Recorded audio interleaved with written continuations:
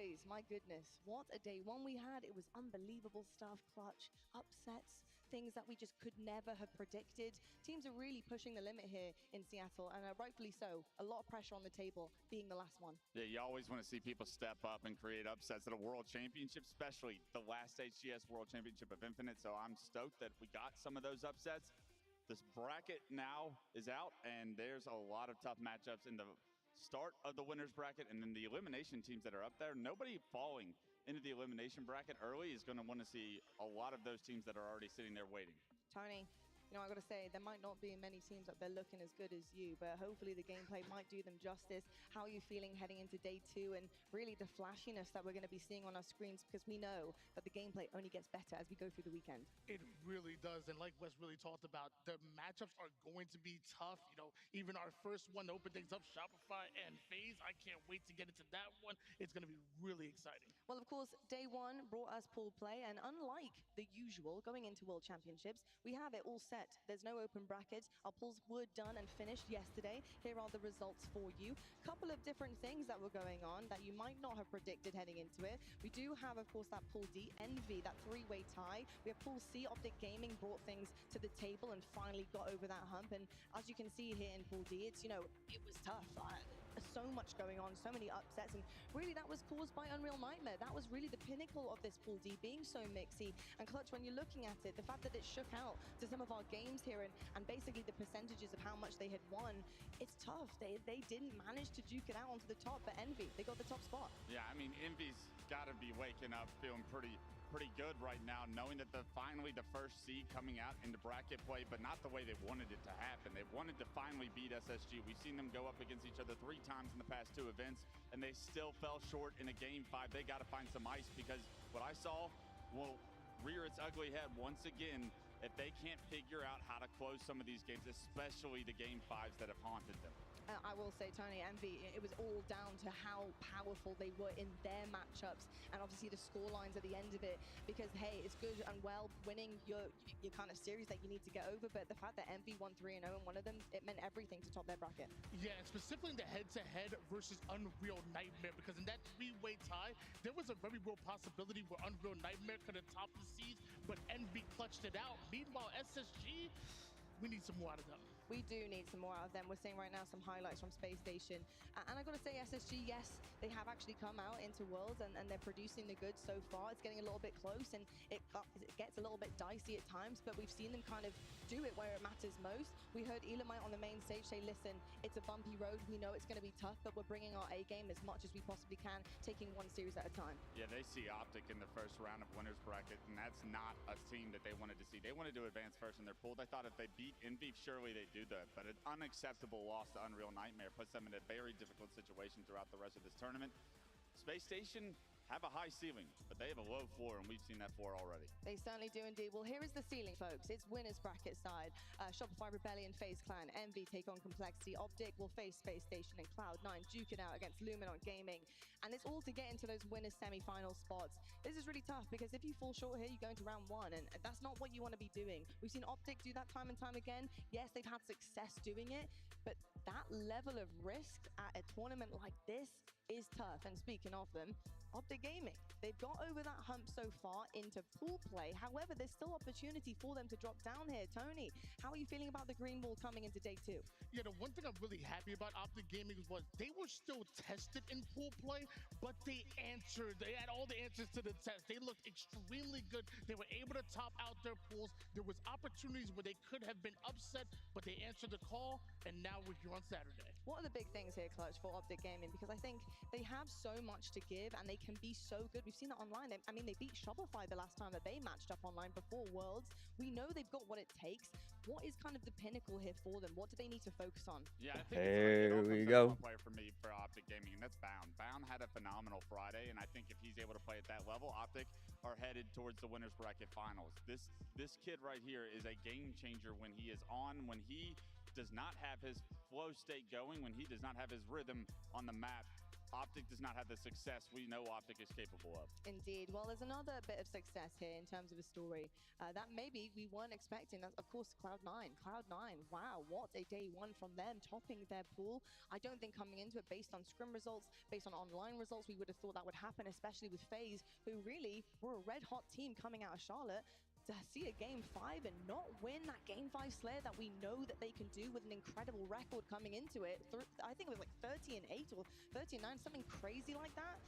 Insane stuff. But Cloud9, they are producing what needs to be done. They had a fantastic pool play day. Tony, how are you feeling about this roster as they push through the winners bracket side of things? Can they beat the likes of the bigger monsters that are going to find in this situation now and in these depths?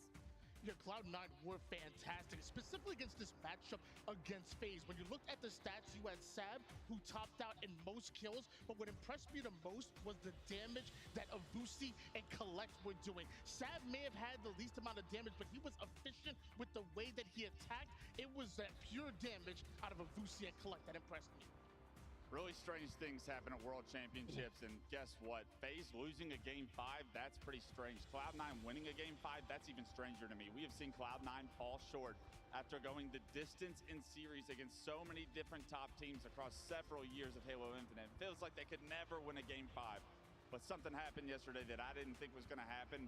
Can Cloud9 use that as some opportunity and motivation to continue on through the winners bracket? That would be a phenomenal story with the lackluster qualifiers and placements that they've had throughout this year. So I'm stoked to be able to see Cloud9 finally have that ice factor. On the side of FaZe, you're wondering, where was the ice that is always there for us when we need it? Honestly, the biggest thing for FaZe, the outlier there, is where was Lucid, right? It's something that we don't see very often, but sometimes your superstars, they do fall short and fall flat, and that's absolutely fine. It happens, it's rare occasion, but you can see right here, Lucid, he didn't have the best series. Now, you know, you need the rest of the team to kind of move around that and to be able to lift you up when that is occurring. We're only human at the end of the day, but Lucid having a bad series is really the crux of that opportunity for Cloud9 to jump on. And Tony, it can be really tough. You know, your superstars, you need them to play well.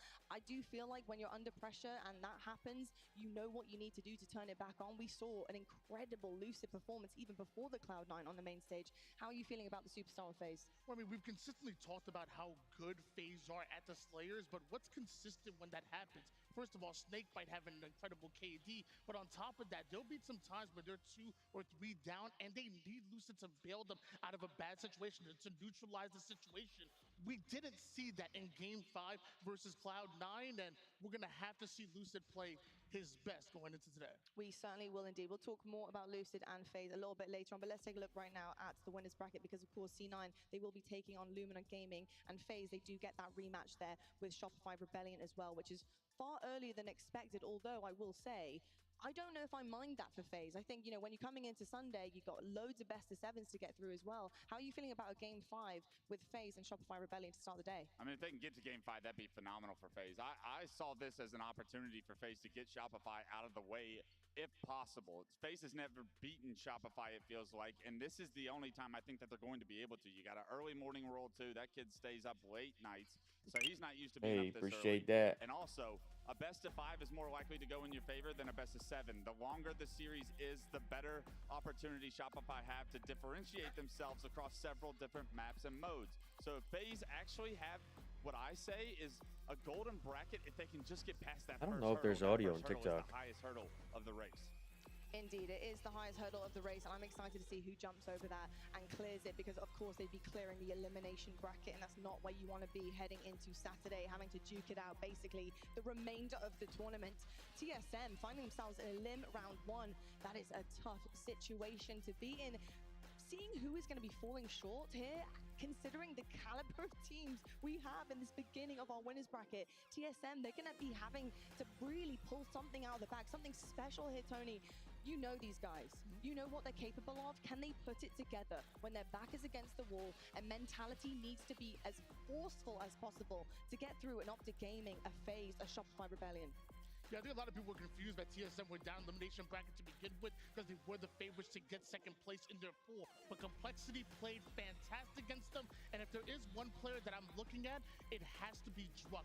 Druk had a pretty slow start and a slow finish to that series. And normally I don't care about him in the KD department, but it's the damage department. It's an entry fragger. They needed to do the damage. They needed to draw the attention and complexity, and he wasn't able to do that specifically in that series. The big issue for TSM and anybody in the elimination bracket is when you look at the winners bracket, OpTic are playing SSG, Shopify are playing FaZe.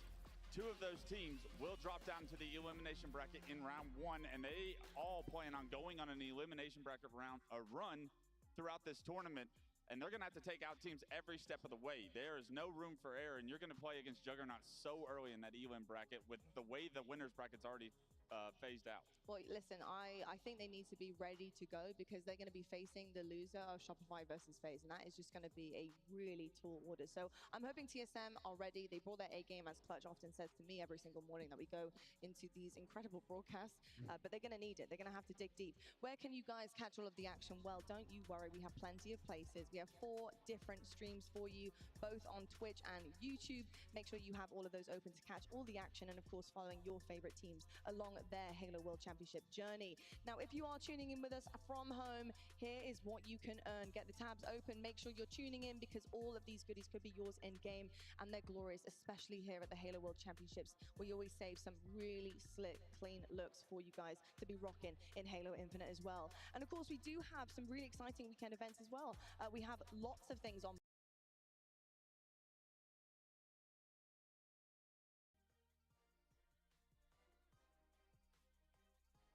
This is the one we want right here. We don't want the chat. This is the one we want.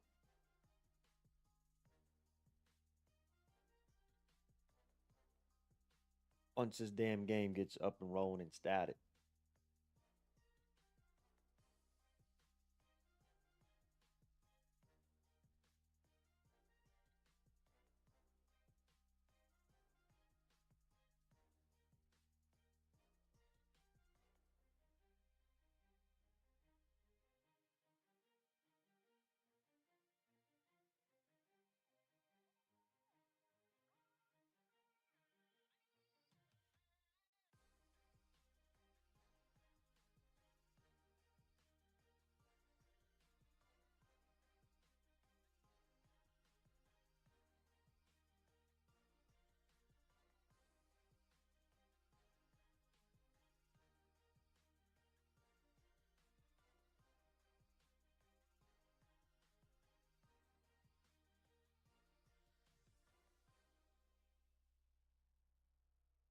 Bam, bam, bam, bam, bam.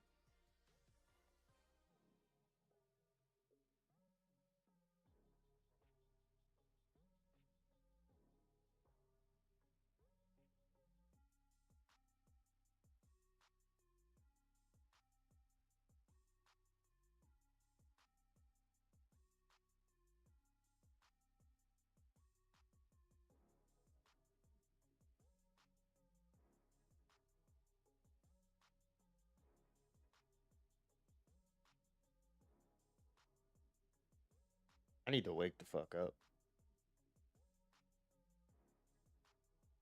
I need to wake up.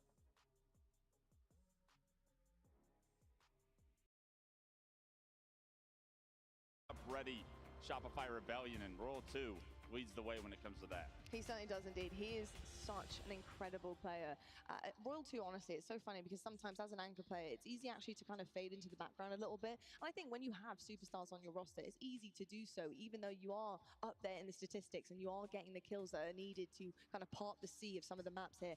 But I will say Royal 2, he has been so special in Halo's history, and he continues to do so. He continues to stay on top. He actually has some amazing words to say about fellow teammates. He's an emotional person when he wants to be on the main stage, especially after winning another chip. Let's take a look at what he had to say. I don't know, I think it just feels different. Different faces. You know, I actually had to play against Snakebite on the other side of the stage, which is it's very different. My first back-to-back was with him, so now it's with different people, and yeah, it just means a lot. Clutch, you know that young man up there. You've had many years playing with him and talking to him in many different versions. Oh, where the OpTic at? Where the OpTic match at? We getting them rolling here or what, boys?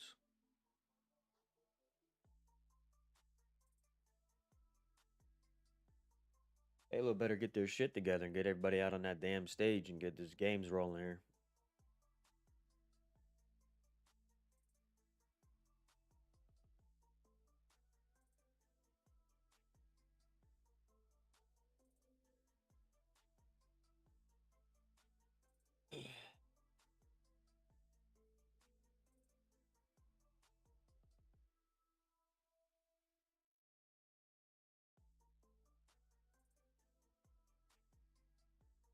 And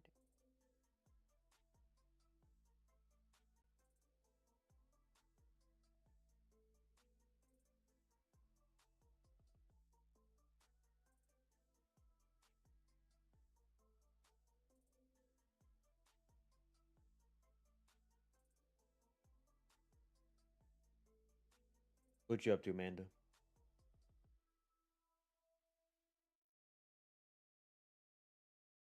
Music stop? Does that mean we're gonna get rolling here? No.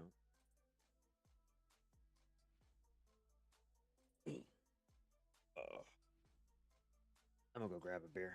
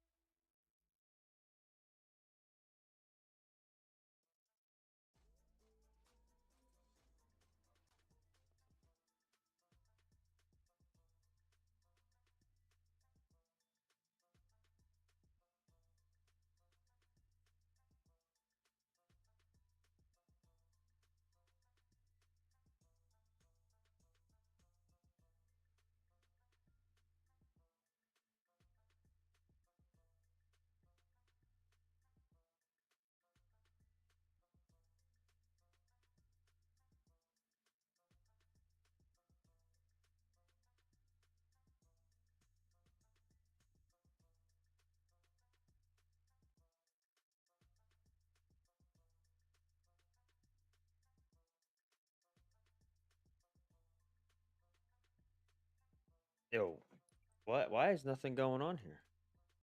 Halo, what are we doing? Signs of life here from FaZe, although a really tough first 3 matches. What are some similarities coming into this best of 5 here, Tony, that we can really take away for the series? Well, one good thing is that you look at that game number 4, the only game that FaZe Clan were able to win was Aquarius Neutral Bomb. Well, that's game number 1 coming into today's matchup, so that definitely gives you a bit of confidence when going up against Shopify Rebellion here early Saturday. All right, well, I'll tell you what, who knows what can happen? Things can be similar, things can be different, but all that matters is you go out there and you play your very best, and both of these teams, I can guarantee, will be doing that. Folks, it is time to head over to the main stage now. We have our first one of your day 2 here at the Halo World Championships. It's Shopify Rebellion versus FaZe. Brother, where's OpTic? These boys like sleep in?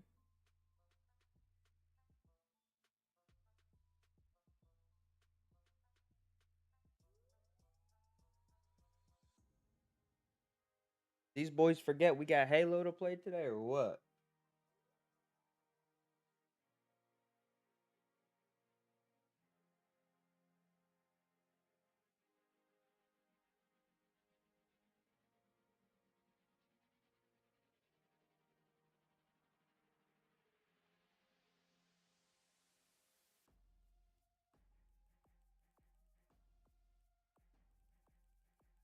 Did them boys forget to wake up on time or what? Or is this whole Halo broadcasting thing fucking joke because they want to stream on 4 different places at one time? Because let's not forget, FaZe Clan didn't show up here to place 3rd, right? They placed to get another World Championship trophy. They've had 3 weeks. What have they done? How has the work been to prepare for their rematch against Shopify Rebellion? Well, as Tony said on the desk, one shining beacon of light at the start of this series is the one game type that they took off of Shopify Rebellion in that grand final. We start off with Aquarius Bomb, and this one, oh, it was attritional. It was really, really slow and kind of naggy between the 2 teams, and it ended up with just Lucid. one bomb plant separating those 2 teams. If you're FaZe Clan, you're more than happy to see that result. You're more than happy to see that kind of game. It fell up in front of our eyes, but for Shopify. You know they would have put some work in, seeing what happened back in Charlotte, and they will want to put that right here in our winners quarterfinal. Let's also not forget, coming into the Halo World Championship, FaZe Clan is your #1 Slayer team in the world. They'll be ready for the Slayers in this series, but in order to advance, they will also, of course, need to take at least one objective game. Is this game type, the game type here that they won in Charlotte just 3 weeks ago, their chance to get an early lead in this series? We're underway with day number 2 of the Halo World Championship. And as highlighted on the desk as well, I'm sure a lot of eyes for FaZe fans and a lot of people watching just in general. It's going to be on Lucid, because Lucid had a very disappointing series yesterday against Cloud9. We were lucky enough to actually cast that series, so we have a real good insight on how that went. And it just felt like at times FaZe were just never really in control of that series. A few sloppy plays here and there, a few missed plays when it came to power weapons and execution. It was a little bit surprising, considering how hard FaZe prepared for those specific situations. Exactly, surprising indeed. Some surprising stat lines coming in for the players of FaZe that you might have caught during the pregame as well. They're going to want to right those wrongs. Correct the course of their ship here in day number 2. 3 dead for both sides off the rip. Too much bomb movement in your opening minute of play. Gotta get up early. It's time to spend my weekend watching Halo. And he might have a very comfortable double kill here. Instead, it's going to be a Really appreciate that follow on TikTok. Make sure that assist goes the way of Royal 2. And Trippy now finds... Waiting for the boys to come on. Keith says we'll be right back. Like, how long you gonna be away for?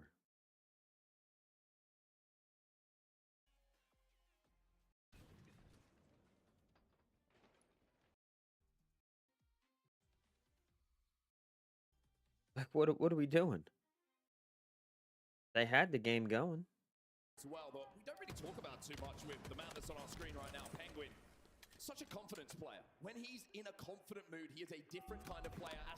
When maybe sometimes he gets a little bit down on himself in these big moments when they don't go his way. So just a small thing like How you been, Noari? Double kill at the start of a game to slow down a bomb progression, pick up a couple of kills is really impactful potentially for the player that we were seeing on our screens a few moments ago. Just feeling like he's in the series. Look at this situation. All 4 players trapped in the back of the base. Shopify looking for the opening damage in order to collapse. And this is a full standoff here. Here they come. What you playing for today, Ari? Doing some gaming or what? Oh no. Move in and pick up the remaining pieces. Trippy is last alive. The bomb is down still on the gem bridge. But with Trippy still being alive, you can see the Shopify want to be careful here. Don't want to try and force this. They need to find another round of kills now as FaZe are coming off the respawn. They want to slay one more time. Cycle does get the green gun off. That will pave the way for at least 1 kill. Still 2 dead. 3 dead for FaZe. Here comes Frosty. And here comes Frosty, not just with the bomb, but with the camo as well. Lucid in the back of the base. He gets taken down. Snakebite is the last hope to stop this bomb plant, but he's off the respawn. This is going to be 1-0 to Shopify Rebellion. Perfect, precise, and surgical execution on that bomb plant. Really well done. And how long does it take them? Not even 3 minutes of play to get their first bomb arm in a lot of game time. If you remember back to what we had to witness in the grand final. So they will now take the lead and obviously have turned this around right away compared to what we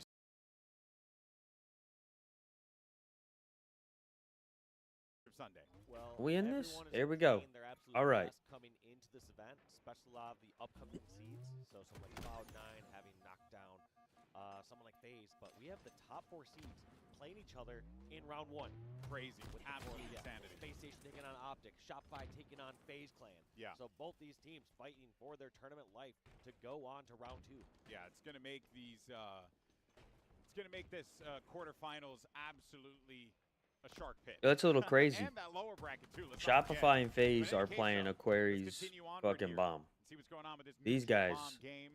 Of course, the name of the game. OpTic and Space Station are playing it too. You got a little while to plan shot that bound. thing, and then you want to go through it in waves, right? We're seeing a lot of these teams do a good job of really handling the slays and making Come on, boys. Get into the enemy base, get behind enemy lines, and then try and like pull attention to themselves. Nice. But in order to do that, it takes a lot of effort to get to that point. And it has been an absolute player life. Here at the early going Good of loss. this game for both of these teams here. Yeah, both these teams don't want to overcommit towards the bomb. They want to just first get the slays, and that's what you see both these teams going for. And Stellar going so far behind enemy lines. And look at this. Not expecting this flank. In fact, actually, never mind. Bound and Renegade.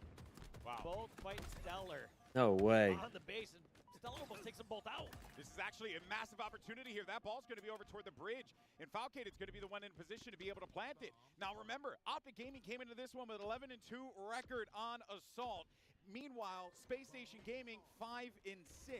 So you know that Space Station had to put a lot of work into this game mode, especially heading into the World Championship. And it starts off strong for them as they manage to get one on the board. And they got 2 more down again, maybe even going for 4. Look at this movement, man. Unbelievable stuff. Clearing them out of the fridge, getting all those slays. That's going to be all 4 down. And you got to wonder what is going to be SSG's play here. They have 4 down, but they're not in a position to move the bomb up. So they just have to slay and take the ground. But looks like Formal's already made his way to car 2. Formal's struggling right now. Legend is struggling. Stellar was there to back him up. Those two have been running together ever since the Splice days. All right, boys, wake up. Though, it's not going to be enough for him in that fight. Good shots, Renegade. Let's go. Get caught as he was trying to make his way into util. Now with camo in hand and that bomb around them, they can actually do some work here. Renegade with camo, that's a scary combination. Yeah, Renegade could have opted to bring that bomb in a little closer, but decides just to go for some slays.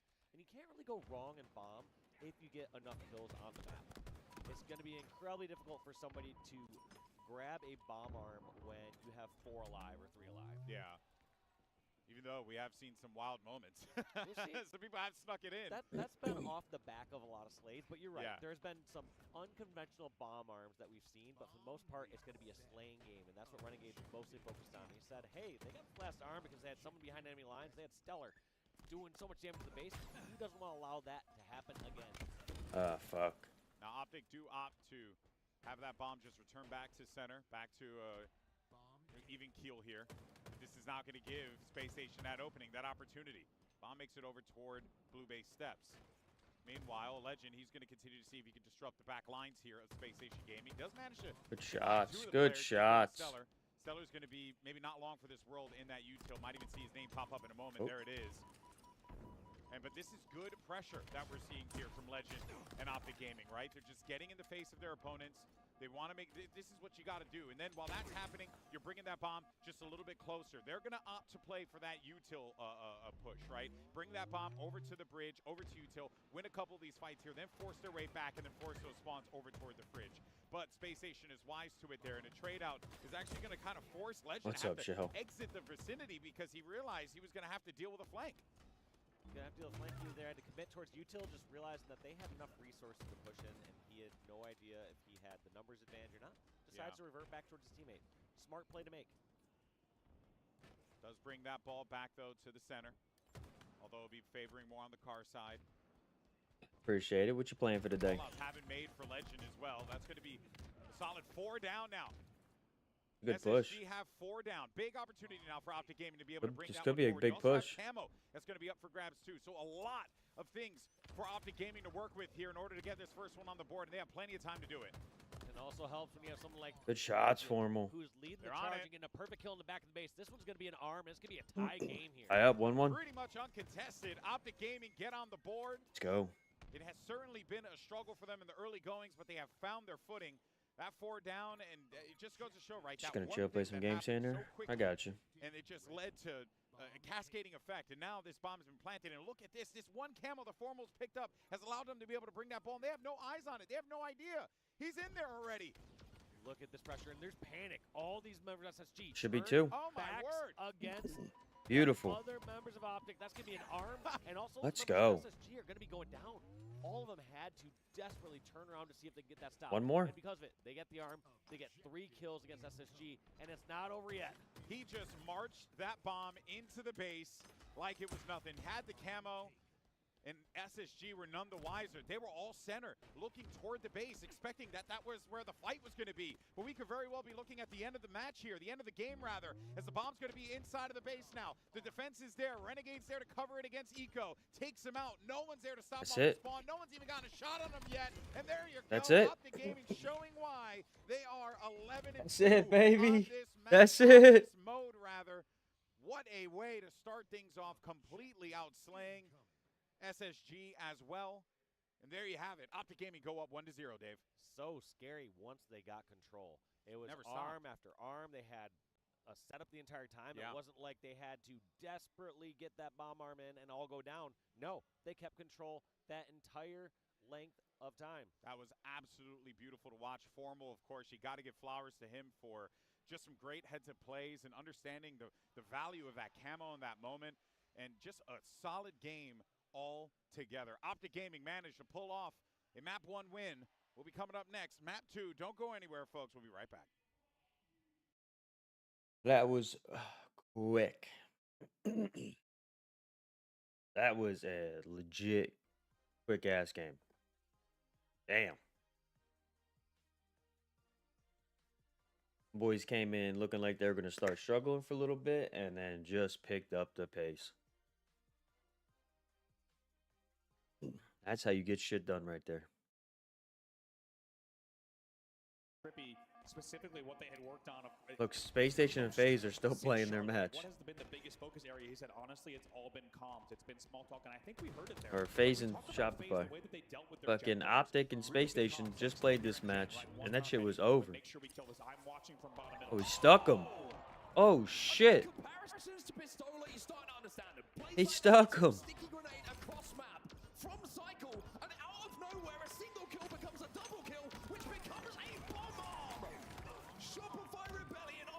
Man, here comes Shopify. We'll take the lead here, up 2-1. Out of nowhere, Frosty desperately trying to stay alive. Eventually, he will die, so it will be a staggered 4 dead for Shopify. But as you say, most importantly, when you have a player like Cycle from top mid just nading Gen Bridge and picking up a double out of nowhere, if you can nuke half the team with a single nade, a lot of things can happen. And Shopify wastes no time. They get right in there. They now lead 2-1 with only 70 seconds left. Yeah, pressure now on FaZe. They 2-1. are making some progress up the map, though, and Shopify have 2 players in the death screen. Half the shields have been chipped away, though, by Shopify. Snakebite tries to move this one in, and they will need some kills here. Last shot's trying to rotate back into the base to put some pressure onto Snakebite. FaZe have lost Penguin in this situation. They're trying to wait out some nades. They're trying to get some information. They're trying to find some kills here, and Trippy's found one. There we go. First one's on the board. 3v3 here. Snakebite still has to deal with Frosty, though. He's rotating back in from the spawns. Wins Good kill. Once again, but it's 2 dead either side at the moment. 35 seconds left on this game clock. Royal 2 stays alive. As does Snakebite. This is on a knife edge. It was a staggered 3 dead, but they couldn't start the arm just yet. Here they go. Trippy's going to start that arm. Nades are coming in. But FaZe got it. respond. It's 2-2. Tie it up. 27 seconds left on that game clock. Talk about the patience, the resilience, the clutch factor. 3 dead yet again. They might even run another bomb here. It's Fritz spawns for Shopify. They've got someone bottom middle as well. It's Lucid. Camo coming up as well. All of the dominoes are starting to align here for FaZe, who were on the back foot for so long, but now they have camo. FaZe winning this is huge. They have control, but can they get the winning bomb arm? They'd have to jump on right now. Would need to go in this second. 2 players have fallen though. And it looks like Going overtime. done just about enough, and we are going into overtime. Next bomb wins. Unbelievable here. We said that FaZe needed all the pieces of your Halo basics, and they had them moments away, but very key kills come in from Shopify to slow down the FaZe clan push and give Shopify a moment to breathe, but they must be reeling. They were leading with 60 seconds left, and with 27 on the clock, FaZe clan gets a clutch game-tying bomb arm to now send us into overtime. If you wanted to know how close this game is, by the way, you don't have to just look at the score, 2-2. It is 87-87 when it comes to slays between these 2 teams. They are completely tied up. By the way, 8-kill deficit earlier for FaZe clan. They were trailing by 8 kills, and they have brought the game back. Here they come, 3 dead. Last shot's in the fridge. He's just come off free spawn. Frosty in the back of the base trying to delay this bomb arm. The nades have been used. Cycle. And last shot desperately trying to rotate back. Man, they're getting hit by nades like crazy. But FaZe are on the precipice here. If they can get some kills, then maybe they have a chance. Lucid finds 1, but Cycle will find 2. FaZe lose numbers, and Lucid is last alive here for FaZe. Oh, good shots initially from Lucid, but even Lucid against a 2v1 against Shopify, that's a tall task. It's tough, that's tough. Down, very good coordination, and Shopify will push all the way out. Now only 1 minute 40 left in overtime. Taking a look here what Cycle might be able to do. Still 2 dead for FaZe clan. He wants to get right into the util right away. And this is where composure starts to be a factor. Sometimes in these late game moments, you get a bit flustered. You make a play that you wouldn't have made 2 minutes ago in this game, that you wouldn't have made through months and months and years of scrims and tournament play. So for FaZe, who are 2 dead at the moment, they need to keep that in mind because Shopify are coming. Shopify are pushing forward, and that bomb is on the Gen Bridge. And if we learn one thing from this game so far, Cycle wins. A melee battle that eventually is traded out, but not initially traded. Yo, And if we learn one thing, Cycle is regulation, it's fucking 1 minute, tucking. plenty of time for 33 and anything to happen. 25. Last shot comes in bottom middle though. Finds a kill alongside Royal 2, who's on the gem There they bridge. go. Snakebite trapped in the back of the base. It's a brilliant grenade though from Snakebite. Not only does he stop the progress of Last Shot, also eliminates Royal 2. That one grenade has kept FaZe hanging on in this game. Tough to put a value on that single grenade. Like you said, the damage that it just did and the time that it saved and bought for FaZe Clan. 3v3 on the map. Camo up here. Last Shot's trying to do everything he can to output damage. He wants to keep the pressure on the base. Gets the touch on the bomb. It was 2 seconds away from resetting here. Psycho finds a kill. Last Shot still alive, by the way, and Snakebite says you can stay there. I'm taking the bomb this way. Yeah, it's like, I don't have time to deal with you. Frosty, by the way. Frosty with the camo. But just 10 seconds left here. And of course, with 10 seconds left in overtime, not going to be enough time to move that bomb. They're going to double overtime? Time ticks down. Nothing to separate the two teams. Goes to a tie. After the first effort, the first throwdown between the two, it is going to be 2-2, and we will go into a double overtime now, where the next bomb will win it when we get Double overtime. OpTic, you back on the screen yet, boys? Oh, yeah. We're missing shit. Sorry, folks. Yeah. To eventually secure the snipe. They get sniped back in the hands of Renegade. All right, boys are back on. And it's pretty much as simple as that. OpTic Gaming's plan is sound. It's working. Oh, that boy Renegade 9-1 out there, folks. Control of the map.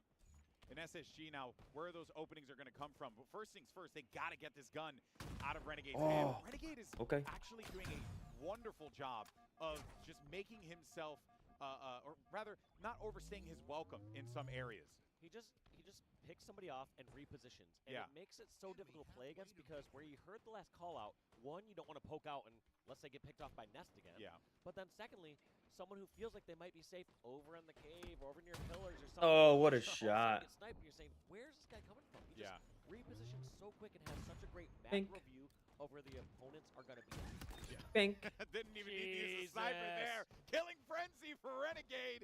10-1. Start off Saturday, 10 kill lead. You might as well just say those 10 kills are pretty much from Renegade at this point. Oh my word. I mean, that might actually be the case here because he only has 10 on the board right now. Guy's insane. Yeah, his only death was that very first one where he was charging off the beginning. He's trying to get behind enemy lines and gives up the first death at the scoreboard. But crazy. After that, it's just been Renegade. Kill lead. And look at the patience that he's able to operate with as well, Dave, right? He's taken his time. He knows he could just move around the map. His teammates are pushed so far forward that they're giving him a lot of good info, right? Now things are starting to spread out a bit more for SSG. Maybe they'll try to take a few ones if there's an opportunity to present itself, as you can see, but there he got it, suppressed. He manages to squeak away with it. Renegade, who's usually so good at being able to detect and read when that camo push starts to come through, but he was just a little bit off on the timing there. But even then, though, Suppress, he needs to do something with this camo now that he has it in his hands. Yeah, needs to make some sort of push. Interesting, all these nades just flying over at him, and here's the difficult spot. Even though he has camo, gonna get a body shot against him from Renegade. That's gonna be the last sniper bullet. But now let's see how does he decide to play the rest of his camo. Nice job. Nice job. Some space, but instead loses the bandit fight. A lot of times you don't want to go for the melee trade as you have camo. So you want to hopefully get help first or take your chances of just winning the bandit fight. But the fact that he was just backing straight up made the shot easier to hit and got finished off. Yeah, it felt Man, like it's 11 and 2. It's insane. Forward, like on that dummy side, right? Get a little bit more aggressive there with the camo, but that snipe hitting him just kind of gave up the play. And then that guy, Kedor, was so ready for the fight that his next plan was, oh, let me go underneath then and see if I can wrap my way through the tunnel, and they shut it down. That was a camo that this team with the sniper needed in order to get back into this game, and because of that, it continues to just add on to OpTic Gaming's lead. They are looking solid at this point. Yeah, look at the history of how these snipers have gone down. Every single time OpTic have gotten the camo, they've gotten away with a sniper. Yeah. Space Station, they get that camo in the hands of Suppressed. Still, the old lingering sniper in Renegade shuts down that camo. The fact that he hits the body on that, he's a savage, dude. Unbelievable. Now SSG, though, starting to add a few more kills to their total, but just as I say that, Legend 10 kills left. Just picking them off. It's like, you know, shooting, skeet shooting. All those players flying across the sky, easy targets for him. But one thing to take solace in right now, even though Space Station's down by 8, I don't think they've had a single sniper this entire game. Yeah. That's not a bad scoreline if you're not having any sniper rifles. Now imagine how much this turns around if they're able to get a couple snipes in their hands. Yeah, very true. And they are able, they're all starting to bring it back just a little bit. I mean, it was a sizable lead. I think it was 11 kills at one point, but you're now entering into a territory here where you really cannot Oh my God, what a fucking snipe. You can't afford to give up those melee trades as well. So this kind of sets Space Station up poorly and OpTic Gaming up beautifully. Big fight now, and look, Legend knows I'm just going to go right for this trade because we have such a lead that's exactly what we could do. And on top of that, they have full camo control yet again. And you'll see the difference between how it was when SSG had the camo versus how OpTic has it. Because when 4 SSG kills had left. it, they were not even leaving the camo vicinity. Whereas Formal, he's already pushed up inside into the face of his enemy. Yeah, it just felt like so much more pressure coming out there from OpTic. Even when they don't have camo, still feels like they have that full map control. And when they have camo, we've seen that score just climb up higher and higher. There's 49. Let's see if they can get this 50th. He knows there's somebody here back green. Here comes the nade, and Formal's going in for it. Yep, and that's it. It's Game as over. simple as that. Honestly, that was as textbook a win as you could possibly hope for if you're an OpTic fan. Textbook a win for OpTic Gaming as a whole for those 5 guys on stage right now. And SSG down 2-0 in this one. Looking at a trip to the lower bracket, need to step it up. Let's see if they're able to do so, Dave. But taking a look at some of the stats here, I mean, Legend had one hell of a game, but Renegade really, I think, for me, was the standout because he was just so effective with those power items. Yeah, it felt like Renegade kind of brought them into the early comfort and early win, and then felt like Legend just kind of took it from there. It's like, all right, you did your part. Let me do the rest here. Yeah. But Legend had so much damage. But yeah, the Legend Renegade combo. Yeah, and also do want to give flowers the bound there. 12 assists for him, meaning my guy is in the fight, trying to open up those opportunities. And, well, it all shows in the scoreboard. 50-37, that's going to do it here. We're going to take a quick break. When we come back, map 3.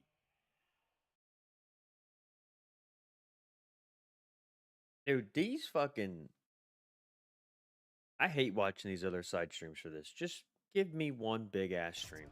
And even in our first round here on our winners quarterfinal phase, have brought their A. Give me one big-ass stream. The next game type, though, and we're going to live fire, and this is a fascinating one to talk about because the best Slayer team in... I hate having to switch between A, B, C, and D streams to watch an event. 30-9 was the FaZe Clan Slayer record coming into the World Championship. As you said, #1 in the league, #1 in the world in Slayers. And as we know, the ever-important game type, it will always appear as your game 2 and your game 5.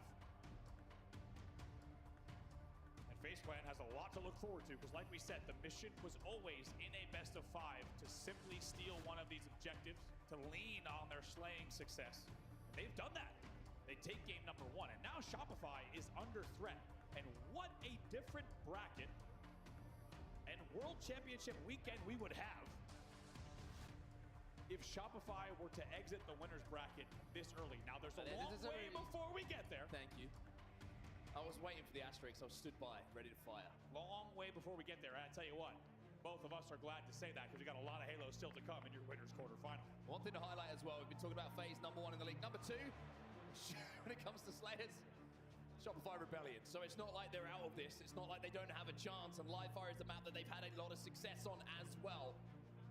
But boy, you got the feeling that if anyone on this map gets control of that sniper rifle, it's no longer about hitting bodies. You've got to be hitting heads with how close these two teams are. Here we go, underway in game #2. If you're just joining us, welcome to day #2 of the Halo World Championship. It's FaZe Clan up against Shopify Rebellion. FaZe Clan takes game #1 off of your world-ranked #1. We'll see what they can do here in game #2. Snakebite has been missed to Slayer.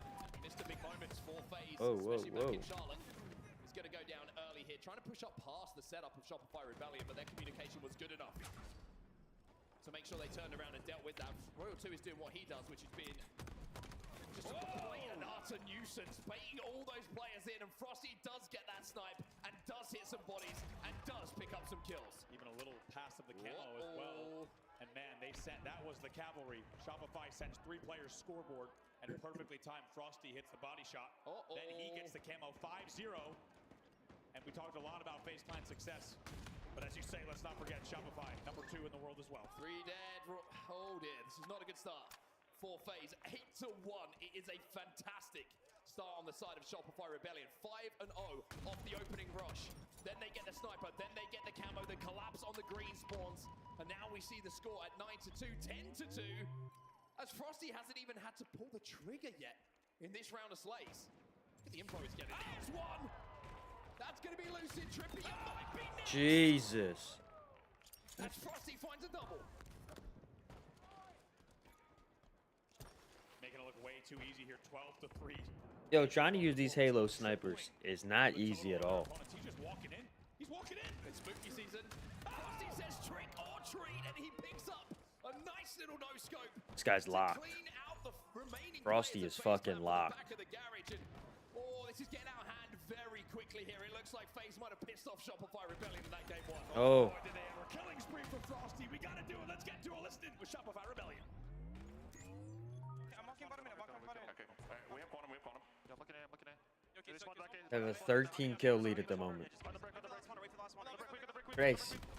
one shot jail, red bar. Watch out, back shoulder. Red bar here. Last week.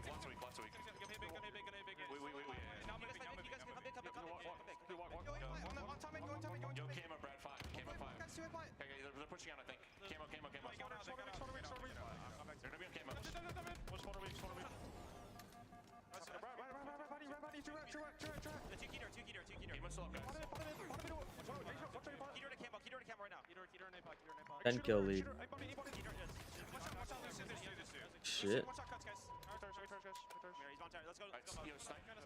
Well, the intensity certainly there on the Shopify Rebellion side, and I think we are right. I think they were a little bit ticked off with what happened in that game 1. Definitely, I think Shopify's a team that right away, especially with best men behind them, they will realize what's at stake. Just because they dropped game number 1, I think a lot of teams might. Ooh, boy, nice. Okay, Snakebite. Okay. Just want to highlight here, by the way, even though it's a phenomenal start, look at the score. Yeah, I mean, 22-14. They have camo, they have snipe. FaZe are coming back into this, and Penguin finds another one. Here they come on the push. That's right. Let's pause that thought. Let's see how this plays out. Big opportunity here for Snakebite and the rest of FaZe to get back into this game even more. Okay. Snakebite's on a killing spree. It's that man, Snakebite. 5 without response. Spots that bandit poking out from last shot. And now knows where the spawns are coming in as well. Like so full control here of the map for FaZe Clan. They've slowed it down. They've got snipe. They're on the tower. They might be able to pick away at Shopify here. It's a big comeback. There's a reason, as we said, this team is number 1 5. in the world. Now they're down 5 kills. Just like that, the game's turning around. FaZe Clan is not giving this up yet. 23-18. Talk about the resilience, the composure of FaZe to slow the game down the way that they have. And guess what? You can just tell right now by the cam here in observer mode that Shopify is aware of what has just happened. And they don't want to forfeit any more kills because they have given away what was a substantial lead. Game type can flip like this. Think of the power swings that can happen. Camo, sniper rifle, you get both, you're going to go on a run. Oh, here comes the push. Cycle with a little peek. Oh. Snakebite. Waves. Didn't go off. Did not Doesn't get go the off. snipe off the map and concedes the death as well. So it's a really strong push from Shopify Rebellion. And the way that Cycle just peeks, just for a second, just takes the attention Okay. away from the sniper rifle player. That's the kind of play that, like, it's just Cycle-esque. They broke. How does that get top mid? Lucius got it now somehow. Thought he was going to blow Trippy's head off. Just shooting anything that moves. 21-26 now. So much to talk about. Also, how about just the unlucky timing? But oh my, Lucius gets the first one in a 1v2. Not easy to do. 4 dead now for FaZe. So what was just a 6-kill game becomes an 8-kill game at 30. Let's go, OpTic. We back yet, boys? Nope. Come on, what are we doing? Yeah, we'll see what Cycle can do with the camo. I was going to say, all right. I hate to correct you, and I very rarely do, but this is 2 bullets in the hands of Cycle. Yep. It's a very different situation to what it is most players who have played this game. That is a headshot with 1. Lucian finds a kill, but you would expect maybe a headshot with a second. He's not going to connect this time around, and it's just going to be the camo to deal with now, not that sniper rifle as well. Man. And Shopify right back firmly. Oh, no. Good ball. Sayonara, Trippy. Go for a swim, buddy. Tossed off the map. Very year 1-esque. Repulse straight off the back, and now it has become a sizable lead once again for the side of Shopify Rebellion, firmly back in control of this game. New snipe popping up in just a minute. Different makers in this game. One of them is on your screen right now. He's 13 and 4. Huge numbers coming in from Cycle. Finds another one as well for the killing spree before he's taken down 2 head-to-dead here for FaZe, and you're starting to get to the situation. That boy Cycle's cooking. Don't want to run. This is one way to start it. Get that sniper rifle in the hands of the hot player. It's going to be Snakebite who's going to have the chance to drag them back, but it will have to be headshots. Yeah. And a lot of patience here from FaZe. By the way, like you said, 14 and 6 from Cycle. Look how much they're leading by. Difference maker to say the very least. Putting on an absolute show here. Let's see what Snakebite and FaZe can do, because we just saw them do it in the early game. They are able to bring this game back, but at 39, they are very much in a dangerous position. Snakebite dealing lots of damage, though. But they can't capitalize. No they angles. can't turn them into kills. That's what we're saying. Like, bodies are great. Gives you a chance to move up. But now the shields are back, and the kills don't count. It's another body shot. There's the shot. There's the no-scope.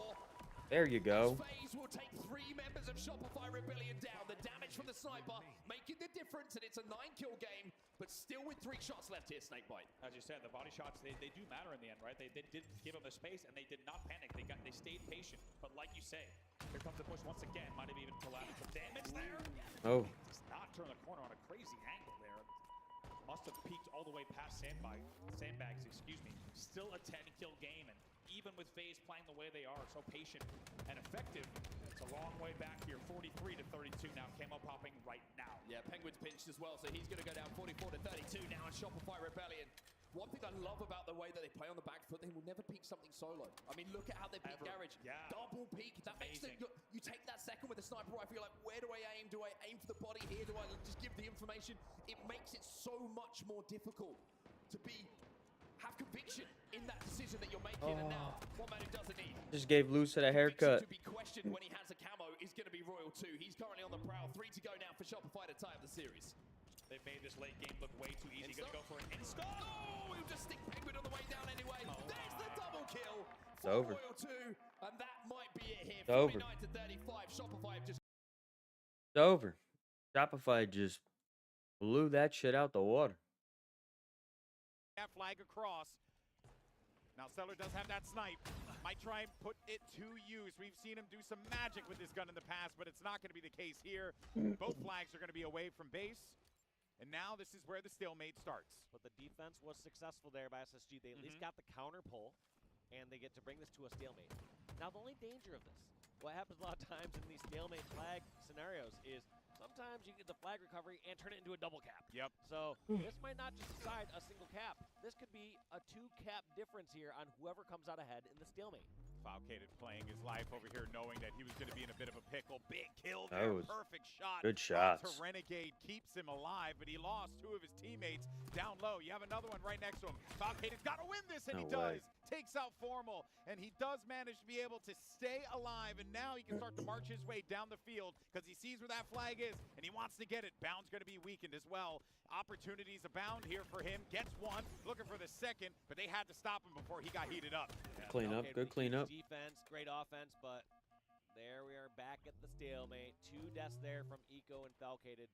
They can no longer push here from the SSG side to go for this flag recovery, and it's going to be setting up for the next weapons and power-ups. Yep, that is also going to be where things get a little dicey here, because look at how Space Station. I thought Legend just jumped off the fucking map. Not even gonna lie. Like hanging out around that flag, right? They're all coalescing around it, and they can't really get around to get map positioning. This is trouble right now, though, for OpTic. They have too many people down low here in the sewers. This gives Space Station so much information that they can take over to the top of the map. And look at that. Stellar gets the pick onto Bound. Legend still hasn't been able to get to a new up-high position. Yeah. He's trying to go get a sniper, but look at these kill feeds now. GB, see Suppressed getting a kill. Formal's able to get some sort of answer. Yeah, but the whole point being is SSG were in a... That boy Formal 5-2. Legend's 5-2. All right. Yeah, no, that's very true. Oh, and shit. Needed nice that. shot there from Stellar. Looking to see if he can follow up with another. But great point you brought out there. I think for way to get out of that. Way to get out of that. Out there was just seeing how SSG were very much like all huddling back at the base. But you're right. There was a great opportunity for them. They kind of like a tug of war, if you will, right? They let them feel like they could get a little bit closer, and then they pushed back aggressively, and it worked out for them. We're still going to continue to be at the stalemate, though. Stellar loses the sniper rifle. So aggressive, and yeah. not to, to give that in their hands. there's a lot of times where Stellar, pushes up with the last few bullets and, makes magic happen. Unfortunately, not able to have it happen that time. That was a big win there for Eco. Unfortunately, won't be able to stay alive for that long. He got sniffed out eventually. Here's the danger that I was talking about. 3 GB down. going for this recovery. Can OpTic get their touch? I think they both- didn't have someone in position to touch their own flag. So what should have been a free capture there for OpTic weren't able to touch their own flag. It returns, and now OpTic looking to secure a single flag. But this kind of goes back to what you were talking about, Dave Ryan, these stalemate situations. Look how fast this pull came through from Formal. He's got the flag. He's There it got is. a point on the board, and OpTic Gaming are going to be able to draw first blood here on the flag count totals against SSG, but that came after a very Nice long shots, stalemate. Formal. Both flags on opposite sides of the field. And then just like that, OpTic Gaming read the situation and were able to take advantage of it. Formal trying to hold down his hut for a moment here. Realizes that as long as he stays alive and doesn't allow SSG to get his hut, his team should be just fine. But look at this constant pressure here from SSG, realizing that they're going to do this counter fire all the way from the attic. But Formal will take those long-range battles any day. Oh, yeah, and also you got to remember, too, right? He's making those shots happen. He's putting damage onto those people, and those people are now having to deal with some fights of their own. So because of that, it's going to make it a little bit more challenging for them in those moments. And just look at the help coming in. Now that they've cleared this one out completely, they have a great route to be able to pull this flag again. Formal hanging out in the back of the base, trying to see where the spawners are going to be located. He's opting to bring this one over toward Renegade. Sees Stellar down low, and he's going to have to handle him, but he's getting pressured from the right side too, and that's a dead flag. Yeah, the Dynamo Grenade was so good by Stellar as well. Completely cuts off Formal from pushing it forward. He knows when he peeks away from that pillar, he can line up his bandit exactly where Formal's going to be. Very well done. Now Stellar kind of putting himself in a position where he's got to do the same thing that Formal did a little earlier on. He's got to win this fight here. This is a big one. If he can get it, it'll be huge, but he does not stay alive, but he is able to get the kill. That's going to make 3 players down here for OpTic Gaming. Is there an opportunity for Space Station to get inside? It's a good heads-up play by Renegade right there. It's stuck, just run right at him. Got the better position too. I mean, ideally, they would have loved Look at Falcated sitting in a bush. Falcated was hoping they could slip in just real quick. Yeah. See if he could pull a flag through the sewer. Yeah, kind of like what Formal did. Yeah, exactly. That's how they kind of got that flag last time, even though they had all the slays. All right, but we have Suppress in the back of the base. They have to know that someone's back here. They have now gotten word at the very least. Because Bound is here. Oh, good. Sorry, Suppress is here. It's going to put a lot of the activity on these players. And Suppress now. Just waiting this one out. Waiting to see when his teammates are going to get in a spot to be able to help him. He's got Falcated that's going to be in that overlook position toward the mid. And they're trying to sniff him out, Renegade. Oh, nice. Not able to get the trade there. It's a big kill in the back of the base. Love to just been able to get the clean kill, but that was not going to be the reality. But Stellar with the sniper rifle has been a little quiet today. He's going to need to put this to work, and he gets that kill onto Legend. That was the enemy snipe as well. Could very well go and combine that ammo and take that away from OpTic Gaming, but instead, he's not going to have Renegade's got it now, baby. So far, so close yet so far, it felt like here. Nice job, Formal. There, he got that first initial kill, which is big, but when you make a play towards the sewers, it's kind of a do or die scenario, because once you're spotted out there, the team can react. They have all the time in the world to reposition or go attack your teammates where you are out of the fight. I think something that's also glaringly different between how SSG handled a 4 down, and granted the circumstances a little bit different because OpTic is going to be up 1-0 here, but they just go back to where they need to be rather than trying to press advantages or press their luck like what we saw Falcated try to do earlier when he tried to slip in, if you will, right? I think like those things just really goes to show just how disciplined this OpTic team is, especially in those situations where it's like, hey, let's not press our luck. Let's go ahead and handle the business where we need to handle it, but at the same time, make sure that we're backing each other up so that this way we can not let them get the positioning on the map the way that they would like to, rather. Excuse me. But yeah, doing a great job, like you said. It's just feels like also one thing that OpTic's doing really well here towards the end, outside of how they played those other 4-down situations, is Renegade playing very patient with that snipe. Yeah. He just staying all the way back on the side, making sure there's no way that he gives up this weapon and gets it in the hands of SSG, especially once he got that combined ammo. And look at his reposition as well. He knows where those spawners are going to be coming from, like pushing underneath sewers and whatnot. If he had hung out there a little bit longer, he would have ran into someone. So that means that player could have slipped by, but it doesn't seem like that's the case here. As we got a flag now moving. Formal's bringing this one around, taking it over to the SSG snipe side. That's going to have to prompt a movement over toward the OpTic snipe side, giving Falcade an opportunity. Flag has now been pulled opposite of this as well. Feels like we're kind of in a similar situation SSG to start. actually in a really good spot. Legend, the only one that's going to be able to stop this flag, and he's the only one alive over this hut. So Eco and Stellar not only need to get these kills with the flag, but fortunate Nice spawn grenade. for OpTic Gaming as they go towards back Mohawk. That has to be frustrating. They had the slays, they had everything, everyone in a pretty good position, but unable to rally that flag back, especially with the good spawns from OpTic. Well, they do manage to get 2 down here after Formal got popped. These there snipes in are the air. insane.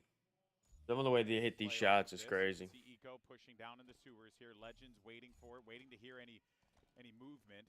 Playing low, playing crouched. You can see the other 3 members of OpTic on the right side of the screen, forcing the attention over toward their snipe side of the map. And now Eco. Prime opportunity here, but this is exactly what Legend was waiting for. He knew that someone was going to be creeping around the sewers, and you know what? It may not be attack FPS, but you got to check your corners, man. 2 down for SSG. Now OS is available. Stellar really wants to get that with this snipe. He's got 4 bullets to work with, and he's got OpTic's name right on it. It's tough when that goes in the hand of OpTic because not only do they fight against it, but that's an overshield that they're hoping to use at the end of this game to get their one and only cap they need to tie this. Yeah. Now that's no longer a chance, and there's more pressure being put on Legend getting a flagpole. Yeah, Bound has this overshield. You just lost the sniper rifle on your side of the map as well. So there's just so much that needs to be done here if you're SSG to try and stop this flagpole from happening. Go, but run they're it. only going to really be able to slow things down just a little bit. But outside of that ain't really going to matter all that much. This is looking like flag cap number 2 here. No one from SSG is around to stop it because they're Nice all job. dead, Let's and go. That is going to be 2-0. OpTic up now. Let's They're looking to fucking march their go. way forward in the bracket with 1 minute remaining. It's looking dire. I mean, there's not going to be any snipers to help SSG here. No OSs. They're just going to have to dig deep and get some slays. And it's going to be tough when Renegade still has a sniper in his hut. Yeah, this is a tall task for SSG here. Oh, man. And there really is just nothing that they could do. Jesus. They gotta go. They have to push. And OpTic Gaming could just hang around, chill, do what they want to do. But instead of letting this one end on time, they want to end it declaratively. 4 players in the back of the base. The flag is starting to move as well. Renegade's got this one across. He's trying to get back over to his flag to make sure that he can protect this one here. But this is basically curtains now, Dave. What a run that we have seen OpTic Gaming put together in this series. So well done. Interestingly enough, decide not to force the run at the end, realizing, hey, the only way that OpTic are really going to throw this is if they somehow desperate this flag over it and get double capped on. So wise play there from OpTic. Yeah.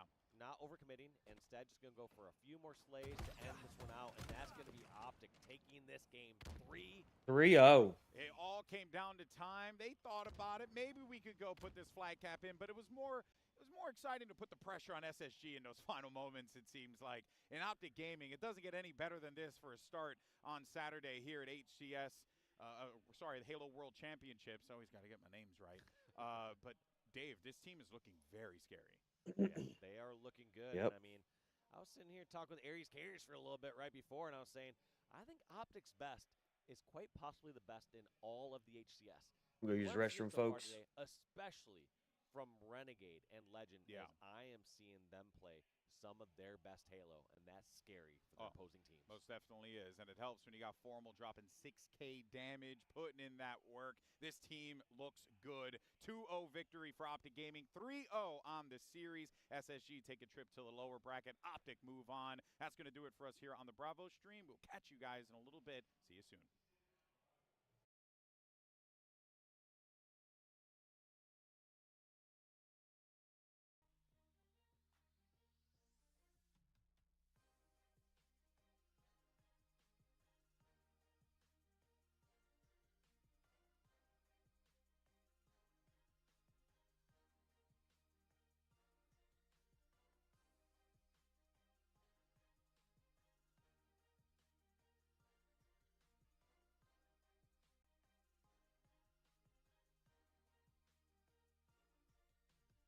We'll be right back. Guess what that means? Go to another fucking stream.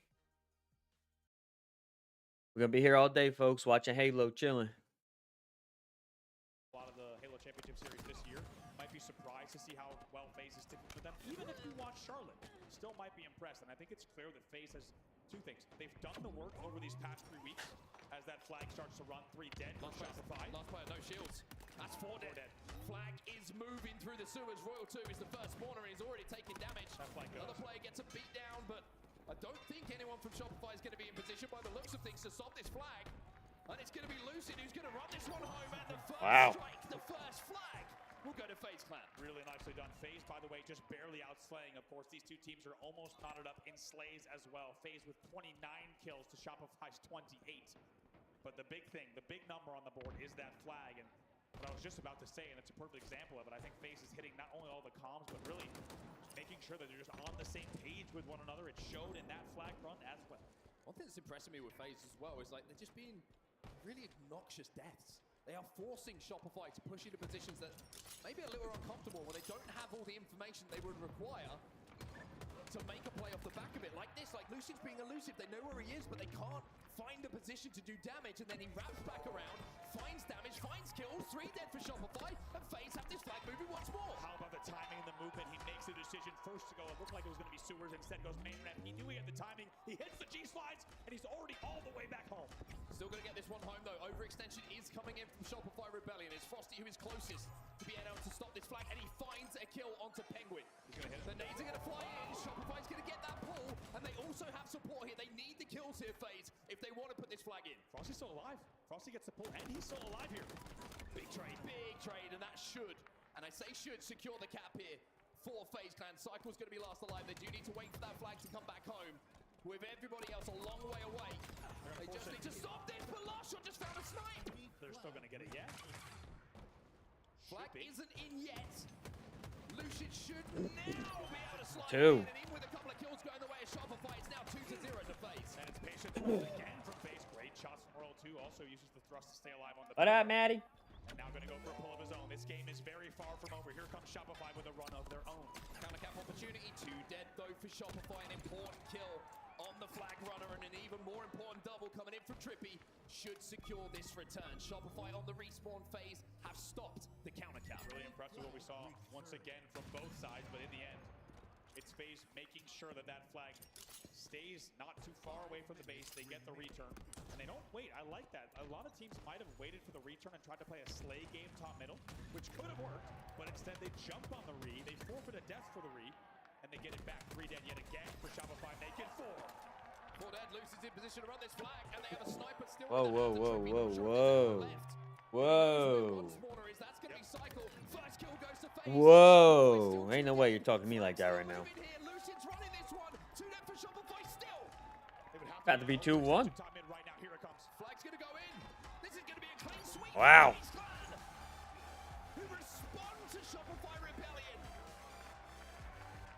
Came in there moving that flag.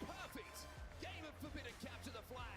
They take the lead in the series. They're now up 2-1 and are 1 game away from sending your back-to-back champions down to the elimination bracket. This is not your early season FaZe Clan. And if you haven't been paying attention these past few weeks, you might not have expected this, but what a perfect game, as you say, from FaZe Clan, 3-0. And also outslaying 46-37. I gotta order the food. Who else but Trippy leads the entire game in kills. He goes 14-9 in a pretty quick Fortress CTF. Here's a look at some of the highlights. Come on, boys. Will haunt Snakebite, but not for too long. Sending Shopify to the elimination bracket early on in for Worlds is crazy. You gotta say, it never really felt like Shopify were comfortable on the map there, Andy. It was not just a 3-0, it was a 3-0. It felt like every single moment in that game went the way of FaZe. Yeah. And I think that Shopify just felt a little bit thrown off by the way that FaZe were playing at times, just playing a little bit slow, waiting for someone to be forced to make a move for Shopify. This is gonna be 9 hours long? I don't know. Always get that initial damage. Once they got that first pick, they would fly. It runs pretty late. 3-0, forbidden CTF, but now we have Oddball. Now we have Shopify Rebellion. Now we have a chance to see what's going to happen in this game. A little bit of an update. OpTic do confirm the 3-0. Oh, we do play C9. Sending Space Station down to the elimination bracket will Nice. be OpTic Gaming against Cloud9, who are on fire. By the way, not just yesterday, but continuing into today. Yeah, that is going to be a series to watch because we still have to see if OpTic Gaming can make it all the way through the winner's side of the bracket. Take a look at the LM bracket and the matches that are still to come. That will be SSG Mind Freak in an elimination match. I want to play him now if I'm Mind Freak. And exactly, and Luminon versus Unreal Nightmare. I want to play him now if I'm Unreal Nightmare. Okay, by the way, that just shows you what International Halo is doing, right? These are International Halo powerhouses that are looking to upset in 3 of those 4 matches in the elimination bracket still to come. And man, that could get spicy as well. And I think if we've learned one thing from the Halo, This is like an all-day event. it is that anyone can show up and pull an upset in a big way. But there's like break times in between like certain matches. There are break times in between certain series. Against the wall. It's a long day of Halo. Backs firmly pinned. 2-1 with no room to spare. This is a must-win game. Here we go. For Shopify Rebellion. This is an interesting one, right? We've talked about Oddball, and we've talked about how good certain teams are at it. One team who's vastly improved on it is FaZe Clan, but Shopify Rebellion have a pretty good record themselves as well. So this is a really interesting game type to have as a game number 4. Not really much between the two teams when it comes to it. And this is a game type that, as we always say, will test every single facet of you as a team. Every single facet of Halo, baiting, switching, power weapons, power-ups, and also rotating and controlling those swarms. It's the perfect game type to decide if it's a game 5 we'll be talking about, or if FaZe can send Shopify to that elimination bracket. The late Shroud, 2-man push bottom middle. I love the timing and the execution from FaZe. They will get the camo clean and get away with it. We'll see what Trippy can do here off the opening. It's 2v2 on the map for the start. You would imagine he'd try and play towards that shock rifle. Cycle just bends the knee and says hello. How about the start here? Haven't got that information. Now retreats. Frosty trying to make a play towards the stacks. Trippy should be able to finish this one off. And does just about manage to do so. 2 dead for Shopify, but I think you wanted to allude to how slow and precise the start of this game has been. This is remarkable here, and Trippy's actually going to rotate here for an elevator rotate and stay alive. And now Lucid will grab. By the way, Shock's still up. So that just tells you what we're watching here. It's a very, very slow, patient, methodical, and the timing again, 2-man push through the pipes here from Shopify and FaZe. Oh, this is the buddy system to a team. Beautiful 2-man push, 3 dead for FaZe. They get punished. That's going to be 4 dead, and there is the shock rifle. It's finally going to be picked up off the pad by managed screen last shot. Only 7 points put on the board here by FaZe. Snakebite being a nuisance. And not only finding one, but he rips Cycle as well. Damn. With no shields. He puts the advantage when it comes to kills and numbers in the hands of FaZe. What a play from Snakebite. Trippy also hits what looked like an insta as well. Staggered 4 dead this. Yeah, very important sequence of play here. It might even Cycle wins a very important 1v1. Will try to stay alive here on bottom stacks. He gets punished. Still, it's FaZe Clan scoring your first 20 points or so on the board. How about that play from Snakebite though? Yeah. I thought the first kill was out of order. The second one, certainly out of order. Penguin finds one. Shroud will go down to try and keep him alive. That ball is still alive on the back of blue. It looks like Penguin's going to look for this play ball eventually and does get it off the map. So FaZe with a good start here. 22 points already on the board for them. Really nicely done. They need to be careful. Wow, 2 players once again come back. Okay. That's a time where I think Shopify maybe overextends to try to clear out, right? That buddy system has worked for them so well over just about every game in this series on the 2-man push to make sure they're wrapping corners together. I don't know if they need to clear out blue that heavily or attempt to do so. So that's kind of the other edge of that sword, seeing them maybe pay a little bit too much. 2v2 on the map. The one good thing for Shopify with that push is they at least secure the play ball and make sure that ball goes off the map and they can fight from a neutral position. Penguin, though, having a really good start to this game with important kills. Maybe not statistically looking fantastic, just -1, but important kills at important moments.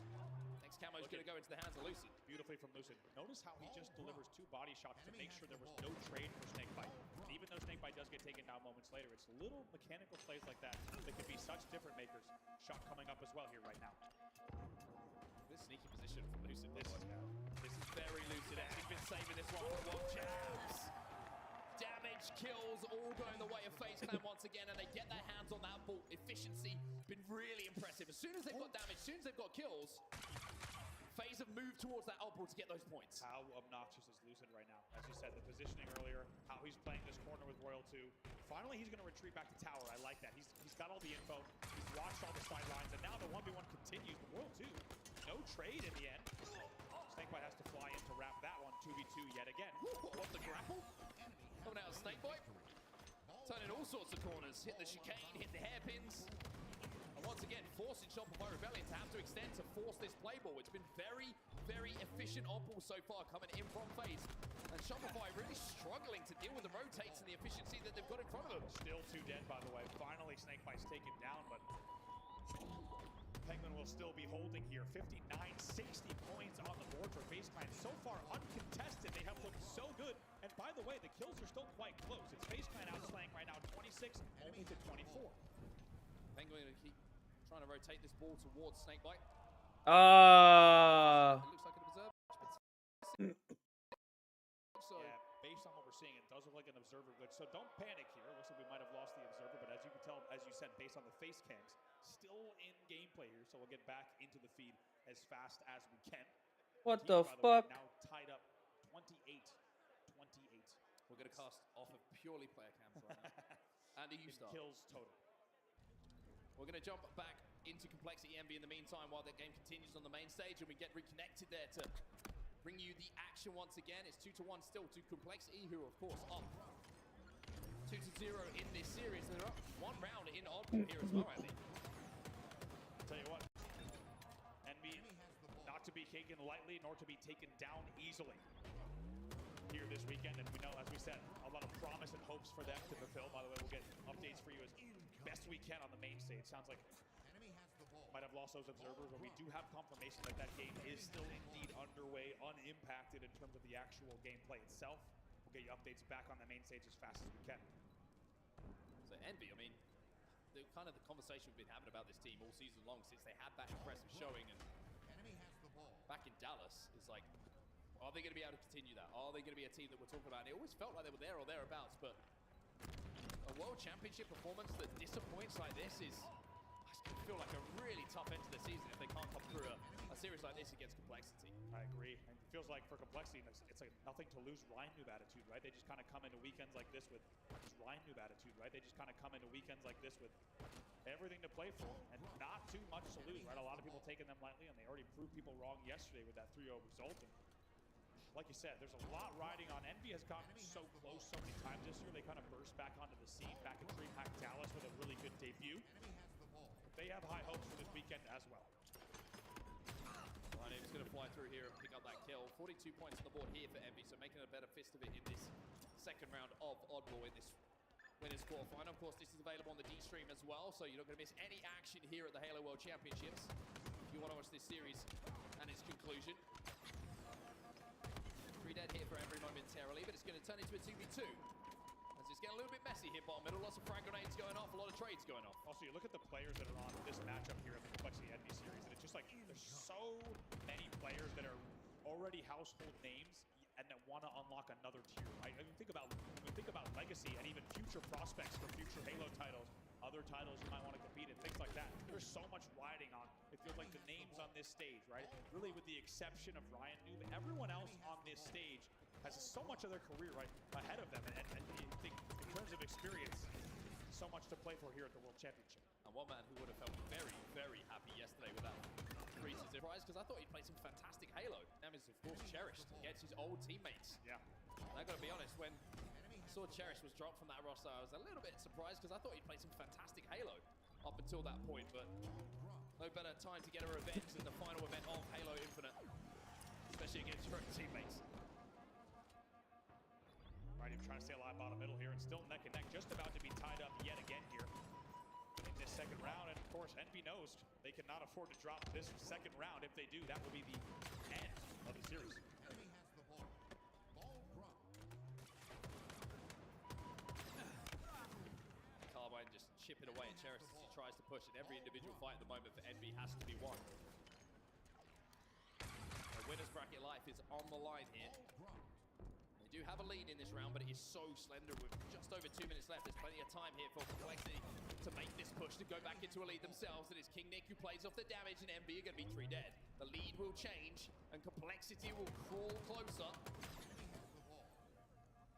towards a huge series victory and continuing in this winner's side of the bracket. Yep, a little play ball as well. Nicely done. Just going to redistribute that. And even though the push is coming, almost takes down Precision as well. Camo coming up in 10 seconds. Oh, this is nervy now, but one team that will happily play the nerdy game, happily play the obnoxious game, is going to be Complexity in these moments. 3 dead for Envy once again. Cherish has that ult ball in his hand. Descendants trying to cut him down, but Cherish manages to make it back to the elevator. He gets taken down, and you're starting to see a little bit of panic here for Envy. Complexity is showing the composure. So what Mental can do, big kills. By the way, Mental's so good in battles like that. Making sure he doesn't trade, dropping down, getting that opening damage, and then getting away with it just like this. Even Eagle Eyes the camo. Gonna try to get this as well, and just goes right. Not afraid to go into the fisticuffs, but he's taken down in the end as well. That's the equivalent of me trying to find a towel when I've got like, you know, when you got like shampoo still in your eyes and you get out of the shower and you're kind of like waving frantically trying to find the thing. That's what it looks like for me. Cherish with the ball in his hands, and Complexity now, if they can hold off this final push, will be sending Envy down to the elimination bracket, and they have done exactly that. Complexity are here to play. Man, oh man, like he said, doable, and that's exactly what he has done. Ryan Noob secure top 6, taking down Envy. Of course, one of the teams that we knew would be a big threat this weekend. Instead, it's Complexity, I think, shocking a lot of people with the way that they're able to win that series. Here we go. We'll do our best to get you updated on what's going on our main stage. Looks like the game is still continuing. As you can see, hopefully we can reconnect a cable, whatever it is. Whatever they do. Guys. So we'll get back into that game and find out exactly what's going on, where the score is in that series. But if you're just joining us, of course, welcome. It's been a great Friday, great pool play, and now that we're into the bracket play, Andy, the games certainly are impressing, and the fact that we are in a game 4, if you're just joining us on our main stage, between Shopify Rebellion, the back-to-back champions, and FaZe are in the lead at the moment, 2-1 in the games. I mean, what better way could you ask for to start your day on a Saturday? Yeah, and especially also getting word as well that FaZe Clan did win that round 1 of ball as well. You can see over the shoulder, so keep a very close eye on this. And now that means FaZe Clan just 1 round away, and not just that, but in the middle of a round. They would already be, of course, into this round. Keep a very close eye on that. I'm getting this is a terrible tease. I'm getting a kill feed of what's happening. I didn't forget we have a visual. It's so I'll keep you updated with everything I see here, and I will as painfully as it is for you. I wish you hadn't pointed that out. Yeah, now you can see that. Now I can see everything that's happening. Kill by but not with the game. Yeah. I can tell you though that Shopify Rebellion are currently outslaying 72-60, which doesn't help anybody. Don't. Irrelevant information. We can't do that. I'm making it, if anything, worse. So we'll hopefully get back into the game as soon as we can. But I mean, let's talk about the effect that would have, right? If FaZe do manage to close this game out, this is what is in front of us. Complexity are waiting for them next if, and it's a big if, they do close out this oddball game, and Shopify will drop down to the elimination bracket. Now, for a team like OpTic Gaming, for teams like Cloud9 who are on fire at the moment, what an opportunity that presents you to go through to a winner's final, get to a grand final, and not even have to think about Shopify Rebellion. Exactly. This is already getting, as we said, I don't know how, but the World Championship, there's something about Seattle, there's something about this arena that we return to each year where the bracket is the least predictable. And even when you have prepared yourself mentally for what's going to be a crazily well-thought bracket, somehow there are always surprises that come out. As we said, Complexity secures top 6 over Envy 3-1. Cloud9 3-0ing Luminon. And like you said, both the winner's side and the elim side of this bracket are going to be absolutely stacked with surprises still to come as well.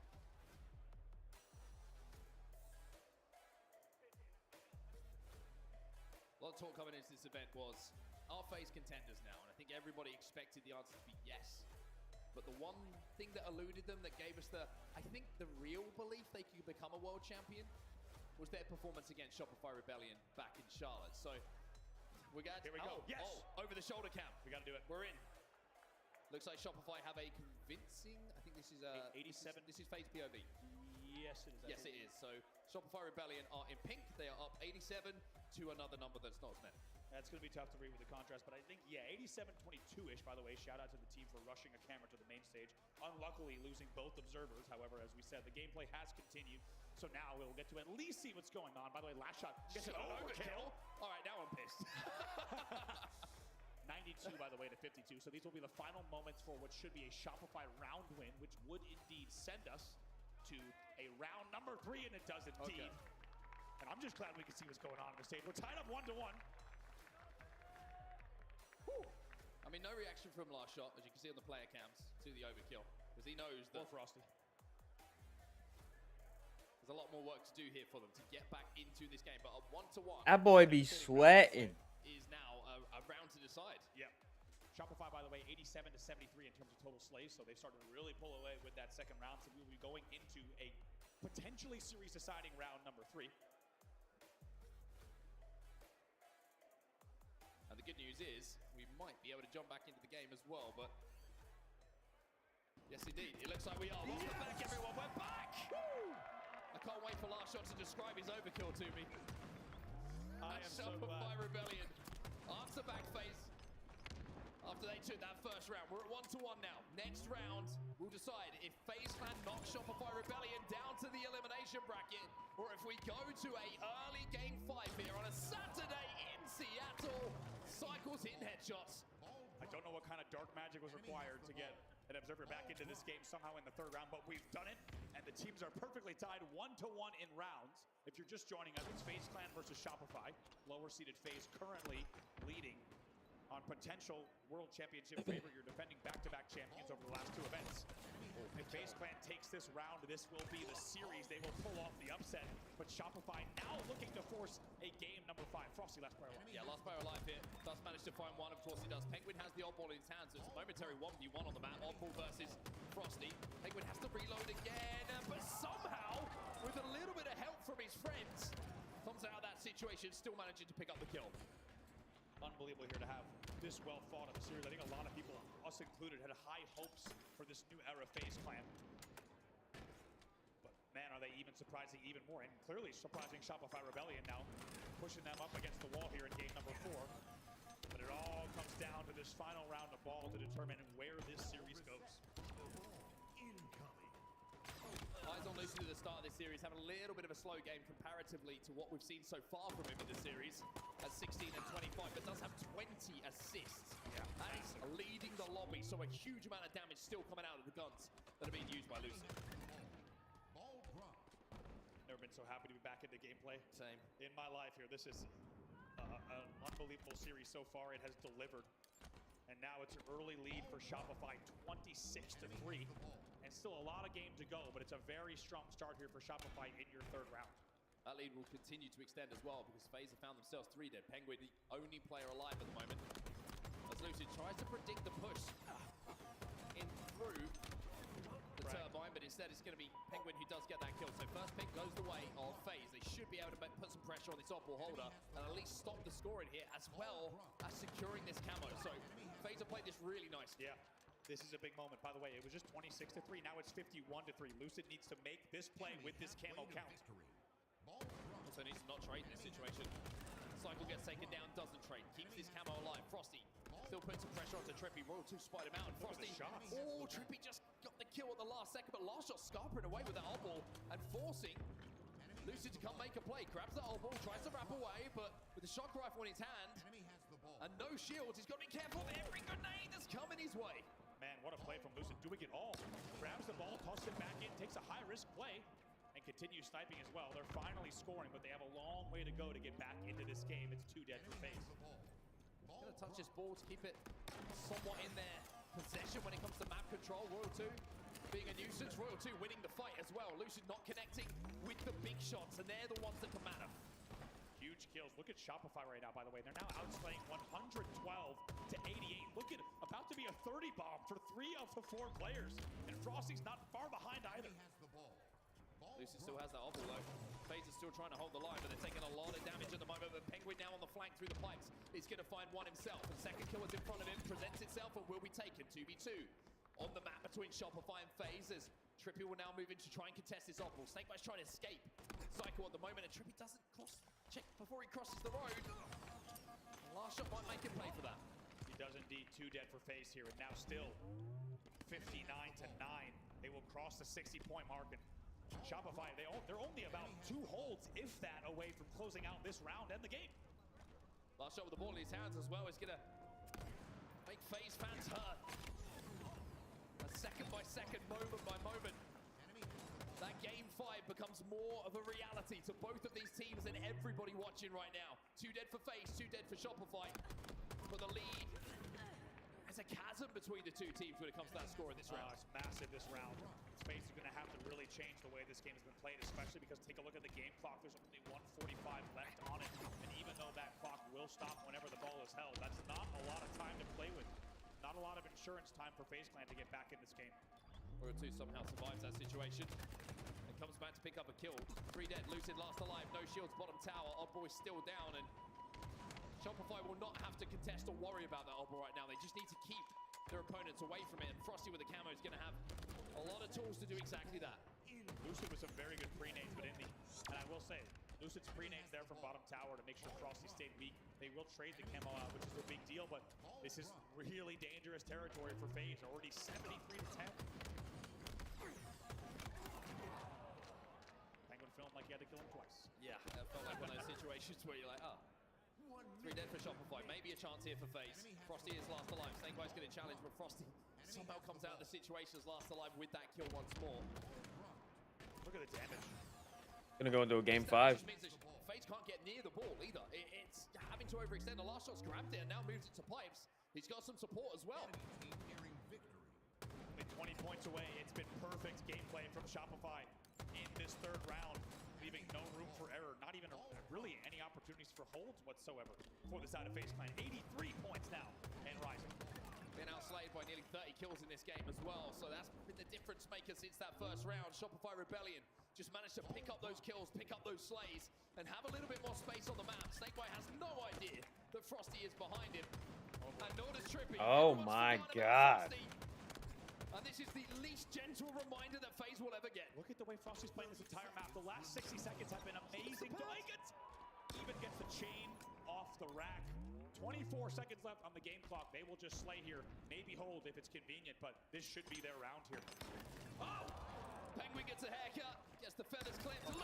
There goes Lucid. Oh, have the matching haircut. As Frosty denies FaZe Clan from sending Shopify down to the elimination bracket for at least one more game. We're going to a game 5, everybody. Wow. Shopify Rebellion. Fucking game 5, ladies and gentlemen. Oddball here on Recharge. And now it's a shootout. And how about this? Shopify had to reverse back-to-back in those rounds. Let's not forget that FaZe took that first round of ball, and Shopify had to win both rounds, and they do just that. But not only that, they outslay in the kills category 142 to 104 over the 3 rounds. A 40 kill margin is out. That last shot, he's tucking. 39 and 24. The first round. That tells you how hard they went in rounds 2 and 3. He did not want to drop that fucking map at all. Everyone, and just shy of a 40 bomb for last shot, by the way. Damage. Damage 2 players on the side of Shopify Rebellion. Cycle and Royal 2 dropping 11k, and I feel like it's unfair of me to kind of excuse Frosty and last shot from that conversation, because last shot was pretty much there as well. Frosty pretty much there as well. When you compare that to the FaZe side, difficult to put damage out when you're in the death screen, and that's the difference in those rounds of oddball that we saw, right? Just picking up the slays, Shopify Rebellion. It's been the story of the series. You look at the slays, you look at the close games, it's been a kill or 2 between the 2 teams. You look at that game number 3, Forbidden, FaZe outslay Shopify Rebellion and win the objective game because of it. And now in the most decisive and ultimate deciding game of the series, slays are all that matter.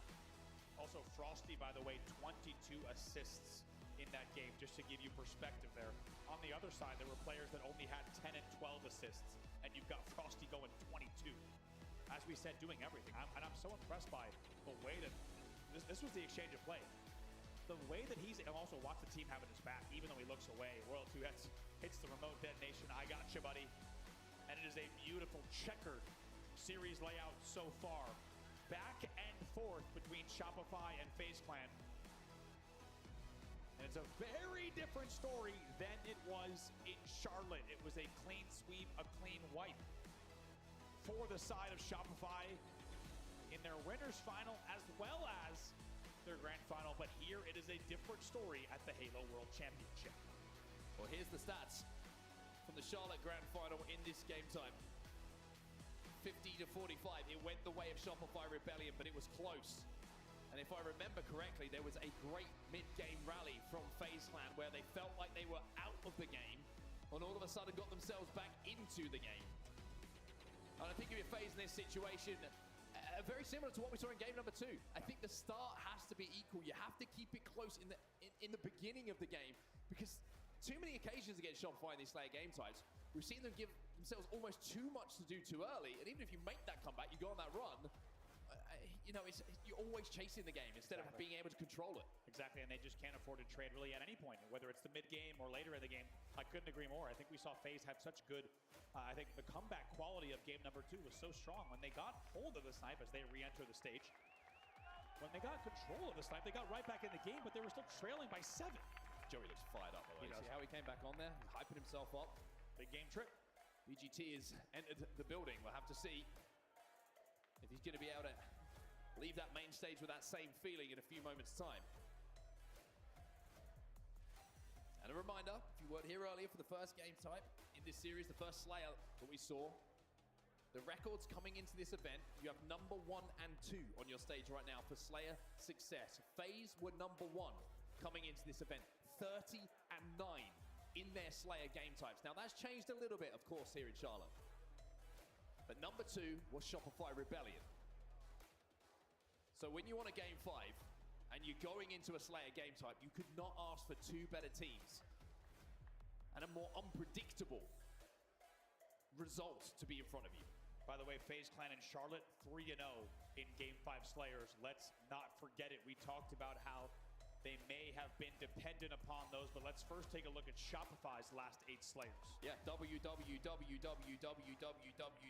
and I'm not entering an incorrect URL. That is win, win, win all the way down in their last Slayer games that they have played against. And when you consider that 1, 2, 3, 4 of those are against FaZe Clan, with the record that we just highlighted as well, Shopify will feel confident, as they always do, that they can continue their run here at the Halo World Championships in this winner's side of the bracket. And as we were saying on the FaZe side, they're 4-1 this year on game 5 Slayers. 3-0, as we said in Charlotte. They were down to the wire against some top teams. But the question is, can they do it against the world-ranked number 1 Shopify Rebellion, who have rallied back to force this game number 5. One single game remains between Shopify Rebellion and FaZe Clan to decide who will stay alive in the winner's bracket. There was always going to be game 5s in the Halo World Championships. There was always going to be game 7s. And FaZe, who were on the receiving end of a devastating loss yesterday in a game 5, now have the chance to make that a distant memory. Game 5.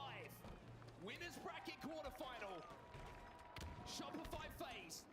Who is going to continue on this winner's side of the bracket? So much riding on this exact game here for what will happen in the brackets. How does the rest of this tournament go? Really, you cannot say enough about it here. 3 dead off the opening for Shopify. That camo pop will be big as well. 4-1 off the rip here for FaZe. We said how they needed to have a good start. Well, that is almost a perfect start. And now Shopify have to play a game they're a little bit unfamiliar with. They have to chase the game, and FaZe can set those traps. This was the key to success, as we said for FaZe Clan. Do not find yourself down 6-1, 7-1 like they were on live fire. Instead, they now control the game here at 6-2. Cycle's a little bit trapped here. Couldn't find the kill onto Penguin, and now Snakebite's on the flank. Snakebite should be able to get the trade in this situation. Cycle should be able to get the trade as well, and that's exactly what happens. But all that does is keep the lead in the hands of FaZe. Lucid gets out of that situation. Lucid lived through that situation. He was half shields. He got the sticky repulse onto Royal 2 and lived through the situation. Wait, Royal 2 was the one with the repulse. I gotta watch it back. Okay, we need to watch that one. We'll see that one later. More importantly, FaZe Clan up 10-3 off of the opening. And they are looking good here in game number 5, and we've seen them do it before, like we said. 3-1 off the rip here for Lucid. A rough game 5 for him yesterday against Cloud9. That certainly will be fresh in his memory, and Sting in the memory as well. Penguins trying to stay alive with the shot rifle. 11-4 the score. The one thing that FaZe have to keep in mind is the runs that Shopify can go on. If you give them the chance to get back in the game, if you find yourself 2 or 3 dead, Shopify can rally and could go on these insane runs. But at 13-5, FaZe look like they're up to the task. Yeah, so far it's been the FaZe run. Let's get into an early listen in here with FaZe Clan. I'm trying to come out of Go bottom mid. Silo, Joey, Silo, Joey. Kill Silo. Two bottom mid. U-turn in LR. U-turn's weak, Tommy. U-turn, half shields, 3 shots, shoot, Joey. Two dead. Yo, drive away.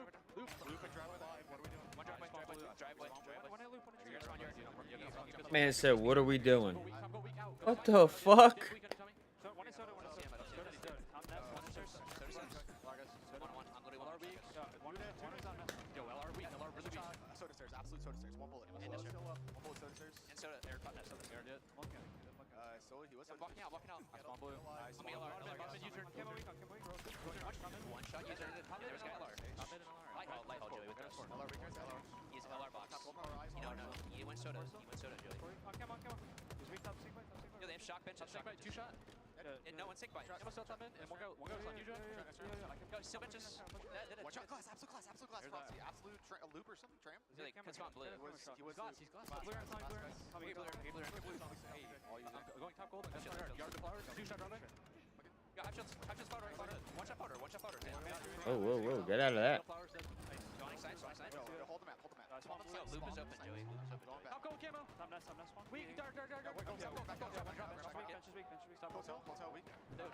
10 kills the difference between the two teams as FaZe are 1 kill away from the halfway point of winning this game 5. Shopify are on the back foot here, Andy. Shopify's starting to rally back. 8-3 with 6 assists. Here it comes. As well. That lead is trimmed by just a bit here for FaZe, so they do need to be careful, but it all comes down to, as we said, the opening for FaZe. They've held on. Royal 2 gets revenge. The sticky falls onto Penguin. There it is. The double kill now from Royal 2, and it is a 4-kill game. Shopify are gaining momentum, and FaZe have to be careful here. How quickly things can change. It was just a 24-14 game. Now it's 23-25. 2 kills the difference, 1 kill the difference. FaZe are 3 dead. And Cycle will trade for the last. Everybody trapped. Now for FaZe Clan as Shopify are 1 kill away from tying this game. An 11-2 swing. Royal 2, by the way, he's 1 kill away from something special. We'll see if it hits. They were trailing by 10. Oh, he doesn't get it this time around as Trippy will get the trade. Royal 2's run will be stopped. Camo coming up top middle. Snakebite finds another and just gives it a moment for FaZe Clan to just regain some composure here because they have been in a whirlwind for the last few moments. Royal 2 trying to get away with that camo. Can they find him? Yes, they do. Lucid finds the kill. Very, very big to neutralize that camo. That could have really spelled disaster for the side of FaZe Clan. Tied up at 30-30 here. FaZe Clan back into the lead, but narrowly. Penguin versus Frosty. Penguin wins it. Huge 1v1s. Could be the result. And the way that this game is decided. Royal 2 gets another kill himself. Royal 2, by the way, 11-8 in this game, leading the charge on the side of Shopify Rebellion, but FaZe still with this slender 2-kill advantage. Snakebite gets away and gets very good damage and info about last shot on truck. They're likely going to pitch that right now. It might cost Snakebite in the end. It does. And now just a 1-kill game at 35-34. FaZe Clan still leading, but very, very narrowly. Shock rifle coming up. Trippy, Frosty stare into the whites of each other's eyes,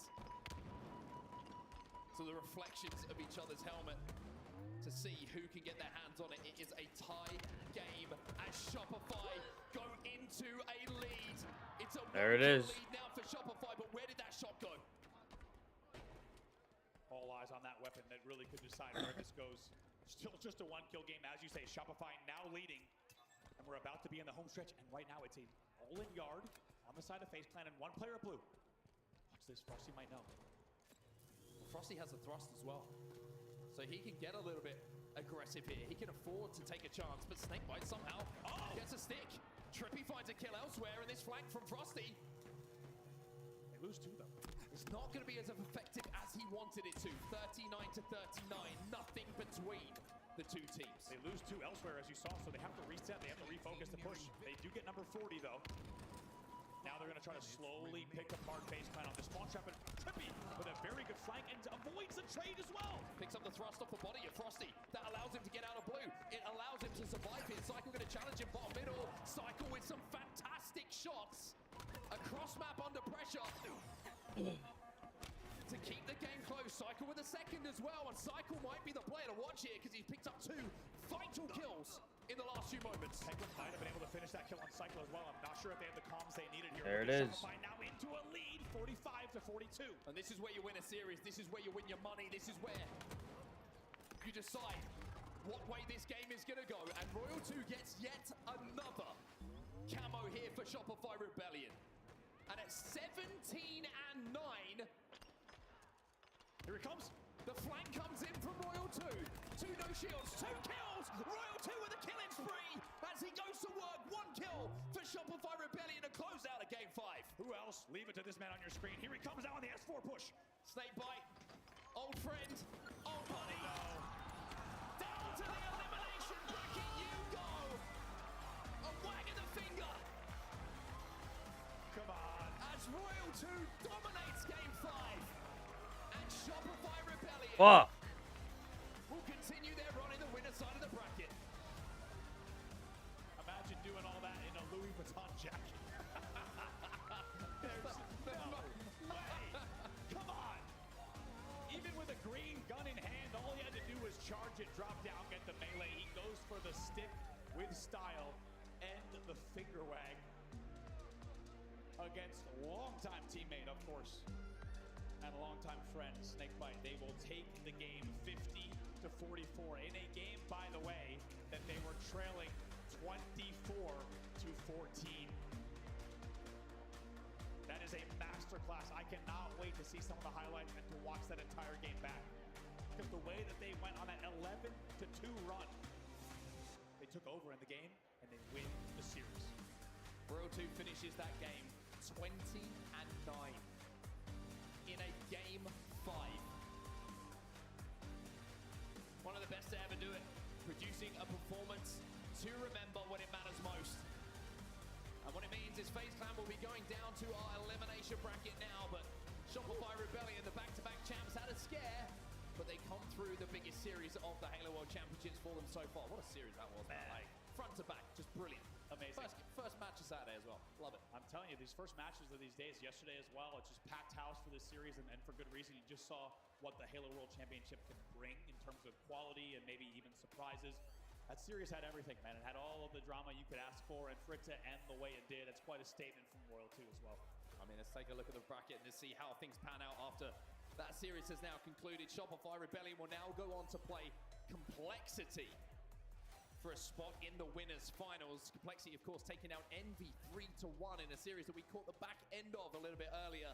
OpTic Gaming with a swift and severe 3-0 over Space Station. They'll take on Cloud9, who delivered, I should say, the exact same thing to Luminon in the game that they had as well. But yeah, pretty good performance in that game 5 from Royal 2. Yeah. Want to hear from him? I do. I got you. Blaze, you've got us. Let's hear from the man himself. Everybody make some noise for Shopify Rebellion. Turning up on the main stage. I got the flyest man with me in the league right here, Royal 2, with a fly performance in that game 5. Just initially, how do you feel being able to survive that matchup? Because they gave it everything in which they got. Yeah, that was a super tough matchup. Like, I mean, shout out to them. They just put on a show. Hopefully everyone enjoyed that. But yeah, that was, I think, a little too close for our liking, but I'm glad we pulled it out. Definitely a little bit too close for Shopify's liking, okay? We've seen so many dominant performances from you guys here on this stage, and we rarely see you guys being tested. But in that last map, they're up 9, okay? And something just snaps in you, okay? Talk to me about, from your perspective, how you guys make that comeback and close out this last map. Honestly, I didn't even know we were down by 9. I don't even look at the score, but I noticed they were just getting a lot of power weapons. And then as soon as I got one camo, I kind of like just blacked out almost. Like I was like, in my head, I was like, I'm gonna win this game myself, and I know exactly how to do it. So I just kept getting the camos, and yeah, I just guaranteed the map. Guaranteed the map and blacked out like this jacket. Don't he look good up here, Seattle? Now, as you guys get ready to go into this next series, you know, gas up the Shopify fans. What do you want to say to these amazing fans out here who has just been cheering nonstop for you guys here to kick off the championship bracket? Yeah, just a shout out to all the Shopify fans, also all the Halo fans. I know this is the last Halo World Championship, and we appreciate everyone in the crowd tuning in, especially everyone at home in Twitch chat. Shout out to the Twitch chatters, and yeah, all the Shopify fans in the building, any team fan. We appreciate everyone just showing up for the last tournament. We appreciate you all, everybody, okay? It's just the start of the champ bracket. We got 2 days left. Let's get through it. Thank you so much, Blaze, and wow, what a series to kick off day 2 here. It really did come down to the wire between these two teams. But Shopify Rebellion, again, perfect track record. They continue on. And FaZe, they are left, I think, questioning a few things. A couple of mistakes going the wrong way for them, decisions. But back to the drawing board. They're still alive, of course, in the tournament. Wow, so much to talk about here. And I think objectively, I think FaZe are right there. They are so close for greatness. But Shopify Rebellion, they are always able to kind of swing things back into their favor. I mean, there's so much to pick up on and touch on here. Clutch, what are kind of some of the key moments that you thought were kind of sealing the deal for either of these teams? I mean, you knew it was going to be a banger of a series after game 1. The way FaZe was able to fight back and just contest on the map, something that we've seen them struggle with against Shopify in the past. They were actually going to war there, and they forced Shopify to play their best Halo in order to take them down throughout this series. The Slayers are, of course, where the series always gets decided in the close ones. And that's where Shopify really extended their opportunity to close the series out in their favor. I can't say enough about the Slayers. You saw the graphic before Game 5, how they've won 9 Slayers in a row. An insane stat, considering Slayers are usually the most volatile game type. But for some reason, this team always figures it out. And you got to feel for the FaZe guys. They gave them a hell of a punch. You know, they put in a lot of work coming in here. But Shopify, once again, standing strong, going through the winner's bracket. You heard World 2 say, a little bit closer than they're liking, and they know that there's still an OpTic Gaming on the other side of the bracket, and they know OpTic saw that and are saying, we have an opportunity to take this team down this event. They certainly do. What really impressed me was that game number 3 went from FaZe. I mean, honestly, they showed a lot in that one. That's one of Shopify Rebellion's favorite game modes. They love Capture the Flag. They're 5-2 on Capture the Flag Forbidden over the course of the entire year. And FaZe with that 3-0, that was absolutely huge. That's when I was a believer. It was huge. I will say that final Slayer, there were moments where it was just like, you know, hey, they might do this, FaZe. You know, the beginning was a great start. It's something that we were looking for from FaZe. They typically have terrible starts regardless of their kind of ratio in terms of wins and losses on a Slayer. I will say, I think Snakebite having a bad game 5, which we don't see very often, is something that is going to be difficult for FaZe to overcome here. And I think we've seen it time and time again. It was Lucid when it came down to Cloud9, and here in game 5, we need the big dog to step up here. And Snakebite has been unbelievable in game 5, so it's tough. I think if you're FaZe and you go into the elimination bracket, we showed a graphic of Lucid's stats at the start of the day here, and it wasn't too strong of a graphic. Lucid played out of his mind. That's exactly what it's going to take to beat a team like Shopify. You need your superstars to be superstars. Lucid gave them that. Now you're looking at the rest of the team. If they can elevate their game plan, they can go in an elimination bracket run. These guys are veterans, and I have all the faith in the world. The big problem is there's so many juggernauts in that lower bracket already that it's going to be a long Saturday, and you're going to get tested every step of the way.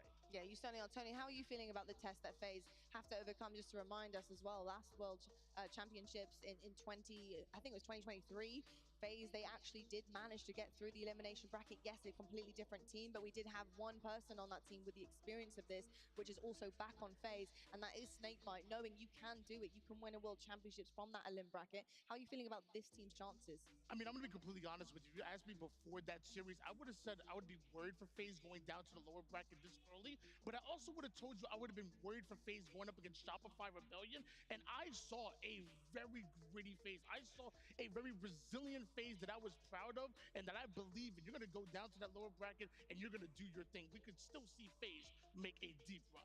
Well, shining very bright is Shopify Rebellion, and on the winners bracket side of things, they move on to the semi-finals, where they're going to be meeting Complexity. Complexity having an incredible run, a run of a lifetime, I don't know what's going on. peaking at the right time. Yeah, Wes, what do you think is going on there? I mean, it's year 4, it's World Championships. Strange things happen, and for Cloud9 and Complexity, both define what feels like their first winner semifinals, probably in 4 years, it feels like. That's an impressive feat, and they have a real opportunity to create some upsets. But on the east side of the bracket, look at Shopify and OpTic, who we know can win this tournament, who has proven that they can win World Championships. Those are the two teams I'm looking at to advance in that upper bracket. Let's take a look at the elimination bracket side of things, because, of course, our safety net of Halo can only hold these teams for so long.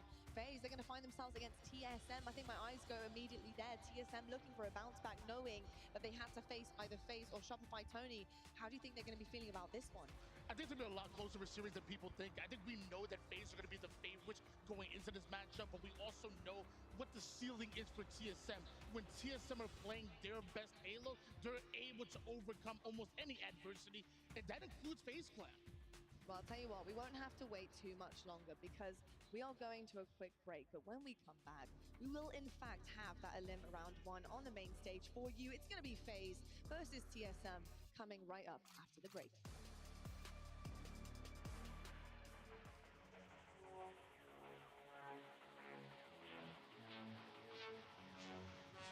Womp, womp, womp, womp.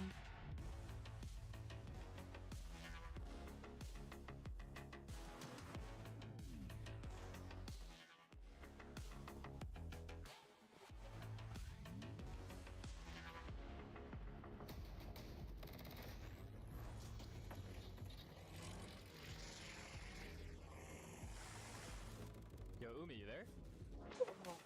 Yep, I'm back. Are you ready?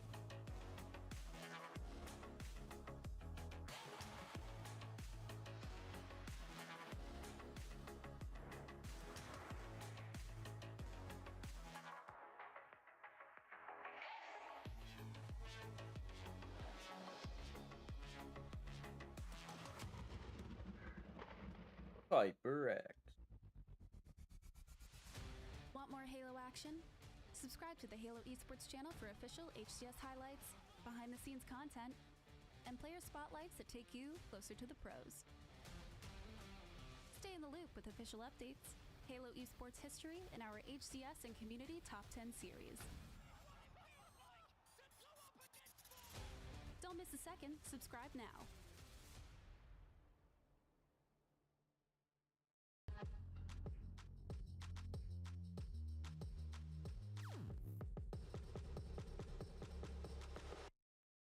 Bap, bap, bap, bap, bap, bap, bap, bap, bap. Fuck chair is this? Armin Miller?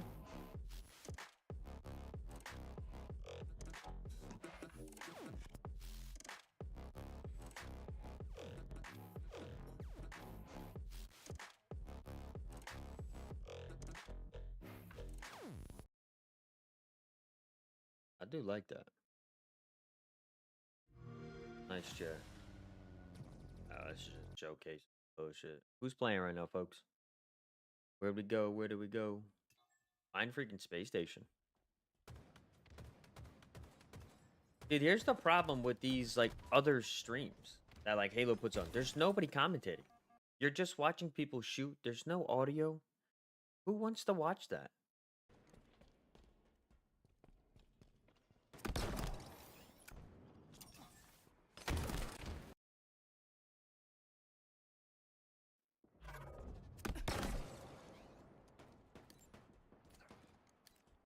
Like, I'd love to watch it. I'm not gonna watch it. Gameplay with no audio, no commentating, because I don't really know what the hell's going on.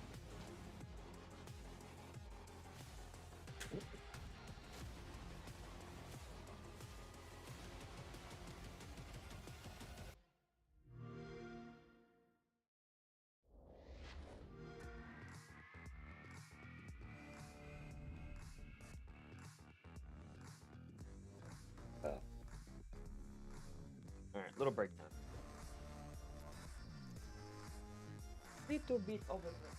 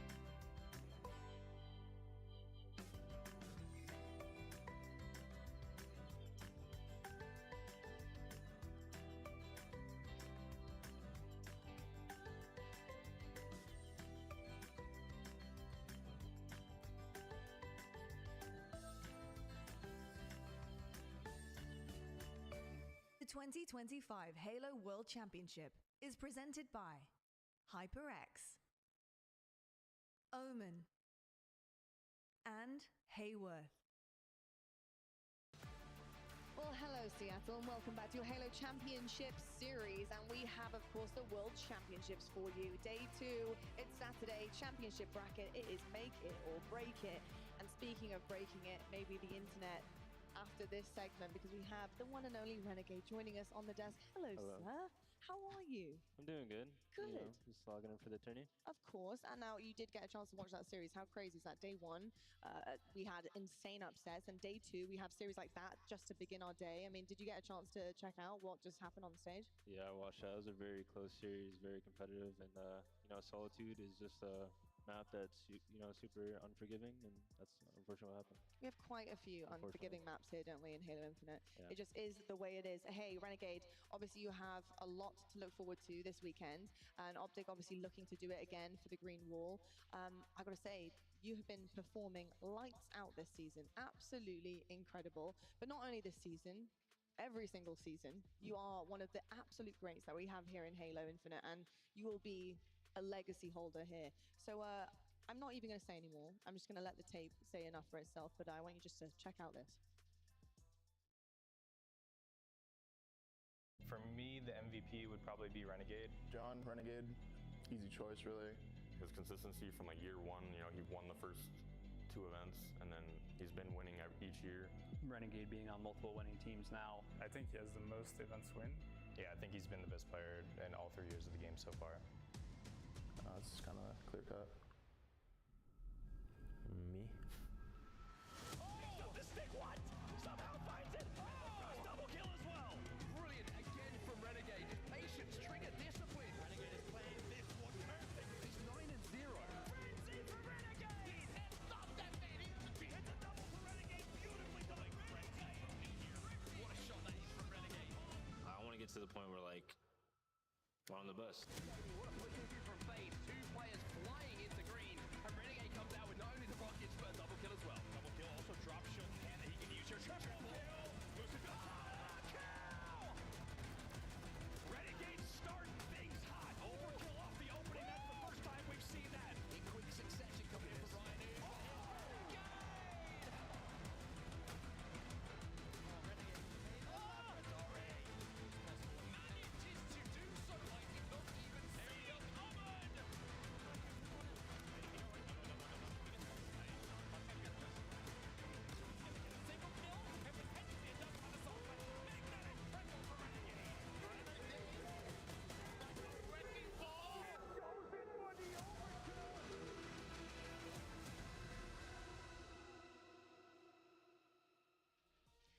Seattle, put your hands together for your Halo Infinite MVP across all 4 seasons. Let's hear it. Come on, please. Fuck yeah. Yeah, I want to hear it. Get loud. Come on. Renegades. We do season MVPs, right? But to take the title of Halo Infinite's MVP, you're a consistent powerhouse that we have here in the HCS. To get that title, what does it mean to you? To get that title, you know, it definitely means a lot. You know, it's rewarding to, you know, see your work, you know, throughout every year, get rewarded and, you know, end up winning that. And, yeah. Now, we heard, you know, on this tape, you wanted to be the very best, and that has been a massive goal for you. Do you feel like this now cements that for you? Do you feel like the very best of it? Have you got more to do? This doesn't cement it. I think this tournament, you know, has the potential to. And that's kind of what I'm focused on. I'd love to hear that. I'm going to open the floor here to my analysts.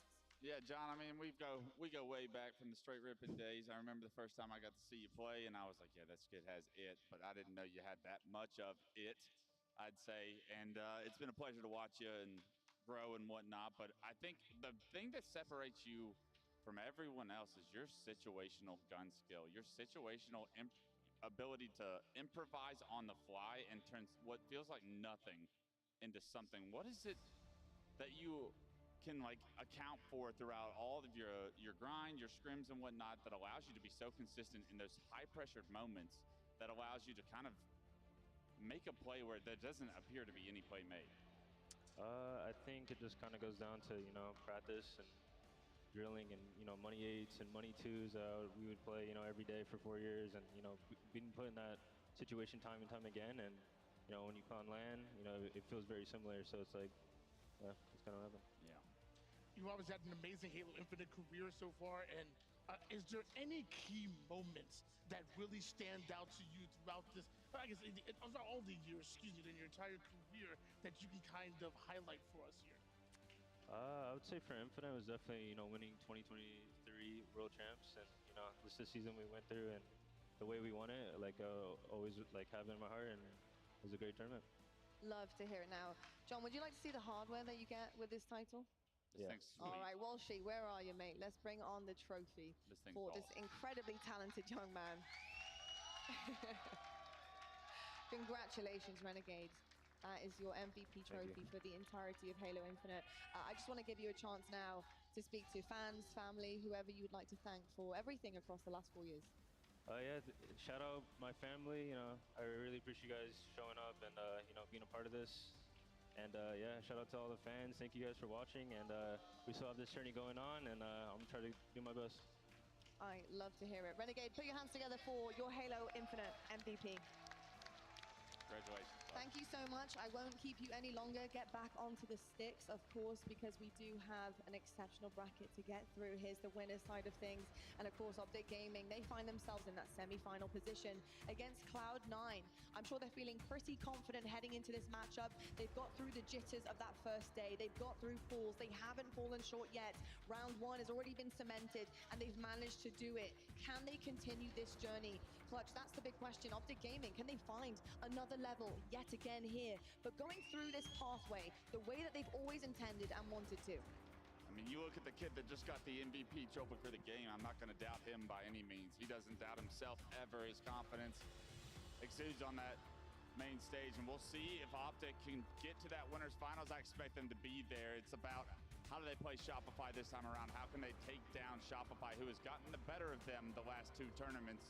I think it has a lot to do with the MVP. It certainly does indeed. Now we have the elimination bracket, and I think our eyes are clearly going to that elimination round 1 with FaZe versus TSM. We currently have our other round 1s going on. Space Station and Mindfreak duking out. Currently Luminon Gaming up 2-0 right now against Unreal Nightmare and Envy and Akave Esports. Again, close matchups. You mentioned it was going to be a gauntlet, and Tony, it certainly is indeed. How are you feeling about the rest of the competition before we head into that FaZe TSM? Yeah, I mean, I'm feeling it's going to be really fun to watch. Luminon right now up 2-0 against Unreal Nightmare. Obviously, SSG and Mindfreak, that's a matchup. But like you said before, all eyes on FaZe Clan and TSM. That are 2 teams that have the capability of making a deep elimination bracket, and they run into each other round number 1. Unbelievable scenes. And TSM, they're going to have to dig awfully deep here. Can they capitalize on potentially a little bit of a shaken FaZe? A FaZe that really nearly had Shopify's number, something that they've been trying all season long to do. Can they really work into them and figure things out in time? Clutch, that's my biggest question. Do you think this team has what it takes? I mean, we saw them play so strong against OpTic yesterday at the start of the day, but then we saw them play terrible the next series. So it really is Dr. Jekyll, Mr. Hyde, which TSM shows up. Are they confident? Did they have a nice breakfast? Are they ready and warm? Because they're playing against a FaZe that just is battle tested. They just went to a game 5. A lot of emotions are coming into this. Elimination bracket of what is the last world championship for these players, and that pressure is going to be real. That pressure is going to be felt. The second that you are at a disadvantage in some of these maps, you have to be able to focus straight and actually stay composed. And I expect players to start crumbling throughout this elimination bracket, and that's where the difference of these games will be. Certainly, indeed. And of course, pressure sometimes makes diamonds. Now, can diamonds be what FaZe can produce here on the main stage? I will say an incredible roster. We're watching them grow before our very eyes. They have been doing better and better and better each time we've seen them at LAN and at events. Tony, what's something you want to see them take away from the Shopify Rebellion series we just saw and push into TSM without skipping a beat? One thing I was really impressed with watching FaZe was we know how much of a half-court offense they are. They like to slow the game down. They're very methodical with it, but I was very impressed with the speed in which they moved into their sets. They moved into their positions. I want to see them do the exact same thing as I ordered 200 TSM are going to look to try to set the pace against FaZe, and FaZe needs to meet them at the halfway point and push them back. I think one of the biggest keys as well is power weapon control, power up control. It has been massive. You can see FaZe really really pushing for that, and it has been working. They had a few burns, it happens, but obviously the strategy is there to make sure those are in their hands. It's going to be key to this series too. Yeah, I'm looking at game 2 and 5 of this series, saying we've always talked about FaZe being such a strong Slayer team. Well, they lost 2 against Shopify. They need to get back to their strengths. Their weaknesses have gotten stronger, that's for sure, throughout the practice, but they have to get back to their strengths in order for them to be the FaZe clan that we know, the team that is capable of going through an elimination bracket round run. You cannot afford to just keep losing Slayers, because eventually that will come back to bite you. It already has a little bit. It can't happen twice. It cannot happen twice. Well, let's head into our elimination round 1, arguably the biggest round 1 we have here at the Halo World Championships. It's FaZe versus TSM.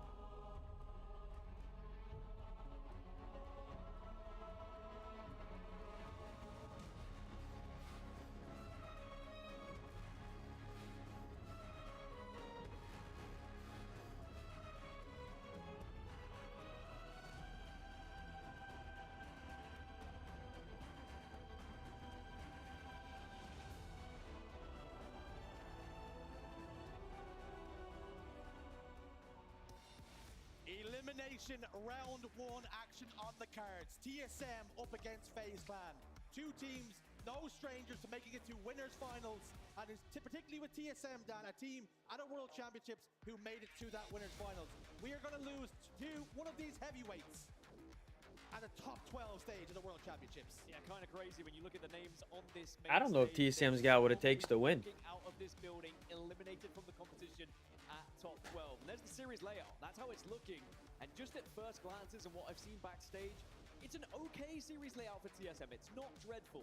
I think it gets pretty bad at games 4 and 5, especially when you look at the Slayer record for FaZe that the desk was talking about as well. So for me, it has to be these opening 2. Lattice, always still a bit of a 50-50 toss-up for me. No one seems to have really got this one down to a T. So if TSM can somehow sneak this away from FaZe Clan, perhaps that could be the perfect way to start this series. And maybe, I just don't. I don't know. Incredible upset. 2 teams that have stumbled in pool play. TSM finding themselves in elimination bracket, placing 3rd in their pool. FaZe Clan losing game 5 to Cloud9, losing game 5 to Shopify Rebellion. The shields are up, the weapons are hot. We're underway here. And that's a great point you bring up. Both teams are going to be pretty annoyed about how they find themselves in the elimination round 1 here. TSM losing out to Complexity yesterday, especially after the changes that were made to TSM side. That one would have very much hurt. All right, Lucid. So close just now, progressing through into winners. All right, Lucid. Doing the unthinkable of taking down Rebellion. Who wants it more here? Who is hungrier after being sent down to this elimination bracket? And I guess the question is, what side of FaZe are we going to see here? Are they going to be irritated about what happened? Are they going to be downtrodden? Is this the best possible time for TSM to match up against FaZe Clan? Well, keep an eye on Trippy and Druck here in this first game. They've been the standouts when it comes to finding kills on these oddball games, but as always, it's Penguin who usually is the one who is going and grabbing that ball. We might have seen early time from Lucid here, but Penguin has always been one of those objectively focused players, constantly looking to see whether he can find that ball in a good place. OpTic then brings the ball inside blue. Enemy has the ball. And they have a little bit of a setup. Not too comfortable though. Lucid gets the opening pick. Manny and Soul Snipe fall. 3 dead. Now as OpTic joins them to the respawn screen. Lucid picks up a double kill. Manny's grenade gets sent back from Mines to Kane. Lucid's in big trouble here, but the damage has already been done. Penguin has his hands on that ball down. TSM have been struggling at finding ball time so far this tournament in general. So it's going to be a tough one for them. Manny has been the player who's mainly picked up the ball for them. I think he has over 50% of their time. So if Manny isn't finding the time, I'd be a little bit concerned here for TSM. You need to get him in good positions. You need to be really supporting him in that aspect so that he can play the way he wants. Nice early start for FaZe. And for indeed Lucid, 5-0-2. They spoke about it on the desk.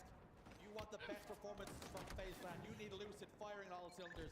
We've seen that in the last series. The rest of his teammates need to join him. Double kill now for Soul Snipe, and they should get some ball time along with it. Yeah, ball time. And a QT to go alongside it as well. Soul Snipe has been spotted out, but now can try and put this to use. Does get the kill alongside it.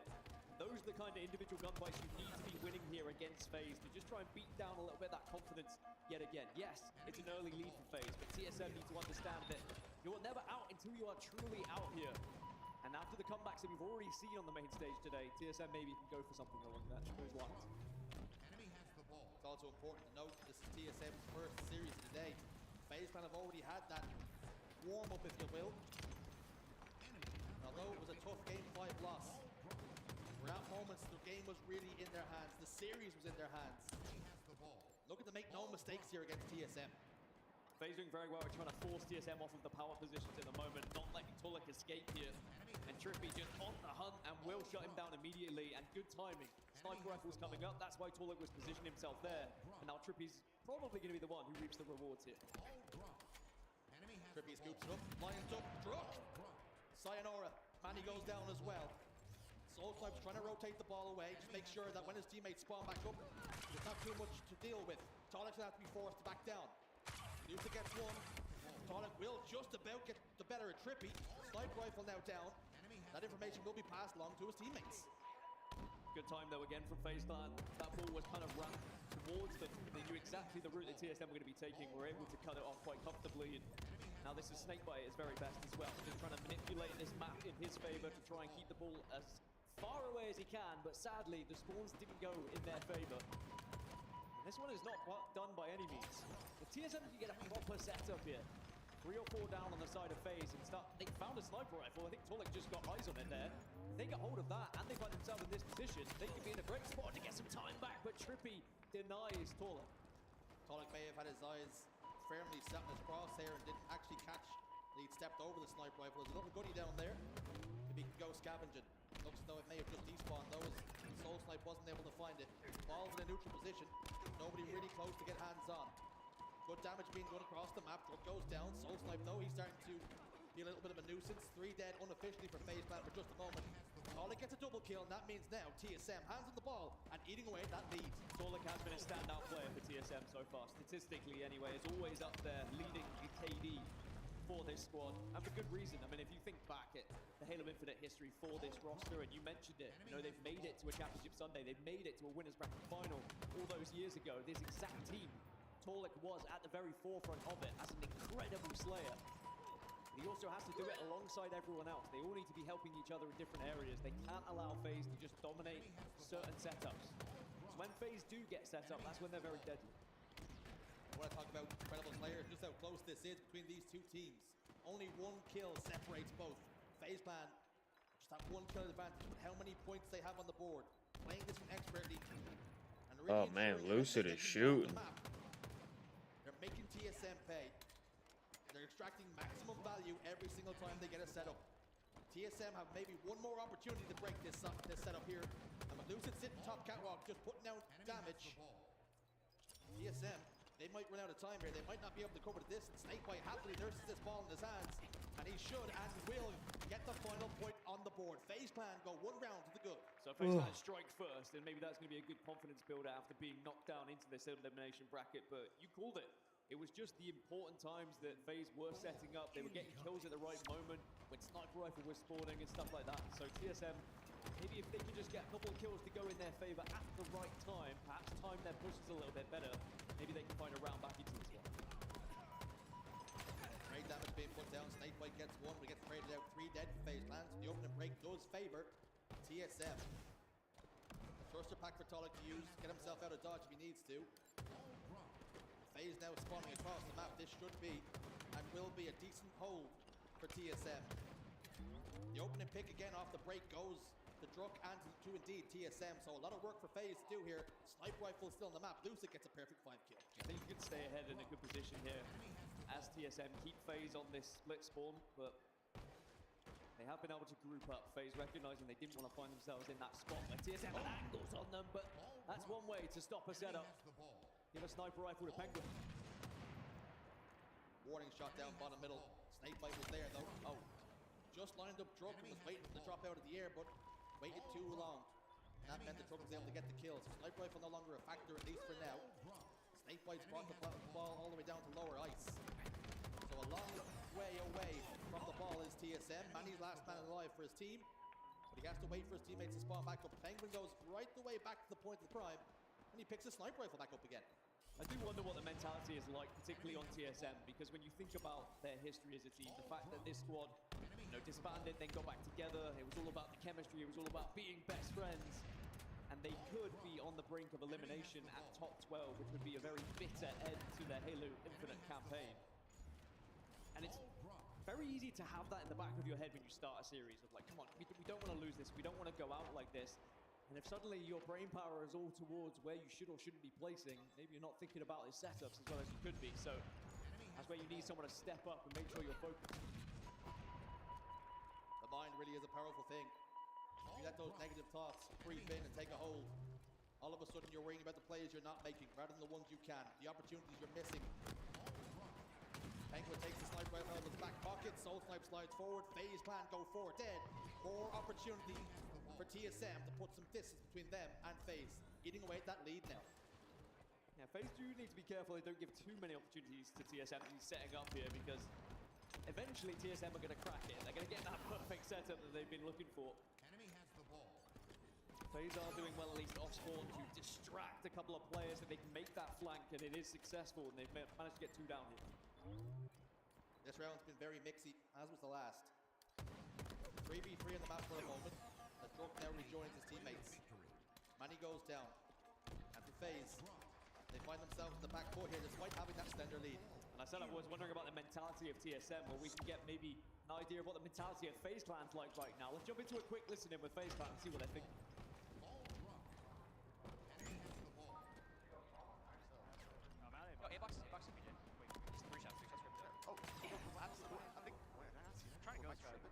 Yo, Blue Cat sniping on ball. Who's on me? Red Wood. I traded. Ice skill. Red lobby. Danger. Blue man, I think. Tommy Blue, guys. Yeah. You want. You guys crypto. Go on, guys. Going out. Blue up over snipe. Yeah. He's watching from us. He's red then. That's one car one. Top it. Going front yellow. Still blue elbow. Yeah, I'm fighting ball. Still blue elbow. Yo, repulse. One shot pistol. Pistol left. Top it. Spawn kill by elbow. We go towards ball, guys. I'm trying. R1's open. You want sniping Mando or something? Back blue sniping. You want. There's a quantum down, guys. He's Walshy. What's top mid sniping? He said front boxes. Drop center repulse. One shot repulse. One shot guy on repulse. Two guys weak.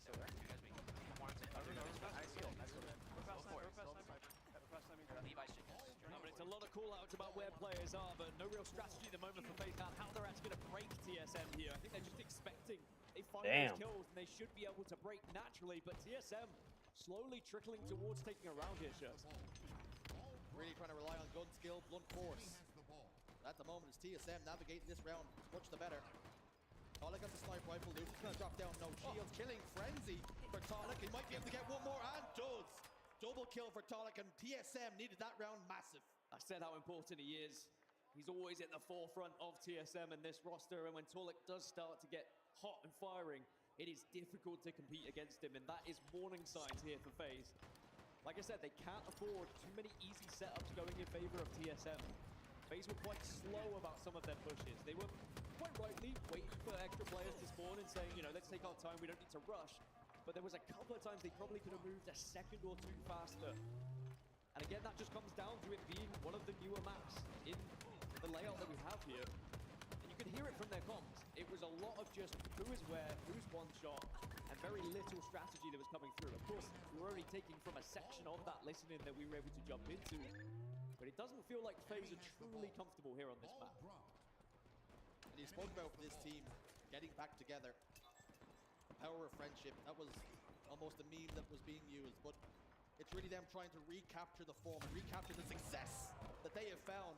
Goodness. And this season has been very much one of disappointment for them. They feel like they belong in every single championship Sunday. But for whatever reason, They found themselves falling by top 6, top 8. That's not where they want to be. That's not where they feel they belong. And a result here, what a statement that will be against FaZe Clan. Well, now I'm just imagining them with friendship rings and they're putting their fists together and yeah, friendship. But tell you what, if it works, it works. Right now, whatever Torlek is doing, he needs to just more of the same. Sadly, does eventually get shut down by Trippy, but already 28 kills, 14 deaths. He is the man of the moment right now. FaZe ideally need to slow him down, but it's very difficult to try and pinpoint an individual on this map in general in Halo Infinite. So we'll have to see whether FaZe Clan can just answer back in their own way by maybe someone stepping up. You mentioned before this game got going, it's almost a coin flip. What team does it favor? It was really 50-50, and we're seeing that with one round apiece. TSM in this third round, edging it ever so closely though. Snakebite on our screens now, currently sitting at 18, 6 and 16. Trying to have an output here. Putting down a lot of damage. 4 dead for TSM. Now is the chance for FaZe Clan to get a setup. They also need to start thinking about when that next sniper rifle comes up, not allowing TSM to get it so comfortably. It has been the difference maker. But sometimes on Lattice, especially Oddball here, it can just be down to one player playing out of their minds, and that is Torlek right now, creating that difference. But all it has generated is a 20-point difference right now. And if FaZe start to really slow TSM down, if FaZe start to heat up a little bit, you worry, is Torlek's individual ability going to be enough here? There needs to be a little bit more strategy about it. Incredible damage put down by Penguin, gets 2 kills, makes a third player no shields. The rest of his teammates had all fallen around him. Trippy was the last man standing, managed to get the ball into a precarious position to slow the push and ensure that TSM have to step out a little bit further than maybe they would have wanted to secure it. Sniper rifle is up as well, and Snakebite is there. Soul Snipe and Torlek combined to get that kill and clear him out. There be moments now. Both teams acutely aware of what this series means, because either one of them bowing out here would be a disaster. And even though FaZe being outslayed at the moment by about 10 kills, it is not the end of the world. Not a single player on FaZe Clan has had a higher than 1.0 KD on Oddball so far this tournament. They've been happily finding success just through strategy and setups. But Lucid needs to get that off the map, and he does just about put it out of the hands of TSM. That was important. I mean, Torlek is shooting. 33 and 17. But it's TSM who still have hands on the ball. What's up there, OG? Manny to be the one with it in his hands, but Soul Snipe at 85 seconds. Like, that's crazy. 63. They're really sharing the load. Killing spree locked Oh, in for oh. Torlek. That's a frenzy. Wow. Killing spree. FaZe have got to find a way to shut this man down. What did Torlek have for breakfast is what everyone will be asking if he doesn't. He is able to close out this series in this manner. But it isn't closed out yet. Again, still only a 20-point difference. 1 minute 45 on the clock now. It's starting to run out a little bit of time here for FaZe. And I said they were a little bit slow in the previous round. They will have to naturally start speeding things up here. Otherwise, it is just going to slip through their fingers. A lot of work to be done. Brother, I'm So fucking. far, so good for I'm hurting TSM. today. Torlek down to no shields. He backs away. I feel it. I'm hurting today. Teammates in the respawn screen. FaZe have the numbers advantage, and they now have the ball. It's in the hand of Snakebite. Torlek continues to try and find some picks, get some information for his team. He's looking towards Penguin, who's down to a couple of shots on his shields. Manages to pop those shields, and he's going to try and chase the kill now. Manny, though, he was there to get it. So it's a 4v3 in the map. The FaZe Clan's hold looks good for now. Soul Snipe gets one on the Snakebite. The ball has been played, so FaZe Clan are quite happy with the points they put on the board. The sheer presence there from Torlek, though, happily just walking his way, marauding his way through the middle of the map, really fearless. And it created so much space for the rest of the team because I think 3 members of FaZe Clan had eyes on Torlek then. And then they lost 2 off the back of it. But now as that ball does get back in the hands of FaZe Clan, just like that, that lead that TSM have worked I don't think so that's a hard thing. all game long suddenly has been ripped away from them, and it's going to be FaZe Clan taking the lead very shortly here. Time's going to start to play a massive factor as well. With 48 seconds. Sniper rifle has now just popped up. Trippy is over there. That's big. But he's a floor below.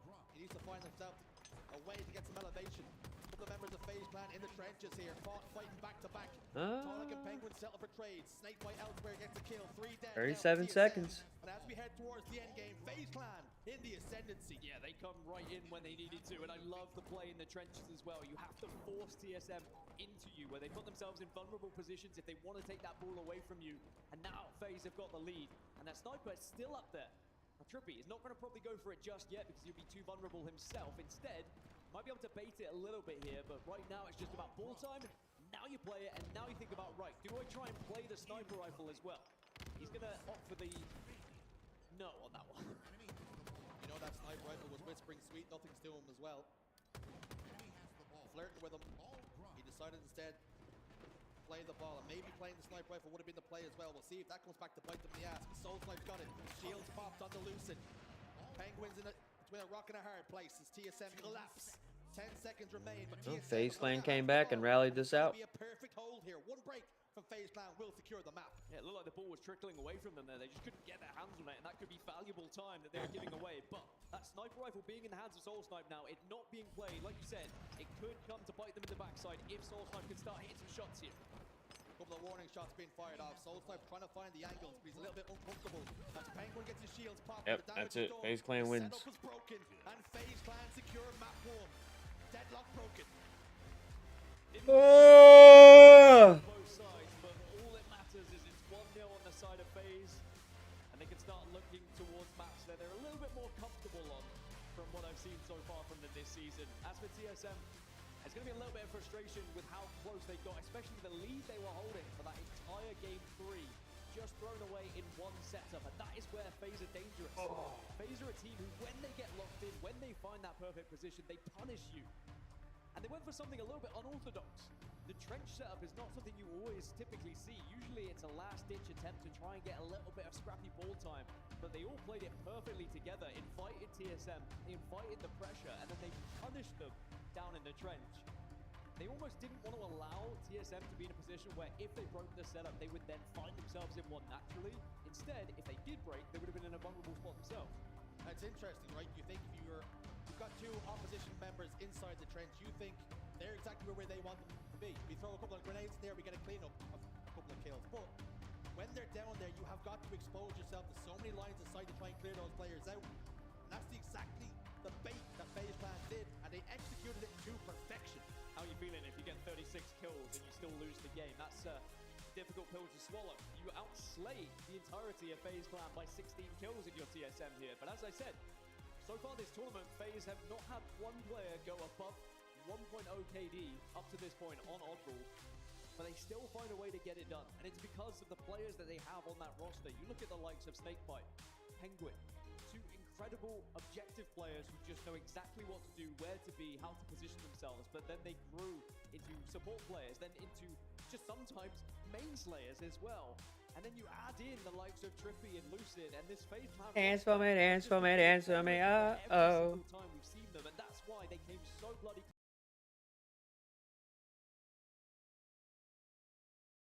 start with the trip cap.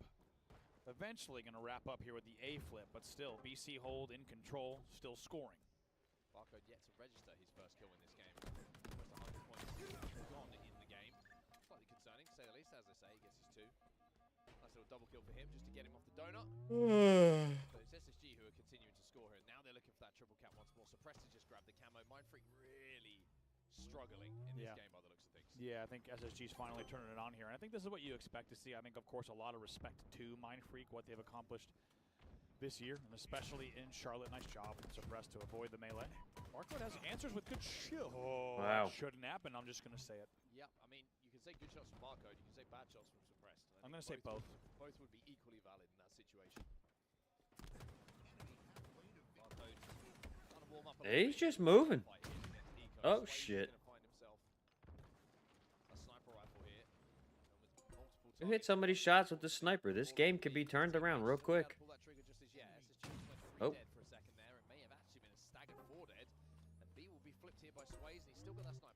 Yeah, Stellar peeks for just a second, realizes, maybe I'll go the other way this time. Eco up on Ness. He's about to be in a 1v2, maybe a 1v3 momentarily, but it's a really nice push from Stellar on Sways to make sure he takes down the big door. It's not that sniper rifle, Stellar, but... What's that? Is that a sniper rifle? Enemy team 30 punch on hot lead. 133 to 31. SSG continued to score after a little bit of a rally from Mindfreak. They've just managed to get a few kills on the board, which has just, I think, calmed them down a little bit. It was a bit of a blender to start this game, but Stellar Part 2. What can he do? Return of the S7 is the body. He's chasing. And finally okay. kills Rice. It feels like Took with a while, but he got there. it feels like with Stellar, his sniping skill is like an ancient, deep ability. You know, that like it always exists. It's just a matter of is he in the depths, unearthing ancient powers. Yeah. He needs like put his hand on like a stone wall for it to light up. Exactly. Yeah. Here he goes. Pop the Quantum, got the fuck out of there. Of Mindfreak. 2 dead here for SSG, but they will continue scoring. They're flipping A at the same time that Mindfreak are working on B, but Mindfreak do get the reset. And that was a 3 dead. Suppress was last alive momentarily here. So an AB hold for the boys from ANZ, our Aussie friends. Wow, that was a fast death. Boy got tossed off the mat. 50% speed. Also another example as 3 fall for Mindfreak of something that broke my brain. Rice gets 2v1 push on a really nice coordination from SSG. He will fall yet again. By the way, Eco update 12-5. Stellar 14-5 in this game, and Eco's gonna add a camo to the tally and maybe some more kills as well. So SSG looking for the triple cap here, and I'm pretty sure they're going to be able to get it. I mean, that's game. The SSG's winning that shit. Enemy team scoring. Envy beat them. That same form here today. I mean, if Torlik can play like he did in game 1, it's certainly going to give them a damn good chance, but... A damn good chance. To find that kind of play because he was really on firing on all cylinders. His hand might be nice and hot to wind up the bird at some point from the end of the series. We've seen him hit the emote wheel pretty heavy. And that's the kind of passion that you expect from TSM, particularly when things are going right. They're one of the best momentum teams. When things are going their way, they can really make it a difficult and miserable day for you. Snake by inside tower, he settles for a trade. So the numbers favor FaZe here. The camouflage is shimmering in the background as Lucid gets a killing spree and Penguin appears to have the camouflage. I do think it's one of the difficult things when you go up against a team like FaZe or OpTic or Shopify. It's hard to get into their heads. When you watch maybe the top 6, top 8 teams competing, all it takes is one player popping off, getting loud, and you do notice a little bit of a difference in some of those players where they maybe want to avoid a couple of gunfights, or maybe they're scared to take certain routes because that player has been shutting them down. Whereas the mentality is just far stronger on the top 3 teams for me. It is always fascinating, the difference between communications on teams. You know, for TSM, if you hear them loud in the comms, the performances are usually going their way. For FaZe, it's always cool, calm, and collected. Emotion is something that we don't really highlight all too often. FaZe Clan, though, so far business is going pretty good. 3-kill lead after losing a couple of players over towards blue. Is this the opening now for TSM to get a couple more and close the gap? Yeah, they found 3 there. They're going to be on split spawns now. They actually need to hunt down this last remaining player in pipes. But Penguin was able to spawn that long haul, which actually is the perfect spawn they could have got because it just gave crossfire available to them. Now TSM, even though they tried to pinch, but tell you what. They're coming back. But Snakebite does clean up a little bit, but that's a brilliant stick just to make this 22-22 now. So a nice response here from TSM. Soulfly drops the elbow and then sticks the grenade to Snakebite's toes. Good for 2. And now we have to see what FaZe Clan are made of, and they're putting the back foot here on recharge. So often they've seen success in the Slayers, but they've been shaky. They've been wobbly this tournament. And a real opportunity now for TSM to tie up the series. It would be quite worrying going forward if FaZe were to drop more Slayers, especially against a team that they would consider themselves superior against. But that being said, TSM is no easy opponent. Soulsnipe needs to be careful he doesn't overextend without support here as well, because Trippy is definitely waiting, trying to set a trap a little bit. Man, he's got camouflage. It's looking pretty good for TSM right now, but there's a lot of responsibility for Manny to do something.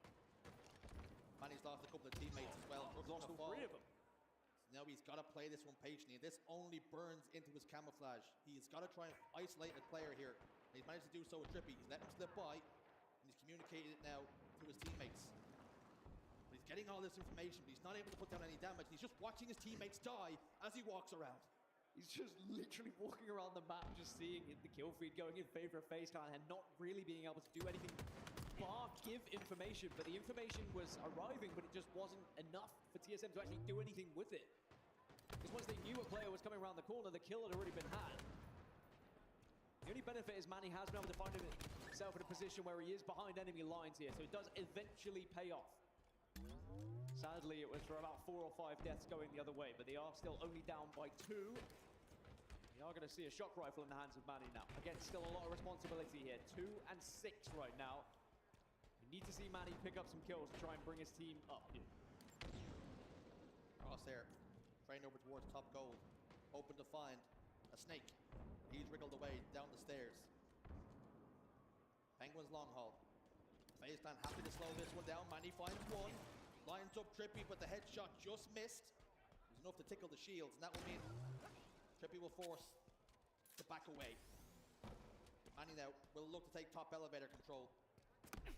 Getting information for his team, firing another shot, but just not able to find the face. It's a 2-kill game here. Finding that first one, though, huge confidence builder here for Manny and the rest of the squad. A 2-kill lead. Game suddenly slows down. FaZe recognizing that TSM are in too good a position to be just pushing out willy-nilly here. There needs to be a plan of action, and it looks like it's going to be a control push right now. The nades come across top. Oh, but it's denied instantly by Manny. Manny might not be done just yet. Shields looking quite low, but doing a lot of damage. That's the perfect exchange for TSM. Now find themselves 4 kills to the good.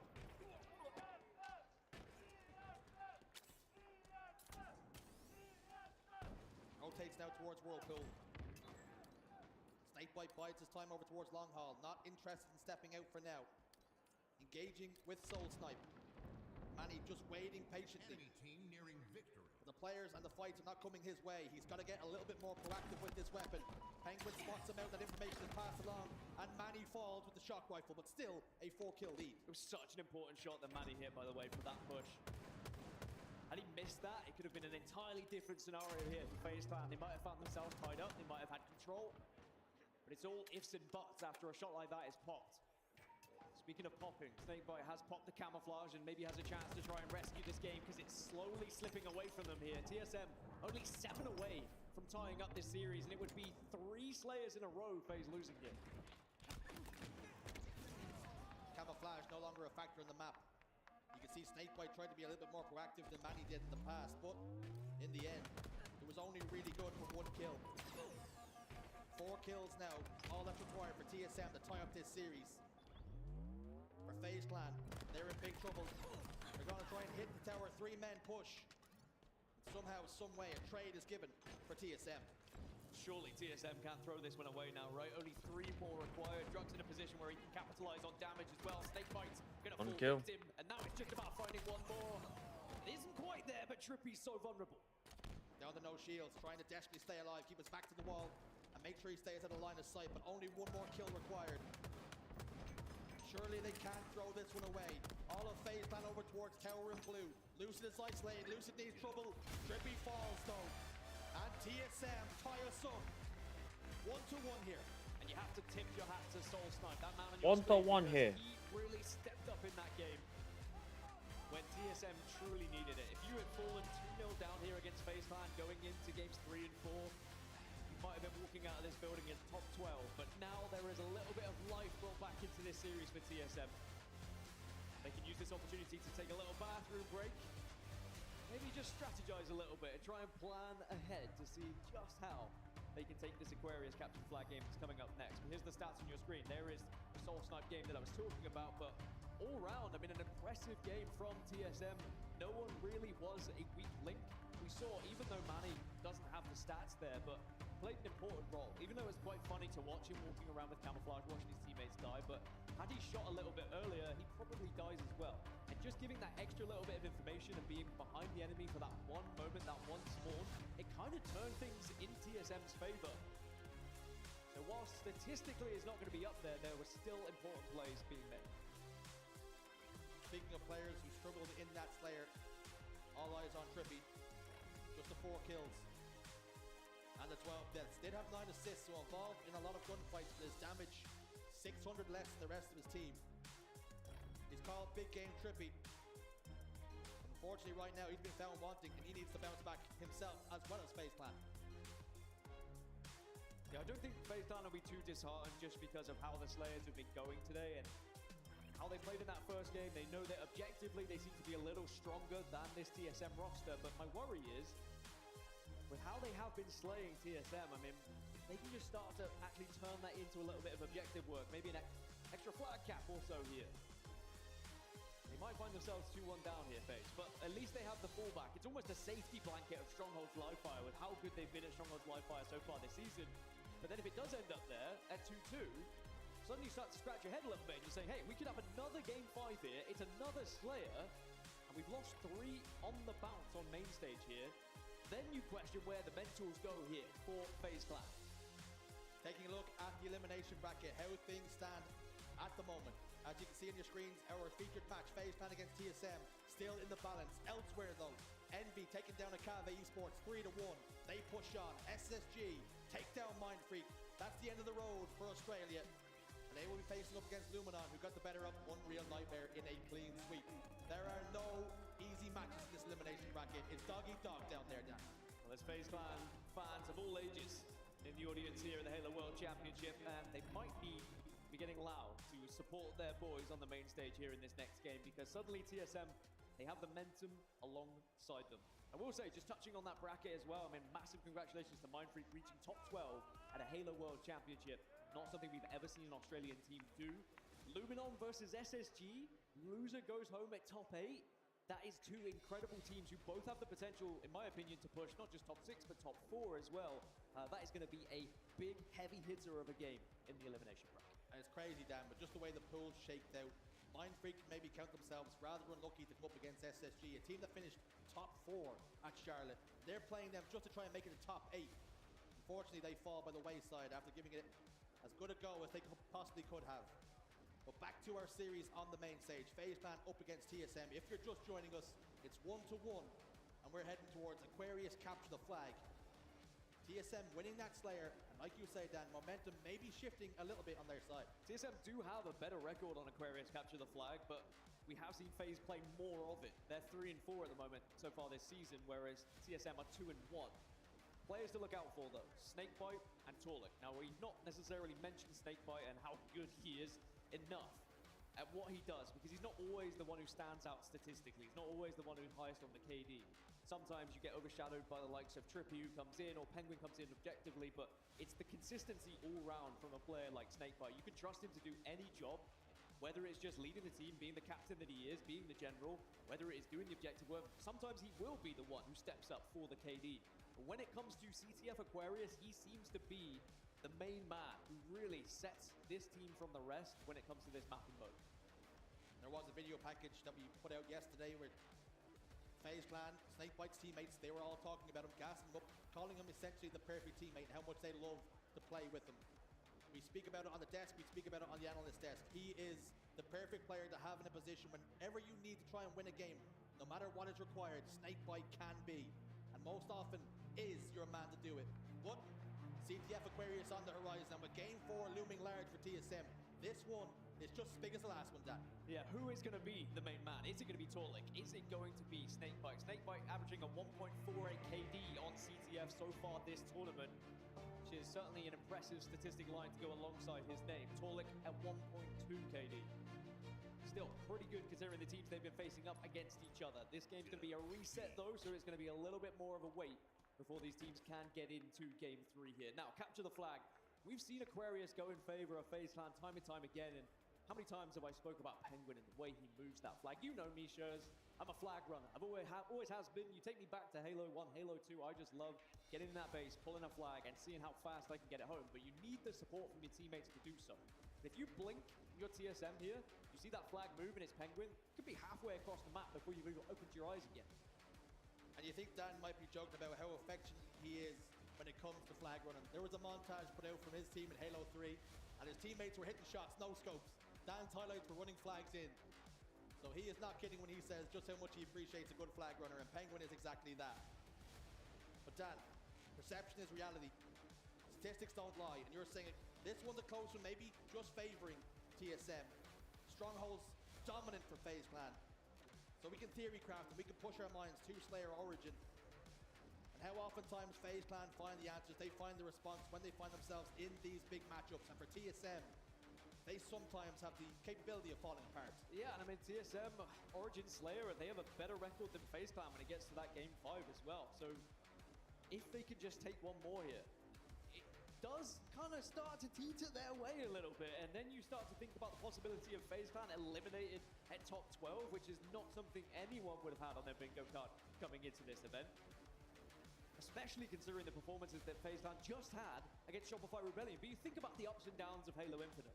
It is so hard to try and predict it. You spoke about pool play, and SSG are down in the elimination bracket. We've had the topsy-turvy games all season long.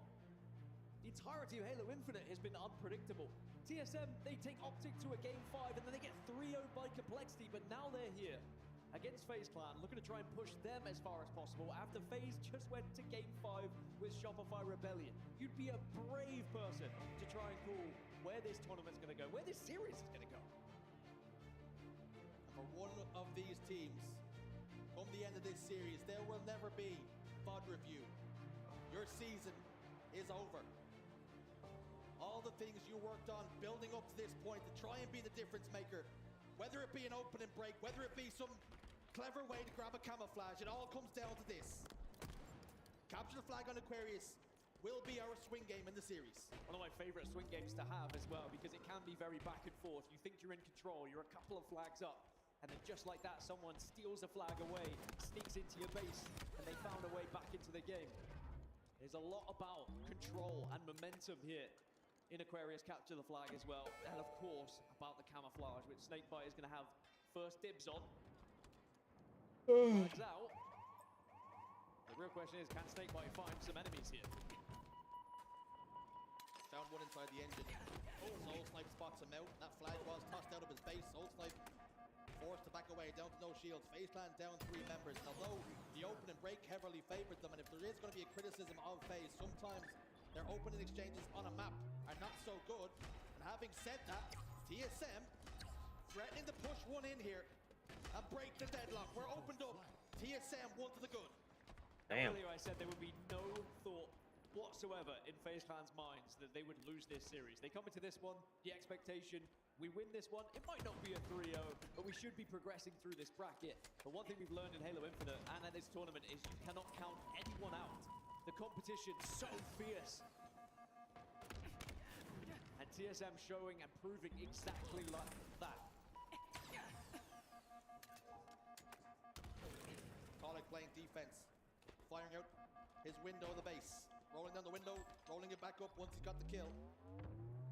Desperately trying to stay alive here. Backs to the wall stuff for TSM, trying to hold after that initial break, after they got that flag capture. And Soul Snipe's going to venture forward now to the enemy base, and he's done this expertly now. It's going to be a real fun on this side for those players to spawn up over towards Fridge. This is absolutely perfect from Soul Snipe. You force FaZe Clan to turn their guns towards home, and that just buys time for the teammates to push forward now. Guy's out here moving like he's playing Call of Duty. All season long, entirety of this game's lifespan, Soul Snipe always finds himself in a position where he can just make a difference. He's a player who is fantastic to watch. His movement around the map. Speaking of, it was all about Lucid. Remember year 1 of Halo Infinite, how he moved around the map. I almost feel, I find myself getting quite nostalgic about everything, with it being the last HCS Halo Infinite event. I think back of all the incredible moments we've had, and Lucid has been at the forefront of so many of them. And it is going to be a bitter end for either of these teams if they were to be eliminated, and it still feels so strange that we're saying one of them could finish top 12. the grenade damage. Drug spots him out. Snakebite has got teammates in assistance and in support. 3 dead for TSM. This flag's not on the move. Soulflight firmly placed top middle, crouched down, doing damage, stops this flag in its tracks, but only for a moment now. As Snakebite, with the cover of camouflage, can get this thing moving. Just about gets it over the halfway point now. TSM have 4 guns on the map, and they're all pointed towards the flag now. They're in hot pursuit, and TSM could be about to get the stop here. FaZe Clan forced to put a stop to their movements. Great patience though from Snakebite. It's always difficult when you make that slide down, you decide not to run the flag in, and the nade lands right on your feet. Be a cat. Right back, guys. Now FaZe Clan have the flag, but there is 1 player remaining. Here, Bing. How close is he? Not quite close enough. As TSM are not able to stop that flag, and FaZe do tie us up. I think Manny might still be hiding back base. Happy to give that one up. Yeah, he is. He didn't spot out Lucid. He gets backtracked, didn't clear his corners.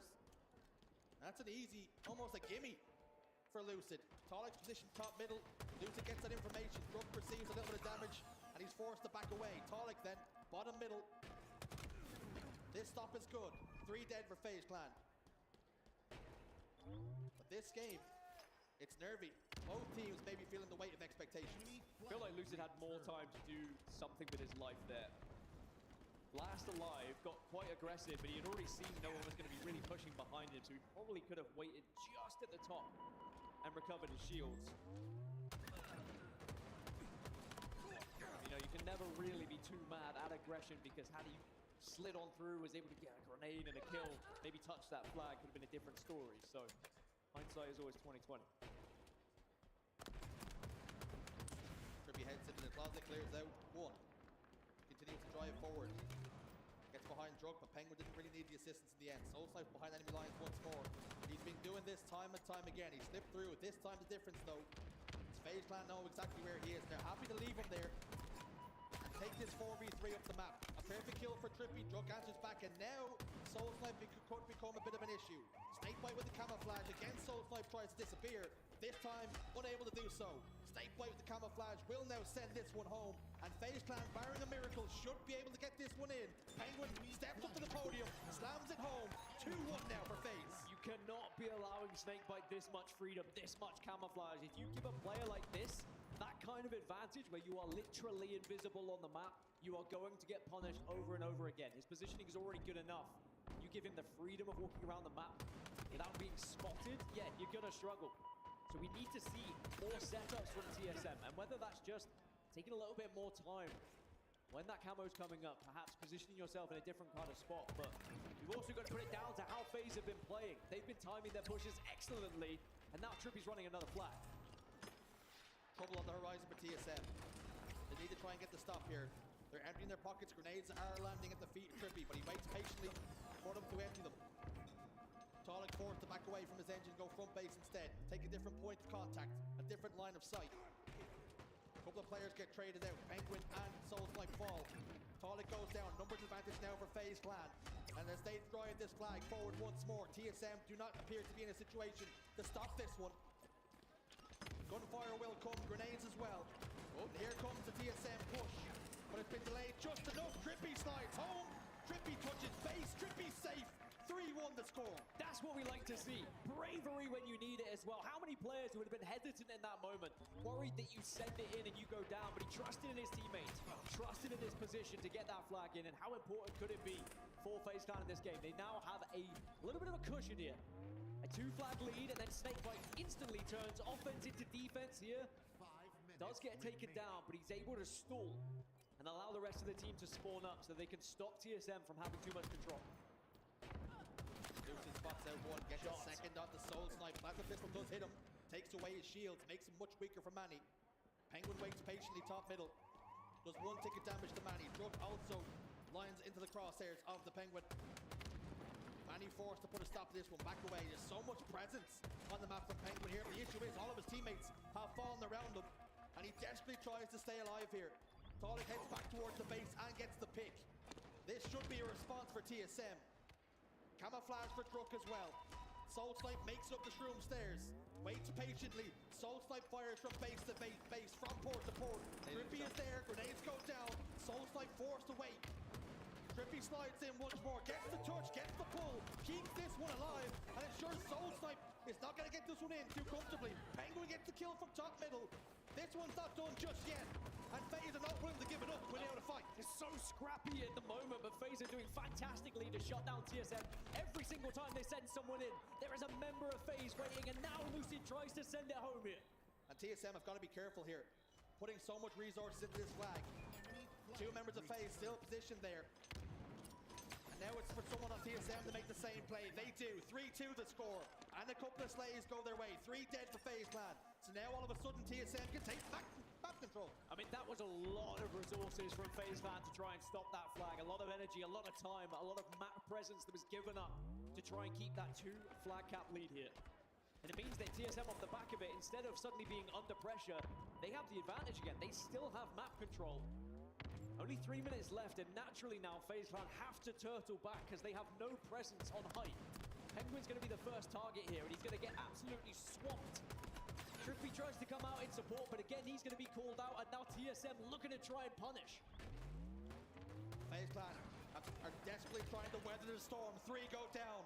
Penguin was the first one back up off spawn. The flag is tossed out. Manny knows exactly where Penguin is positioned, trying to anticipate when he's going to reveal himself. He does, but straight to Soul Snipe. We are about to have a tie game after FaZe Clan put themselves 2 to the good. TSM tie us up.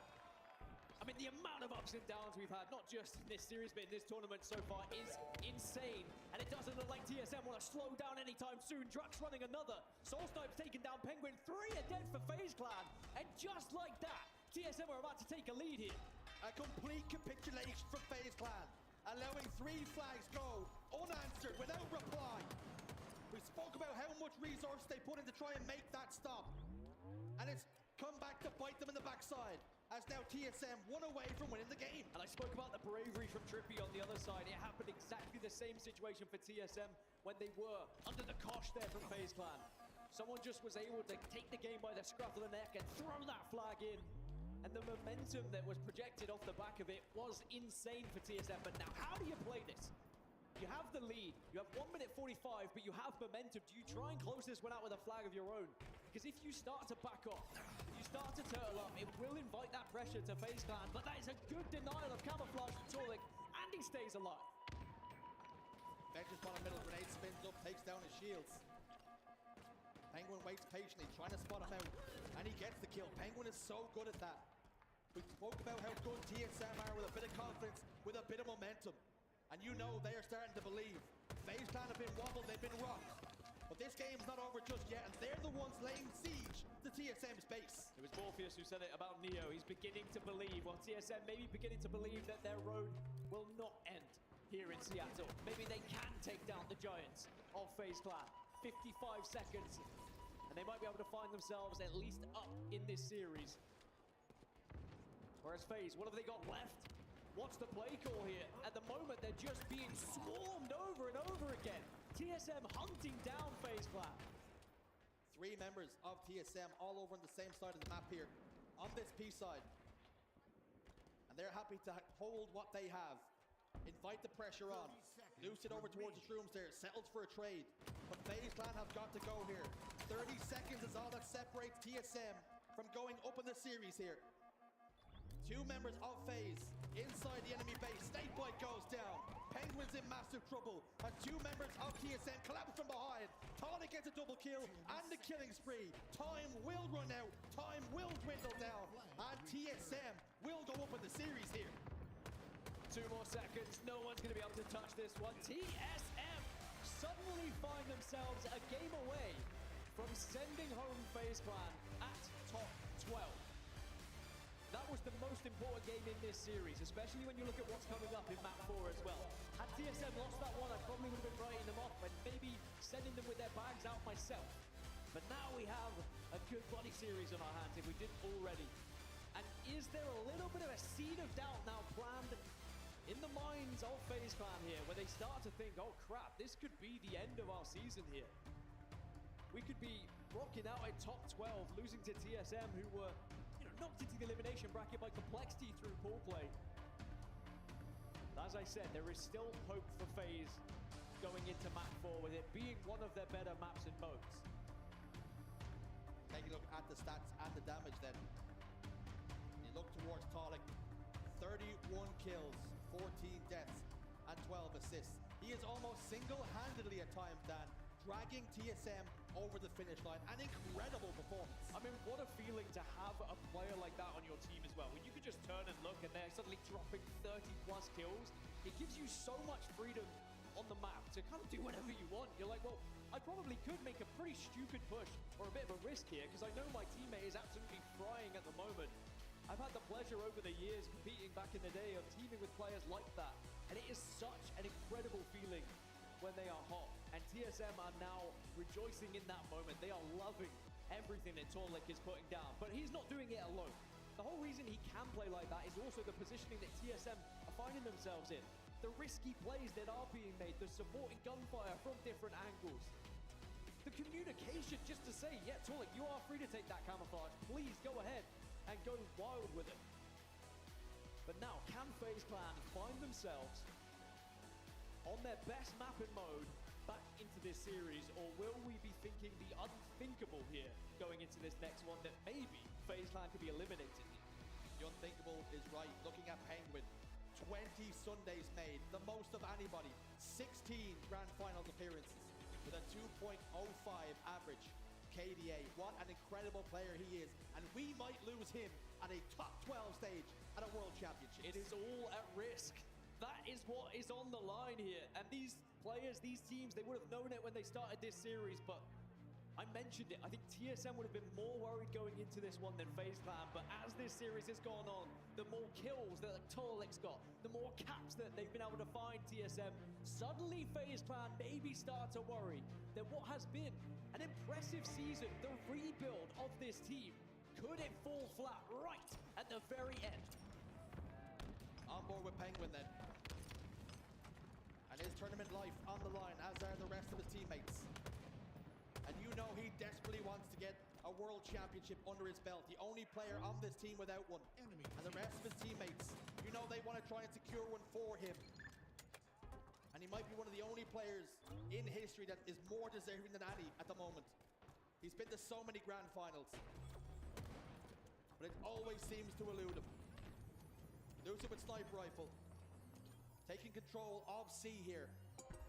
And he will turn his attentions over towards camouflage and provide some cover fire for his longtime duo in Trippy. Druk will escape down bottom middle and head back to house. And this should mean an easier camo grab for FaZe Clan. I mean, it has to be a camo grab here. With the lead that TSM currently have, you can't afford to give up camo as well. So Lucid has a lot of responsibility to be hitting this shot, but you can't watch every angle. Desperately trying to at the moment, listening to those callouts, trying to watch top middle and camouflage at the same time. But it's so difficult, and TSM may be trying to bait it here. Maybe trying to send someone top middle so that then someone else can go for that camo. And TSM, like you say, using it as bait, and perfectly so, because they're scoring all whilst this fight doesn't happen. Prolonging this fight, prolonging this engagement means more and more points. And for FaZe Clan, they get the camouflage, sure, but the sniper rifle now falls. Manny scoops that one up. Penguin goes back tower, and he's trying to desperately get away here. Got taken down to no shield by Manny, but C now taking control for TSM. This is a perfect start for TSM. And as a reminder, FaZe Clan have not lost this map in mode all season long. They're 5-0, whereas TSM, they are 2-6. But it looks like they've been practicing it. It's an incredible lead, but it is still very early stages here in Strongholds. We know how back and forth it can be with a little bit of momentum, but Manny gets the stick, almost gets the melee, would have been massive for them. But FaZe Clan will continue to score here, even though Druk's picked up a double. Our statistics almost irrelevant in this game. Are we playing purely on fields and emotions? And no team is feeling themselves more in this series than TSM at this current moment. A and B in control. They will lose C, but they will care little about that. They will continue to score and continue to apply pressure to FaZe Clan. Again, Soul Snipe is everywhere. You turn around, you look around a corner, Soul Snipe's waiting there, probably with a smile on his face with how he's playing at the moment. And FaZe Clan, no matter where they turn, no matter where they look, there is a gun set right on their heads. And TSM are just dominating at the moment. FaZe Clan need to stop this bleeding immediately. 2 members go down for TSM. Maybe a chance for FaZe Clan to catch their breath. As I say that, Lucid does fall, so that means the task at hand Not as easy as it perhaps would have been had they still had that player on the map, still had that gun firing. Penguin desperately tries to get away, needs help from Crippy, and he comes and secures it. But is settled for a trade with Soul Snipe. Penguin has a snipe rifle, but somehow, some way, TSM are still in control of A and B. And every single time FaZe Clan get one, they lose another.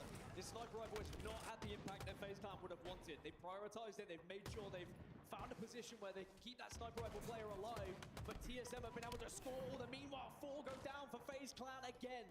And little by little, TSM are chunking away at FaZe Clan's chances of getting back into this game. They're fucking cooking. The wheels about to come clean off FaZe Clan here. Backs against the wall. Down 125 points, and it's climbing pretty rapidly. They just cannot seem to be able to catch it. The pace in which TSM are playing at, FaZe are struggling hard here. TSM, an incredible pace of their play in the moment, and I'm sure they are starting to feel themselves and the excitement flowing through their veins. Let's jump into a quick listening with TSM. We could be saying goodbye to FaZe.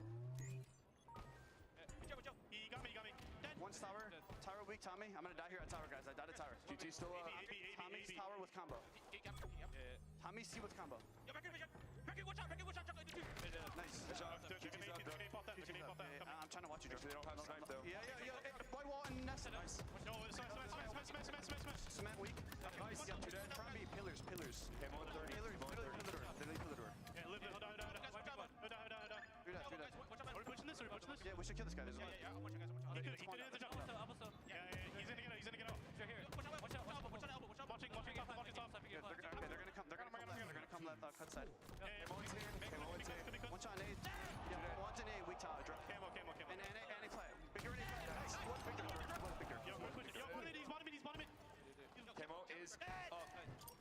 Druck is on fire, and TSM are definitely feeling themselves. They can almost taste the next round. FaZe Clan on the brink of elimination. Expect the unexpected at the Halo World Championship. What on earth is happening on our screens here, Shirts? The weight of expectation, the moment almost getting away from FaZe Clan.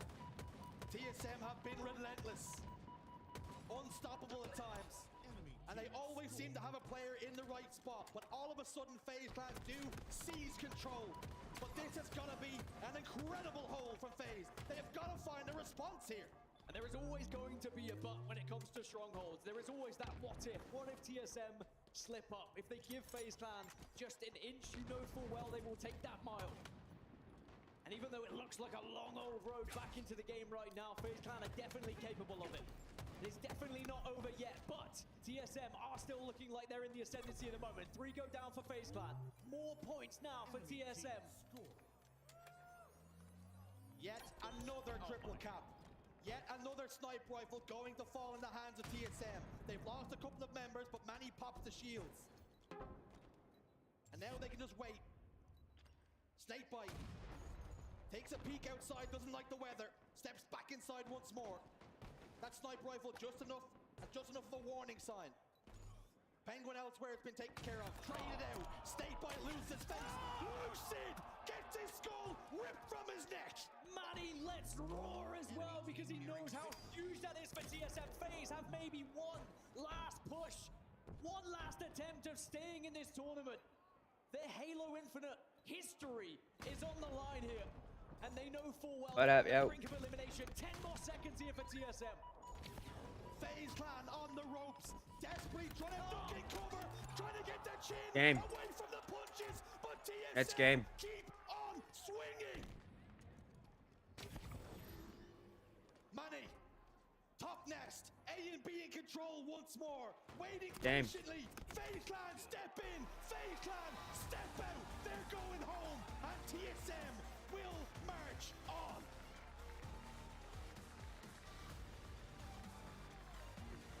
Absolutely speechless. FaZe Clan eliminated at top 12. The historic run of Penguin and his championship Sunday is suddenly ripped away by a TSM who just seem to be hot and cold right now. Which TSM do you face? Well, sadly for FaZe, they faced the TSM that were absolutely on fire, and they will progress into top 8, a little bit further into this bracket, but what a bitter end that is for FaZe Clan and the incredible Halo Infinite career that all 4 of those individuals have had. And you can see the scenes on your screens. it's going to be a tough couple of days, couple of weeks, couple of years, months for these boys, because that is an incredibly disappointing ending to Halo Infinite for them. But for TSM, we have to tip our hats. Unbelievable. Not only to take down FaZe, but to do it on Stronghold's live fire, which has seemed to be such a comfortable thing for FaZe Clan. TSM, they move on. Dejection on that main stage for Lucid. Elation for TSM. A dominant display on Stronghold's live fire when FaZe Clan were 5-0. We spoke about what FaZe Clan were you going to see after that Game 5 gutting loss to Shopify Rebellion. TSM take full control. That's crazy. That's one of the craziest series that I've seen in terms of like the prestige of this.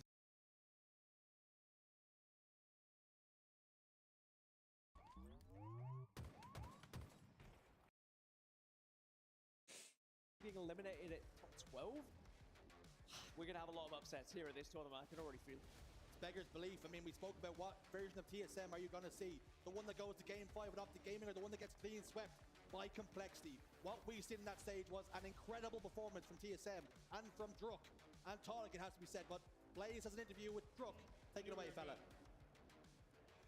Seattle, show some love to TSM. The power of friendship up here on the main stage coming through. And you are continuing throughout this elimination bracket. But Druk, that was an insane series. It's been a wild tournament for you guys. A lot of highs, a lot of lows. But what are your initial feelings here, being able to eliminate FaZe here in the World Championship? Yeah, I mean, it feels great. You know, we went 0-2 in pools, or 1-2 in pools yesterday, and that's, you obviously don't want to start worlds and losers, but we knew what had to be done, and like, we're like a team when the back is against the wall. Like, that's when we start playing our best, you know, because we're forced to. And Hunter had like an amazing series and made it really easy on all of us. Yeah, he definitely did have a great series up there on that stage. Now, the real pivot point here of this series was the map 4, okay? There's about 2 minutes left on the clock. You guys are down by about 2 flags, and find a way to win it. Talk to me about the comms. Talk to me about the energy that you guys got in those last few moments of that map 4. I mean, it's kind of like a blur, to be honest, but like, I just remember getting 2 kills in their flag, and then after we're running the 3rd cap, I think, and then I ran the 4th cap bottom mid. I just kind of knew that like with 2 minutes left, like as long as we just played our lives, we'd be good. You guys were good there in that one going into that Game 5. Now, about 2-3 years ago, I had you and your squad up here with your highest performance at Worlds. What would it mean for you to beat that performance with the same team you started in Halo Infinite with, playing with the same squad? How special would that be? I mean, yeah, it would mean everything, you know? Like, just being up there, like, on the stage, holding the trophy, that's all I thought about the year I couldn't compete, you know? Being back with these guys, that's all I thought about, just visualize it on repeat, and, like, here we are, you know, and we're gonna make that run. You guys are. Lastly, what do you want to say to the TSM fans out here who've been cheering you guys on throughout the whole weekend? I want to say thank you all for the support. It means a lot. Like, we can hear it. Like, you can literally feel it in the ground, you know, just the energy in the atmosphere. It feels great to be supported like that, so thank you guys. They can hear it, they can feel it. It's that world's energy out there. And that's going to do it for me and Druk on the stage. Lot, take us away. Thank you so much, Blaze. I told you anything can happen here at Worlds, and happen it did to TSM. Massive series out of those boys, and of course to not phase out top 12. You would never have predicted this situation. It was funny actually listening to the cast as well. It was consistently Dan and Sher saying, you know, they have a fighting chance at TSM quite clearly. Who would have thought that the series would have ended like this? I mean, a 3-1, we didn't even go to the wire, especially after a pretty decent start. FaZe Clan fell fucking hard. This situation, based on how they played yesterday, they were looking so good against Shopify. Hit that loser bracket, and they just crumbled. I'll give Talik his flowers, but I think Manny had some unbelievable moments in this series where it was on a tilt. That game 2, when he had the shock rifle, I think he had like 3 kills when he had it. And then all of a sudden, a couple of kills going in Manny's favor there really started to swing the momentum of the series. You could feel the momentum. And then in game 4, Aqua CTF. I mean, FaZe had a 3-1 lead.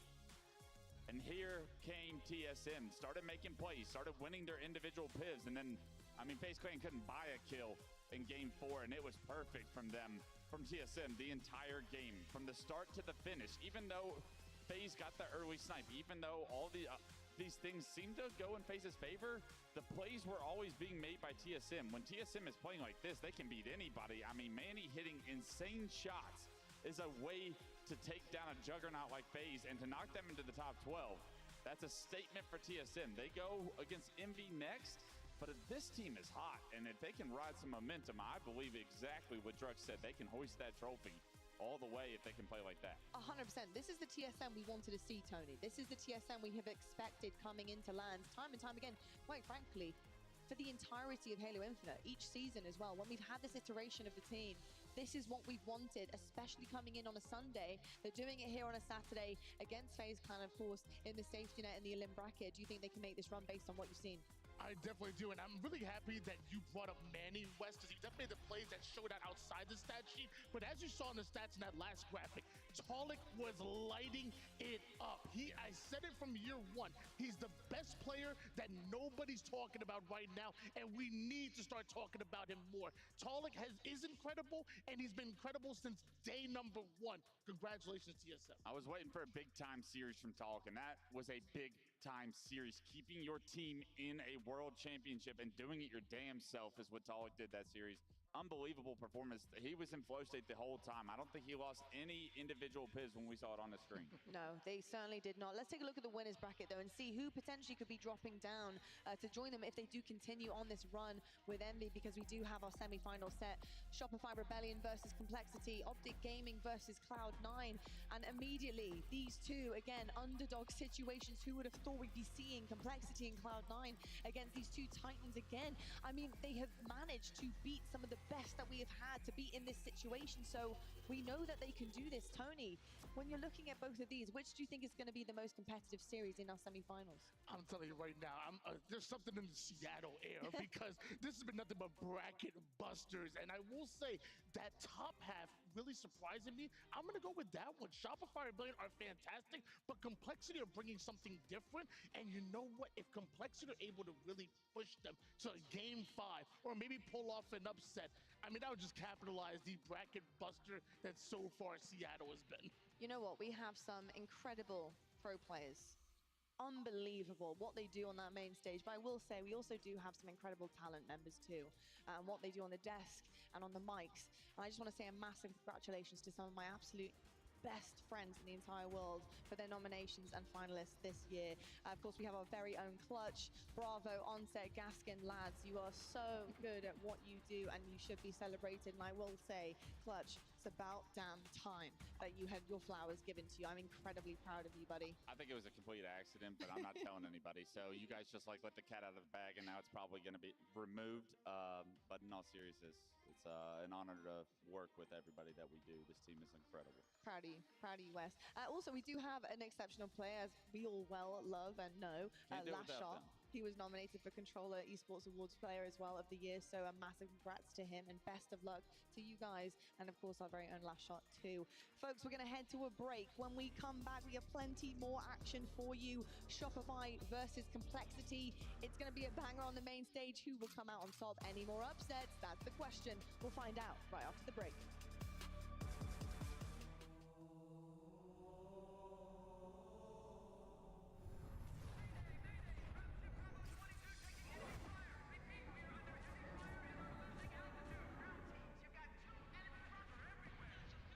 According to the data in their networks, the ring has some kind of deep religious significance.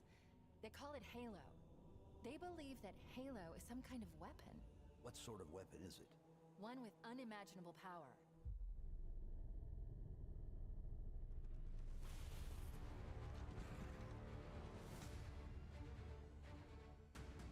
You gotta find the cartographer. We'll keep him busy as long as we can. Fire Team Charlie, we're on our way. Touchdown! Hit it, Marines!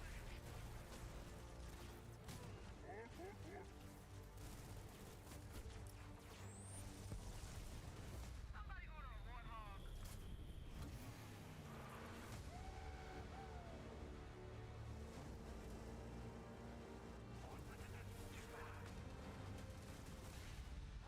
The Covenant are putting up a real fight. The cartographer must be here. Lock and load, rock and roll! them hell, Chief.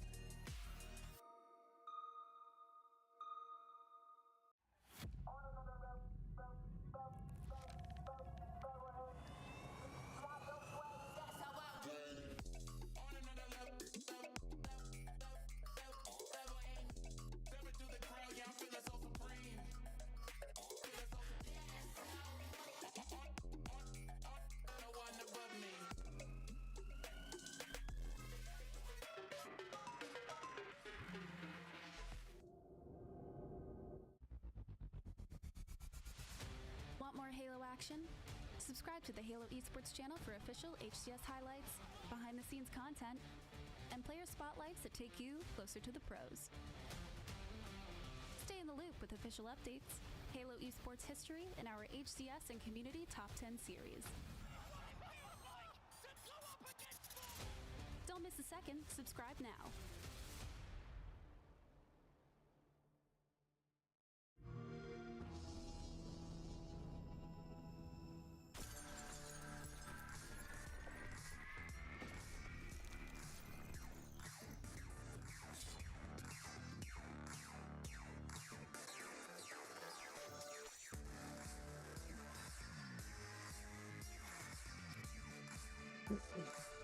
All right. When do the next set of matches begin? Shopify and Complexity are playing.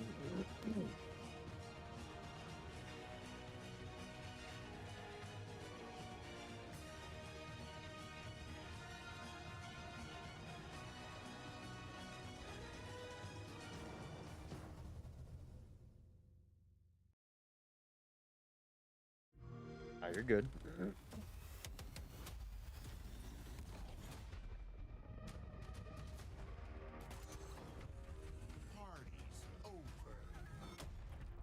Party's over.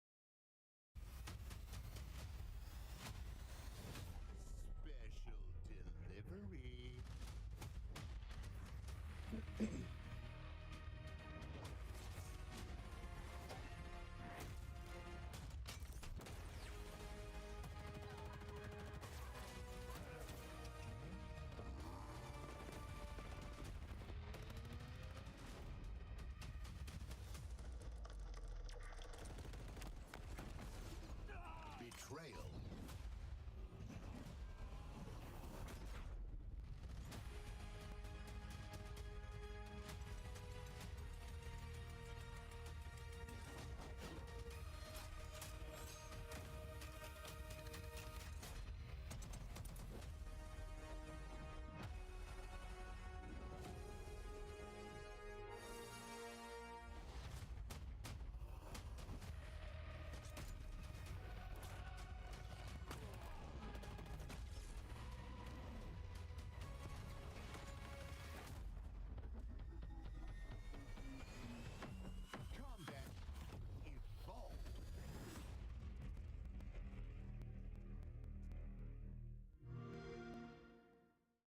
The 2025 Halo World Championship is presented by HyperX, Omen, and Hayworth. Amen. All right, here we go once again. Seattle back on the main stage, fighting for that trophy, fighting for the journey, the pleasure, the honor to gain access to the rings, the final ones of Halo Infinite, all on the line. And right now, it's Shopify Rebellion versus Complexity. Really a tale of two different stories here. One, perfection, continuously.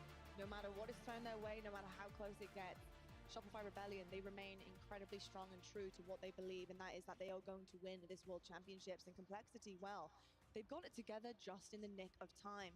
But is it enough when you're going up against perfect, when you're going up against a confidence that really is unshakable at this point in time in the season? Clutch, you look at the two. How are you feeling about the balance of this series that we're about to watch? I mean, in all honesty, I think this is going to be a beatdown. And I know Complexity's having a phenomenal tournament coming into this series, but Shopify Rebellion is a team that they have not played the likes of. And Shopify Rebellion sets the bar when it comes to the best Infinite being played. They had a close series against FaZe, so maybe they're vulnerable. Maybe there's an opportunity here. But it's going to take everybody being on fire, and honestly, a pretty poor performance on the side of Shopify for this to be a series that goes in Complexity's favor. 100%. Let's start with Shopify. Tony, coming over to you. They have looked so strong. I think something that separates them from other teams is that no matter what happens, no matter what mistakes are made, they do not let it affect them. They do not let it snowball out of control to a point where they cannot. This team is very composed. That is something I love about them. Do you think they're going to hold true, especially going up against a Like, hot Complexity where, they have to be honest, we OpTic's haven't seen this fucking level of number. They've gameplay. had their number all year. I think they'll be surprised, but at the end of the day, Shopify Rebellion play To see them get dropped out of the event might, actually, I won't even say might, but it will be the best thing. The best in the league right now. It's comparable to Shaq in the Paint. It's comparable to Kareem Skyhook. The way they stay alive, the way they put down damage. I love the Shopify Rebellion roster. And you can see right now, flags captured. This is just unbelievable. They have records in pretty much a lot of the modes that we have here, but this is just insane. They also have the fastest flag game that I think we've ever seen, maybe in history of Halo. How are you feeling about their flag game? It's pretty strong, hey? It's efficient. That's the big thing for me when I watch this team. When they get kills, when they get all four down, you can almost guarantee they're going to translate that into a cap on just about every single map. The surprising thing to me is they lost a CTF 3-0 against FaZe. We just saw FaZe get knocked out of the tournament. Complexity, you can throw these stats out the window and hope that you have a chance. Shopify have already bled a little bit in this mode itself, even being the best in the world like they are. I think that's the thing you've got to really hope for if you're Complexity. Make them doubt themselves. How do we make Shopify doubt everything that they know? How do we knock the confidence out of their sails and the wind? I mean, Tony, looking upon this roster here, we have Cherished, who's been absolutely amazing. We have so many powerhouses, including the brain of Rhinoob as well. And finally, he is putting something together. Maybe this is the team he can do it with. How are you feeling about how they're going to handle Shopify? And what can they use that they have learned along the way from day one to bring into day two? You know, I feel like if I'm building a roster, I think I'm starting with building up around a player like Rhinoob, who has the macro down pat. But like you said, Cherished, I need a Cherished on my team. One that's going to pop off whenever he's going on a streak, or one of his teammates are as well. He energizes his team. He gets hype. I love what both Cherished and Rhinoob bring to the roster, and I'm starting with that if I'm making my own team. Yeah, no insult to the boys on Complexity, but it's going to come down to gun skill. Can you stand toe-to-toe with the likes of Shopify Rebellion? If you're able to win 50% of your fights, you're going to have yourself a chance, but that's a tall ask against players like Psycho, Last Shot. I mean, the entire roster doesn't miss. So you need to see that same level of gun skill in order to even try to compete when it comes to the objective play. Talking about gun skill and trying to match it, here are your players to watch. And Tony, we talked about him a second ago, Cherished, but we haven't touched upon Last Shot. And Last Shot, not only does he have the gunny, it's just the way he efficiently moves around the map. He is able to pop up, pop back, disappear, reappear, and it's so difficult to track him. And it's not as if it's kind of tweaking kind of behavior that you see from the likes of Bound, where he's difficult to keep track of or keep under control. He's almost calculated with it, smooth, flexible. He's a really difficult player to gain. Do you think Cherish has a similar kind of, I think, power when it comes to his roster and the way that he can kind of carry himself on a map too?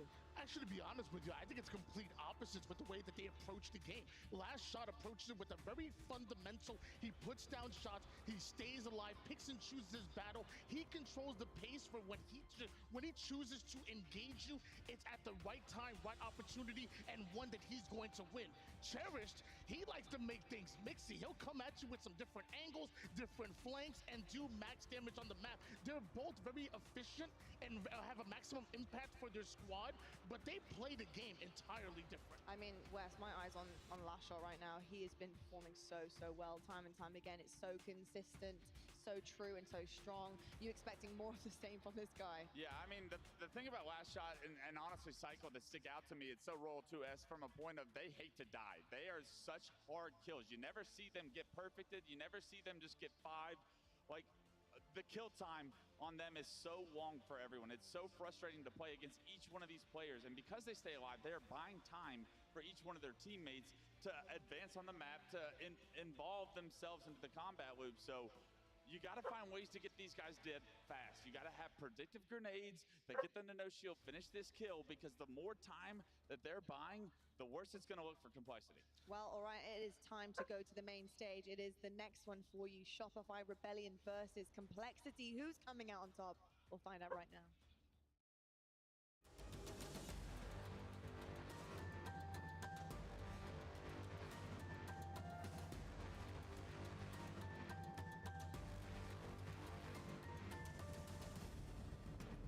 This is about to be a good series. I don't think Complexity gets swept.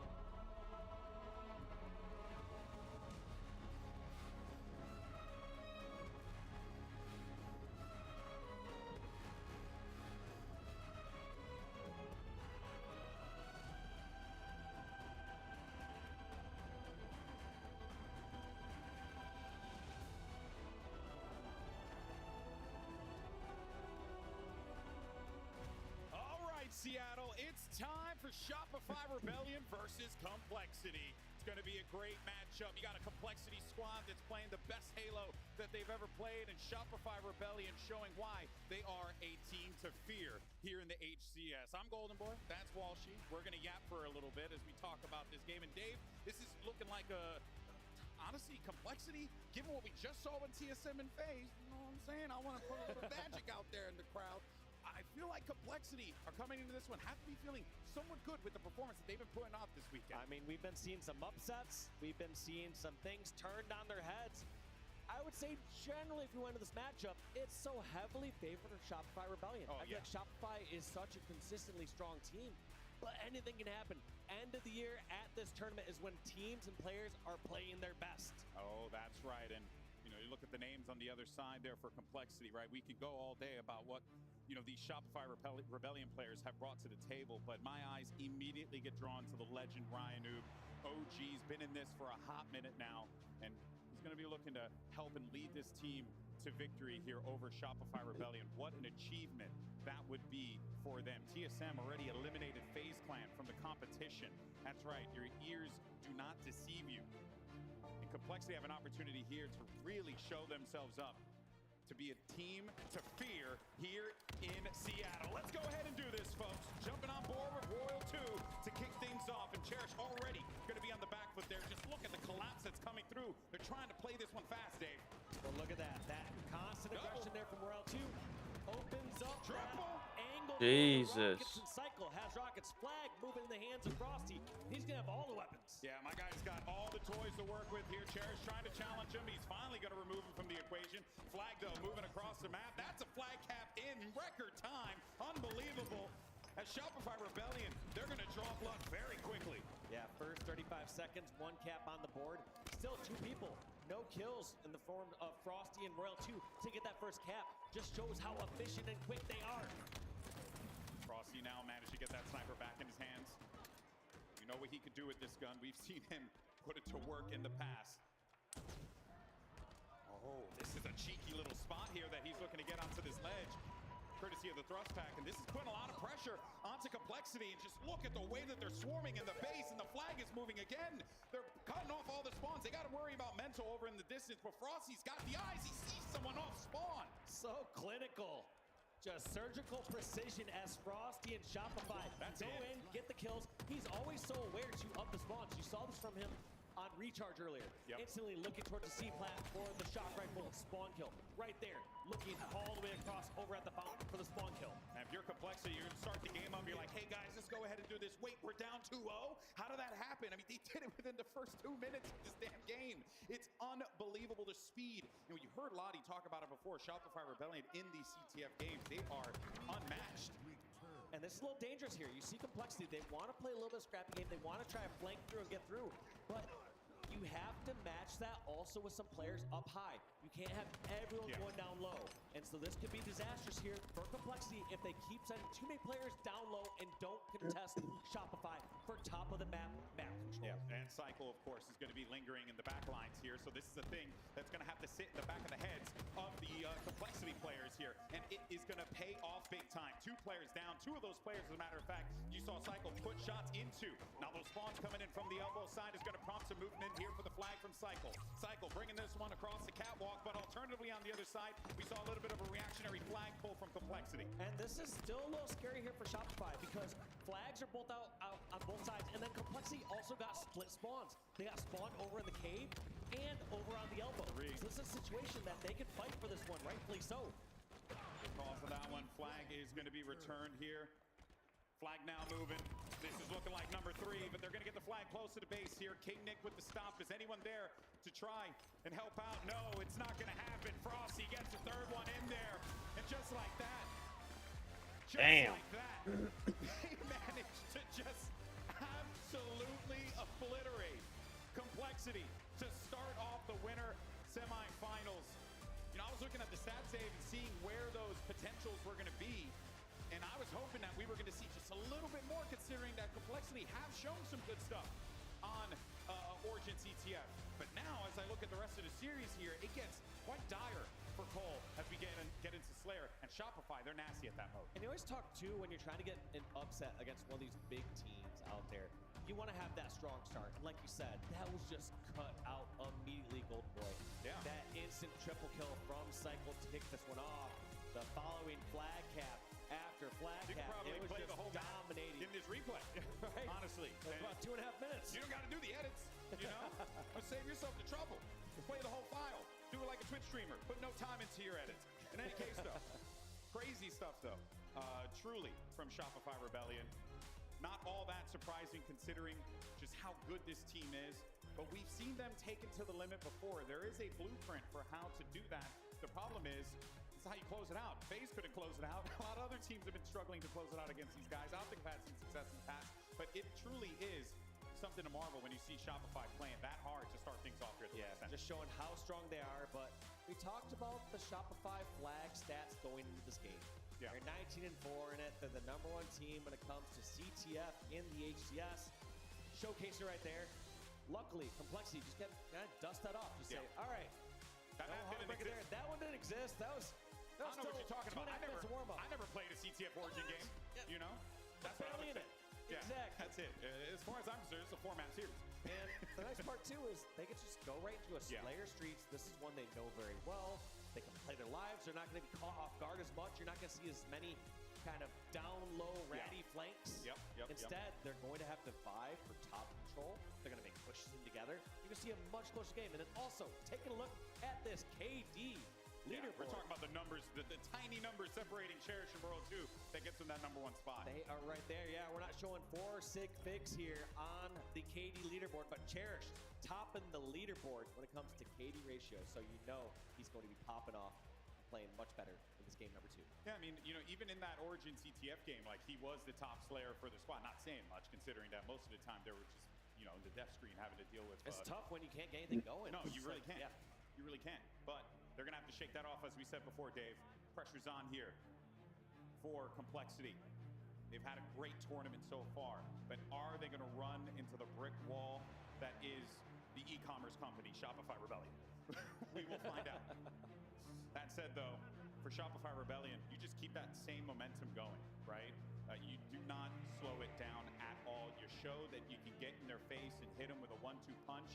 Might as well do it again and try and see if you can get yourself a knockout here. This is what Shopify Rebellion are going to be hoping for, and let's now jump into it with your #1 Slayer, KD holder. It's Cherish to kick things off. And a really, really strong push here from Complexity right off the rip, going straight towards Cafe. Looks like he gets mostly shut down. 2 players go down, and then Cherish can find himself in a 2v1. Once again, Shopify getting the better of the rip. They're getting a better start. Yep. They're reacting better to Complexity's aggression and getting the kills. I'm actually a little surprised as well that Cherish went for that play, considering that, you know, there were 3 players over there. They had to have seen the 2, so they're maybe, you know, through the process of elimination, you're like, yeah, maybe the other 2 guys have split off onto the other side. But Cherish, unfortunately, won't be able to do much there. And that's kind of opened things up now for the likes of Frosty to be able to get this camo, put it to work, and just run around with it, and do what he wants to do. When Frosty's got this camo, he is absolutely deadly. Like that, gonna grab that stock rifle. He doesn't want to go up the stairs immediately because he could get exploded. But look at this, just getting a bunch of information for his teammates. Knows where his player is weak at the bottom B stairs, gets that pick off, and he's got a couple bullets left, but gets 1 hit on the King. Good job there, trying to keep himself hidden. He was hoping that the camo would have concealed him maybe a little bit, made the shot a bit more challenging to see, but does not happen. Regardless, though, Cycle's there for the pickup. Continuing to make this fight happen over on the sub side of the map now. Little ring around the rosy here as well, but Cycle's just going to have to get out of dodge, see if he can get something out of it, which he does. So way to find some value there despite that whole situation not really panning out the way that I'm sure Cycle would have liked initially, and that's just going to continue to add on to this lead for Shopify Rebellion. It doesn't feel like Shopify had to do too much to get the 7-kill lead. It feels like they're just playing defensive, playing smart, letting Complexity make the pushes and make the mistakes. That's one benefit you have when you have so many strengths as a roster like Shopify. You can play fast when you need to play fast. You can make plays when you need to make plays. You can also just sit back and play smart when the other team is walking right into you. Yeah, they really have found, you know, the secret sauce, if you will, for this Shopify Rebellion roster. What clicks, what makes them work. All these guys have such an incredible ability to just hit the go button so fast, but at the same time slow it down, as you were talking about. Just so you see right there, Complexity, they're trying to see if they can get anything out of this fight, anything out of this exchange. But the best that they could get is just a little bit of a trade there, and that's about it. More kills going on the side of Shopify. They have a 9-kill lead here, and they're just continuing to march around the map with freedom. Similar play from what we saw at the start of the game here as well, except Mental's not going to be the last man standing inside of the tram. While that's going on off screen, Frosty able to pick up 1 kill, and there's that camo too. World 2 looking for that angle. Frosty's gonna get that again. I mean, Dave, this is just maybe Complexity is about to get fucking smoked. Yeah, it feels like every single exchange, just Shopify walking further and further ahead. One thing that also helps with this 12-kill lead is when you have someone like Frosty going 11-3 and grabbing all these camos. This is the 2nd camo in the hands of Frosty. They have been putting this to work. You hear that, we're at the halfway mark in this game, and it does not feel like Complexity have gotten a read on how they want to try and stop the onslaught that Rebellion have been putting forward here. A lot of nades flying in, though. They had to take care of that camo player eventually, Complexity, and they do just that. They cannot let this lead get any more wide than what it is right now, Dave. If they continue to add on to it, we cross that 30-kill threshold without Complexity getting close. It's going to be really tough for them to start to come back as the trades are coming in. Well, it might look one-sided thus far, but one thing you got to keep in mind about Complexity is they are a very aggressive roster. So we have yet to see them get the full setup or full control that they're capable of. If they can get Shopify Rebellion on a spawn trap, if they can go back and forth across the map, they might be able to get something going here. But like you said, time's dwindling down. 12 kills is not a small margin. No, not at all. And I think an important thing here to keep in mind as well, this level of play, like, yes, can these players, you know, like, easily be able to come back into this one? 100%. Beautiful double kill from World 2. But when you're playing like that, it really is just so tough to stop them. One update, by the way, I just got Gold Boy, is Space Station Gaming was eliminated 3-0 against Luminon. Whoa. So we are having Titans fall left and right here at the beginning of Saturday. That gave me goosebumps, not gonna front. Uncharted territory here, people. This Stellar and Snakebite not making it to a championship Sunday feels criminal. It just goes to show you the talent and the work that all these players have been putting in for this World Championship, for the last event of the Halo Infinite season. And it really has been a marvel to watch here. It has been amazing to see how Shopify Rebellion just control the pace of the game so willingly. Complexity now. Complexity's about to just get fucking rolled. But every single time they're in these fights that are a little bit scattered. This Shopify team is just so good. Positions where they can't really support one another. Where Shopify Rebellion, they're doing a brilliant job of collapsing on targets together and making sure that they have numbers to be able to achieve those goals. And look at that little cheeky repulse. You saw Royal 2 trying to get King Nick in that repulse with the frag grenade to at least trade out the deaths there. Didn't work out. Got the nade with the repulse, but not the flare. And here comes 3 charging in. Complexity. No shortness on friends when they make a charge around the corner, but at some point you gotta wonder, do you need that many resources to charge in one area? Yeah, especially when you're giving up so much of the map there to handle it, right? And this is just opening things up for Frosty and Last Shot to do some damage in the back line. 4 kills remaining here. An absolute shellacking that we're seeing from Shopify Rebellion. They're trying to close this one out and prevent them from making any more progress. But this is exactly what Rebellion would have wanted, considering how that, quarterfinal game went against FaZe Clan. They wanted to make a statement here, you could tell, and they are doing just that, Walshy. They only have 2 more kills remaining, but man, it's inevitability at this point. Yeah, just slowly but surely, Shopify winning this one. They just need 1 more kill, 49 to 35. Who's gonna get this last one? Kind of doesn't matter. I mean, Shopify about to close out and get a 2-0 lead. Oh, they're all inside of the tires, too. This is not a great position to be in. Last Shot now on the move. He's got some eyes. He knows they're going to be around the corner. Hello. Might even be able to get 1 or 2, but they're wise to it. Complexity playing together here. They can't give anything up, but the problem is you only got 1 kill that you got to give up, and then that's it.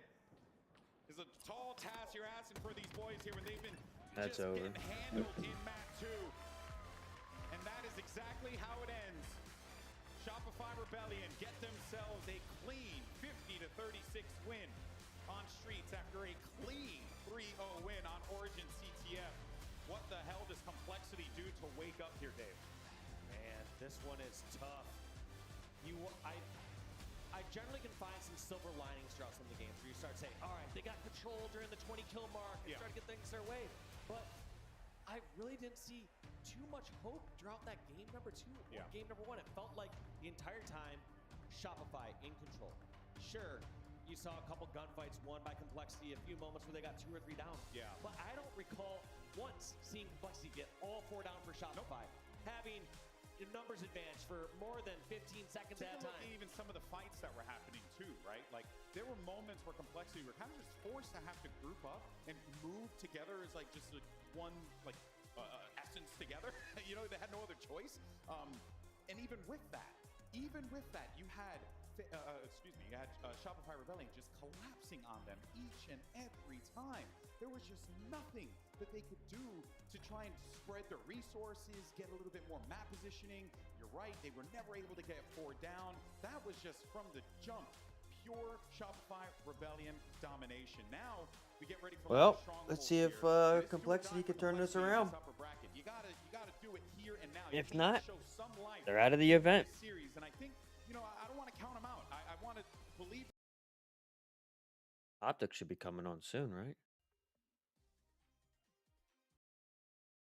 Comes to who's winning and losing on Lattice, and looks like Shopify, no stranger to winning on this map, and Complexity. The graphic came up to troll me. Like there's a chance it was like 0-3. I'm like, come on, man. Like I said, I'm always hoping for some sort of fact checker on the streams while Golden Boy's talking. Yeah. That way we can just see the tallies going up and say, Golden Boy's wrong about this, Golden Boy's wrong about that, Golden Boy's wrong about pretty much everything. Wow. Okay. Firstly, you're going to lose tonight, so don't talk. You want to start this now? You want to do this in front of everyone here? You want to do this in front of everyone here? I will listen here. I'm from the hood. Okay. I will fight a fool. All right.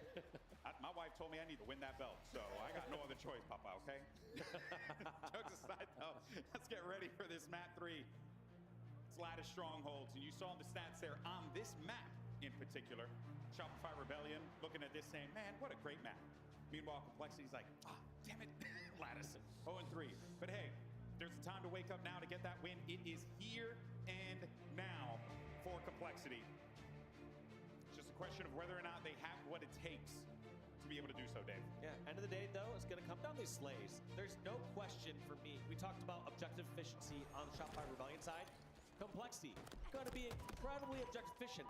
I just need to see them go slug for slug in the slaying department. Yeah, they need to be able to hit back. They need to be able to go in near even. Try to go ahead in slays. Easier said than done, obviously, against a squad like Shopify, but end of the day, if they are going to go extremely negative, like we saw in game number 1, where they got outslayed by about 30% kills. It was, I want to say, like 27 to 18 kills. You're not going to see Complexity be able to overcome that in that sort of slaying deficit. No, I don't think so, and they're going to certainly need to find something here now. Shopify Rebellion, though, with that snipe. You got Royal 2 in the back lines here over towards Shard. He's just going to work the angles. Rare miss from him. They're going to have to handle this guy eventually by the box, but they're waiting this one out. Flip comes through. Royal 2 needs to hit those shots. That's the second one that he missed, but this is an opportunity now for Complexity to try and do something here, as they're getting a few of these players down, and they are getting the hits, and they managed to, you know, wipe out a few of them here, Dave. They're going for a trip cap. We're seeing Complexity for the first time in the series in control. They got 3 down. They're charging for the trip cap, trying to get another slay over onto C, and let's see what they can do. They do manage to flip over C, but Frosty waited for him as soon as he was on the jump up there. Regardless, so we wanted to see some life from Complexity. They're giving us a little bit of it here. See what they can continue to do now. Mental has that snipe. I've called many games and other games where Mental has done work with this weapon, but it might not happen here. And oh, he misses out on the melee. Cycle's going to be the one to get the better of him on that one. But all that action's going on. B was attempted to get captured by Complexity. They're going for it again. Cycle's on the prowl. They know that he's lingering about. They're waiting for where this fight's going to come from here. Well, look at this patience. You see it from Cycle's POV. Yeah. He sees 3 members of Complexity down low, and then what ends up happening? We see 3 members of Complexity get picked off. It feels like a lot of Complexity strategy is cause some disruption, have someone flanking, someone being a nuisance down low, but they aren't following up with enough top control. You gotta have the sum of all the parts in this game. It's not just a matter of pushing just because you think you could win it out. Gotta have positioning in Halo. It's the name of the game here. Frosty tried to get a little clever with it. Does not come out to fruition for him. That being said, though, Complexity not out of this one, not by a long shot. They're doing everything they can to get back into this one. Ryanu with some big kills now. Seeing the likes of Ryanu really step up in this one too, which is a positive sign for this team. Gonna definitely need to see Cherish be the one to kind of step it up as well in this moment, because he has been playing incredible in this tournament. Well, one thing I said, Golden Boy, is that I want to see Complexity go ahead and slays, and we are seeing that for the first time in the series. Complexity, 21 kills to Shopify's 20. So when they're even, look at that objective scoreline. About even. Yeah. It's all about that slaying prowess. Yeah, you gotta have the guns hot. You gotta be able to make those shots and connect them there. World 2 knows that all too well, as he's waiting for any players to push out through the small door there, but the pressure's starting to come in from the A side now. Flip making its way through here. It's been a little bit of a tough area for World 2 to fight out of with the sniper. Seems like that might actually continue with the snipe, but he's good with the Bandit Evo, so he is fine with that. Does manage to get flipped, though. Cherish goes in, tries to, well, he does actually stop that. Oh my word, gets a shot on Ryanu from downtown. That was a headshot. He'll cap A, thank you. And now they're going to continue to march their way forward. Look at this. Royal 2 realizing he has 4 bullets left, not afraid to get aggressive. That's one of the dual threats that you have in a player like Royal 2. He can sit back and be that anchor, is going to hit all those long-range shots consistently. And he can also get up in front, in your face, and win those close-range battles. Trying his best there. Put that snipe to get that body shot so they can have 2 players up here for the flip over towards C. But instead, Frost is going to get the job done himself. Triple cap now coming through for Rebellion. And, you know, it's funny, Dave, you talked about how the slays actually play out here. Now you're starting to see Shopify peel away from Complexity in the slaying category, right? They're getting themselves 35 frags to the 26 over on the Complexity side. And to your point, it's very much reflected on the scoreboard and the state of the game where we are right now. Yeah, that's what's going to happen when you have especially 2 objective efficient squads. When you do have a squad that tends to overslay and you have the objective efficient team, that's where you can start to see that deficit take place. But when you have 2 OBJ efficient squads, it's going to come down to who's getting more kills, who's taking advantage of those opportunities. Talk about using the quantum translocator to great effect. That was, my guy acted like he was Tracer from Overwatch. It was crazy. He was just blinking all over the place. Cheers, love. You know, wild stuff. Wild stuff. That said, though, now 156 to 44. Shopify Rebellion starting to run away with this complexity. They have the potential to be able to get things going, but I think you're seeing it happen again here where, yeah, complexity, they had a good start, which is what we wanted to see from them, but some of these, like, I want to say habits, but just the way that Rebellion are playing, they kind of just ramp things up here. Complexity need to wake up a little bit, get those slays online. And look at this, so many players reacting just to a single call out from Complexity. You saw everyone just trying to hunt down Frosty. Frosty still not even get picked down there. Over at the top tower, just being such difficult kills. Notice the difference in how tough the kills are to take out someone from Shopify versus Complexity. Yeah. A lot of times committing and over-committing to certain battles. Yeah, you saw it there in that whole fight. It was truly just a great example of how Shopify Rebellion are right now a cut above a lot of the teams in the HCS, despite how good everyone has been here in Seattle. But even with that, though, Complexity, they do manage to have ANC control. Solid way to get themselves back into the game here. Massive fight there for King Nick to win on last shot, keeping him alive now. Nick's going to need some help in a moment because he is going to fall. And there it comes, right from the silo there. You got a couple players that are trying to push forward here, see if they can help out. The Royal 2's on the flank, and he's got eyes on it. But they're winning these big fights here, which is pretty exactly what you want to see. It's pretty damn cool for Complexity to start to step this up here just when you think that they're going to be out of this. Like this play, though, by Royal 2. Get the QT, create some space on the map, but picked off so quick by Cherishing King Nick. That's going to be the opening kill here for Complexity. Now, the key for Complexity is can they keep racking up these kills, but not give them deaths? Right there, one goes down. Are they going to go for the second kill? Still looks like Mental is going to unfortunately get stuck there. So that one's more of an unfortunate death. But in the end, Complexity, after they had advantage, they dropped with 3 members. That's not what you want to see. Usually when you have the numbers advantage, you're able to keep pressing forward and continue to roll that advantage. Frosty and company are looking to press their advantages where they see them. But right now, you got Cole, who's doing everything that they possibly can to get themselves right back in this one, and they did so. Another triple cap coming in for Complexity here. They're holding it down. You got 4 down for Shopify Rebellion. This is a rare sight that you see for Rebellion here, and the trip cap now coming through Cole. Also, a huge part you pointed out before, Golden Boy, was that Shopify were up by about 10 kills. That kill lead has now been chopped down to only 2 kills. So that was an 8-kill differential there in favor of Complexity over the last 2.5 minutes. And you can also see, too, how a lot of it was contingent on Cherish stepping it up. My guy was, a little slow in the beginning. And now he's finding those kills. He's making himself that difficult shot. Just as I say that, though, you got 3 members down for Complexity. Again, Shopify Rebellion reacting so well off of it. A lesser team would have struggled in that instance, but not this squad. They're prepared for it. Nice shots. Triple cap coming in here, and they're going to see if they can get this lead right back, and a trip cap's certainly going to help them do that. Yeah, trip cap is going to be very difficult here for Complexity to break out, but score is now tied. Score is close. I'd give it to him for making this comeback, but what are they going to do? And that's going to be Ryan going down, and unfortunately, this is the difference between having everyone down low. Nobody in position to finish off last shot, but everyone from Shopify having angles onto that B stronghold. And it is going to get flipped right back, but they do make that push toward A to try and stop the bleeding here for the trip cap. Massive swings that we're seeing in this game from both of these teams. With this top mid control, Cycle's going to look to try and see if he can cause and disrupt them on the flank over here. Yep. Similar story once again. More players from Shopify up top, higher positions on the map. More members from Complexity down low, trying to scrap up time. Yeah, they're kind of forced in that situation, though, Dave, don't you think? Because, they got to make these moves happen, right? They don't want to just give up and concede too much, but I also agree that they got to get some bodies up top, too. They need some eyes up ahead. Yeah, it's kind of do or die at this point. And oh, my God, Ryan somehow turning that fight around and trading with Frosty.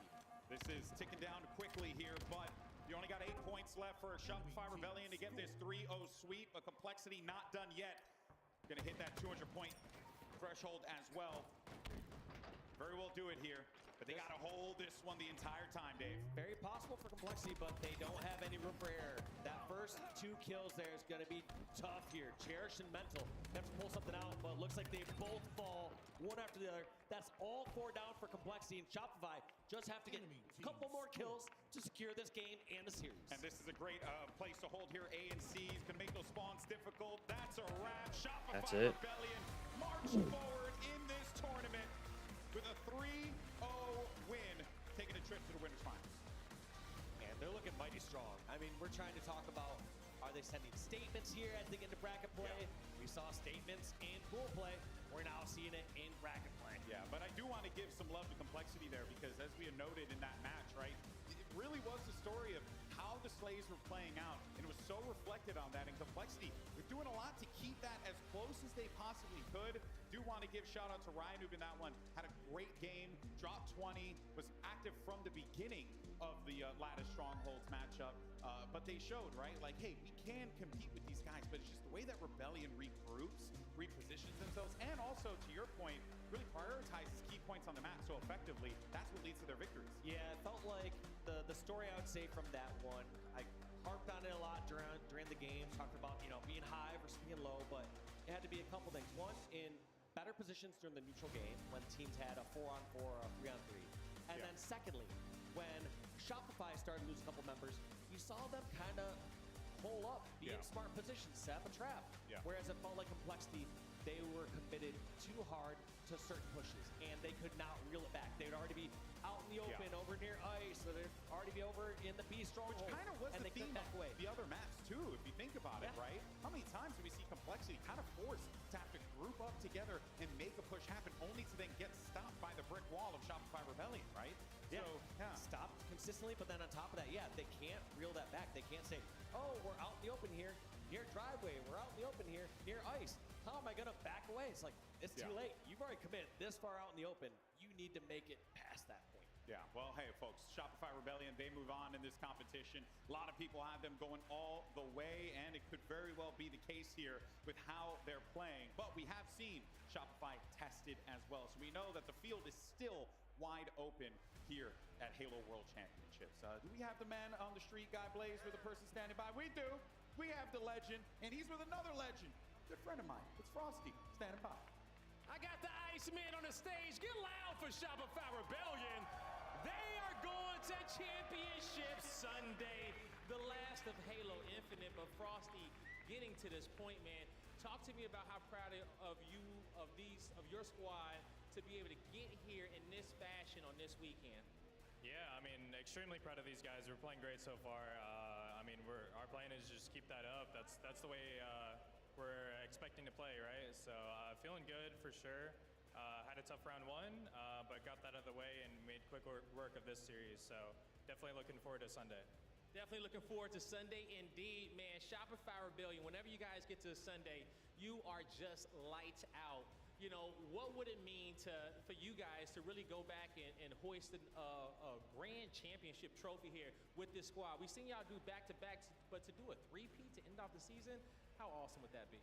Yeah, I mean, it would mean everything. Obviously, we put in so much work, so I mean, that's our goal, and that's what we're locked in setting our goal to do. Yeah, you guys are locked in for real. Are they locked in, Seattle?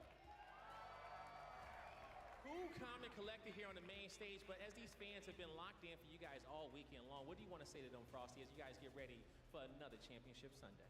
Yeah, I mean, I appreciate you guys as always. I feel like there's a ton of people here, so it's been awesome so far. Hopefully we can put on a good show for you guys, but yeah, enjoy the event. Enjoy the event, everybody. It's been a good one, and we wish you guys at home could be here, but don't worry, we still got some Halo action. Lot, take us away. Thank you so much, Blaze. I mean, I've got to say, yeah, that's the sentence, right? Sit back, relax, enjoy the show, because Rebellion, they're really putting on one for us here at the Halo World Championships. You know, you heard Frosty on the main stage say, yeah, we were tested round one. It was tough. And we actually heard the same sentiments kind of said in the winner's interview of that one as well against FaZe, which was, that's not what we wanted to see. That got a little too close for comfort. Let's not do that again. And that's exactly what they've done here against Complexity. 3-0, very clean, looking super strong. Yet again, Clutch, this team, is going to take a lot for them to be stopped. And I don't know if I've seen enough of what it's capable to do that so far against even OpTic Gaming, the likes of some of the teams like TSM catching fire earlier. Is there a team out there that can stop this perfection that we see?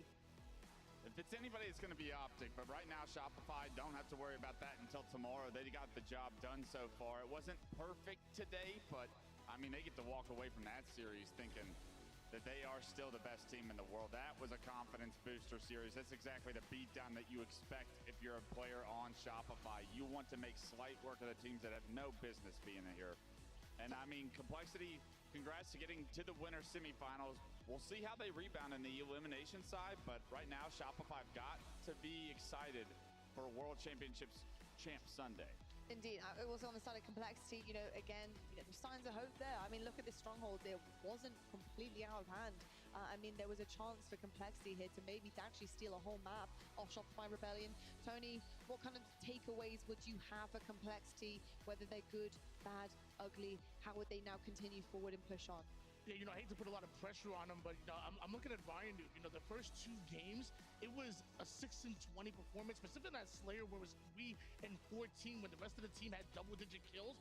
Ryan struggled a bit in those first 2 games, but one thing I did notice, that Strongholds game number 3, Ryan steps it up big time, and they were really competitive. So it feels like this team is going to go the way Ryan does. I think if you're looking at the stats here as well, Clutch, something I have to pick up on is King Nick's stats. King Nick has been so good for this team, actually, the entirety of the weekend, and honestly online too. He's been a big part of why they've had success. A 0.5 is not going to cut it on the main stage against the best in the world. That needs to be stepped up for sure, because he's one of the main slayers that they have. Yeah, absolutely. I think if you're anybody on Complexity, you probably had a hard time this series. What up, Cowboy? And that goes down to the individual skill that I touched before the series. It's so difficult. The reason we haven't seen Shopify slip up in any series like we've seen other teams is because they are consistently just winning gunfights. They have no business winning. They're difficult kills at all times. They don't give you anything for free. And that's something that Complexity really struggled with. When they're not giving you some of these kills that other teams are going to give you, you're not able to have the same space on the map, the same success. So I expect Complexity's opportunity maybe in the elimination bracket to be a lot stronger than it was here in this series. But that being said, we've already seen so many juggernauts knocked down to the elimination bracket, even out of the tournament, that it's going to be a tough road. There are no freebies. Yeah, I will say it actually just bodes to exactly what Hugh mentioned earlier on and just now. Again, the elimination bracket is no joke. There's so many juggernauts in there, and as you can see, Titans will fall also if you catch them off guard. Let's take a look at the brackets, though. Winner's side of things first to show you Shopify's clean run as per usual. Looking so good for them, sat in that winners finals, hoping to make it to that grand final, of course, with that big leg up. Here's the elimination bracket side of things, because we do have round 2 going on. Luminant Gaming, they will 3-0. Space Station Gaming, they are out of the tournament. SSG and FaZe apiece have gone home already so far on Saturday. TSM will continue. They will go up against MV. Complexity find themselves up against Luminant Gaming as well. But this is how it ended here for Space Station. Again, on Lattice, here in Strongholds, this was an absolute whitewash. This was a destruction. Luminant Gaming just finding a whole new level to them, because Space Station, they've got some really good gunnies on their side, but they're just, the teamwork, it hasn't been there, Wes. You saw a lot of teams really struggle with the addition of Lattice being thrown into the map pool. 3 new map mode combinations being thrown in. Gotcha, man, gotcha. I'm just chilling. Pretty sure OpTic plays next, so. Knocked out of the tournament, losing a lot of the. Pretty sure OpTic should be playing next somewhere. Most likely on the main stage. For them to see their tournament lives on the line, staring down Strongholds, I mean, that was everything for Luminant. Hit that 3-0 earlier, now they're gonna. We know how strong the Europeans have been. One more match, and then they win that, they go to Championship Sunday. Specifically, so that's a beautiful way for Luminant Gaming to advance to the elimination bracket. And could they be the team that now finds themselves looking to get into the top 4, into the top 3, because somebody's got to get there. And right now you're looking at Envy, you're looking at Luminant, and you're looking at TSM. Like, those have got to be the favorites, but all 3 of those would be ecstatic to get to that Championship Sunday by the end of the night. 100%. And you're looking at the stats here, Antonio, just this slaying power that seems to be coming across from Luminon is unmatched there. And SSG, it's funny you would be saying that with the likes of Stella on your side. You see Suppress, he did manage to go positive there, but you have Foul as well. It's kind of strange to see a team like that getting outslayed, but it just shows you that teamwork makes the dream work. And if you're being able to catch them off guard, you're taking special routes, you're being able to control a map, is so easy to cut down teams, even the best that we have here as well. Tony, how are you feeling about the chances of Luminon going up against Complexity? Because it's a very similar situation to TSM and FaZe, right? You're catching one off guard who, you know, was in the winner side of things. Things were boding well for them. Their heads are going to be down here. And to be perfectly honest with you, we have a team, Luminon Gaming, who, yes, they're familiar now with the elimination bracket. They just had a hot 3-0 against Space Station. You know, they're going to be feeling themselves. Yeah, I mean, I'm feeling confident about Luminon. Actually, going into this event, I had Luminon in my top 4 and had a lot of people going crazy with that. I'm like, dude, have you seen what they've been doing time and time again? The star power in the team, the chemistry, the teamwork, it is real. And then on top of that, they've been boot camping and preparing for this very moment. There's a lot of people at home that maybe they don't know the ball too much. They really confused about Luminon beating SSG, but Luminon are the real deal, and they're here to make a run. They certainly are indeed. Well, we have a bunch of real deals, and of course, OpTic actually are going to be coming up next on the main stage, so don't go anywhere. But we also have another special guest coming onto the desk. We're going to hit a quick break, but when we come back, we have Tashi joining us for an esports check-in. Don't go anywhere.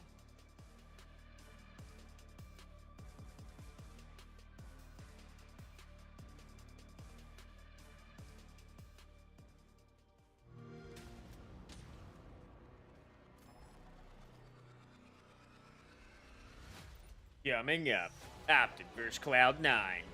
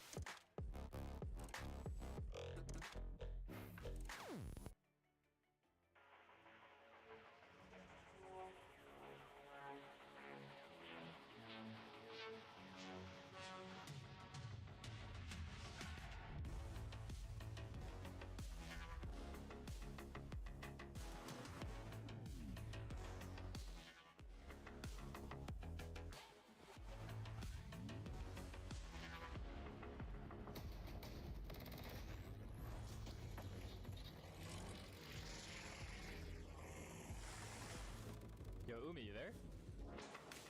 Yep, I'm back. Are you ready?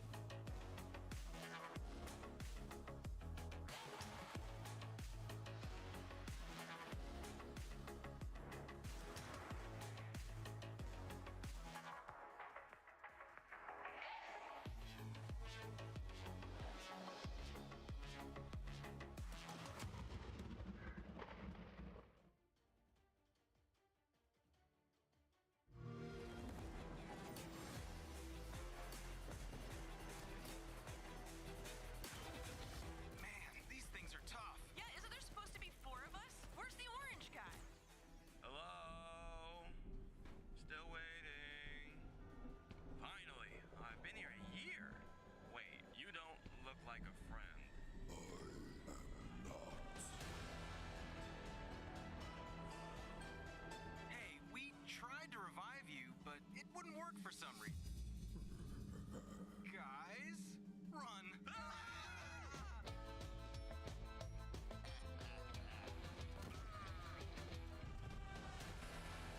Not on my watch, Jack.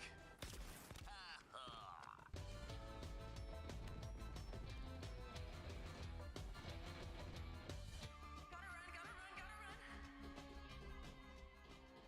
You won't get me. Take this.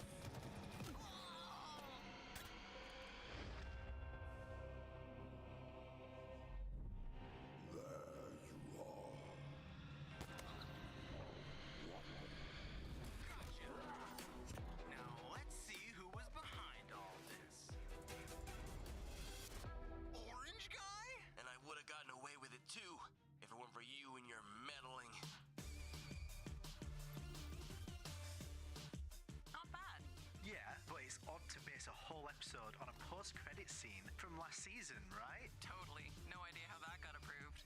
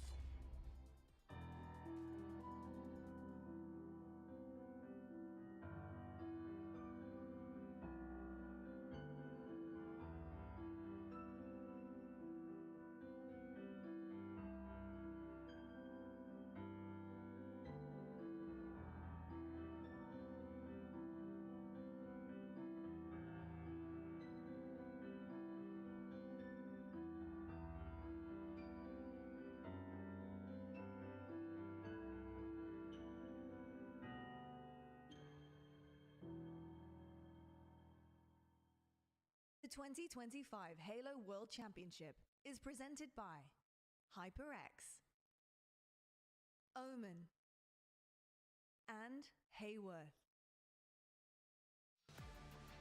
Well, welcome back, Seattle. Welcome back to your Halo World Championships. It is a glorious day. It's even more glorious in here because we are chasing glory at the end of the day on that main stage.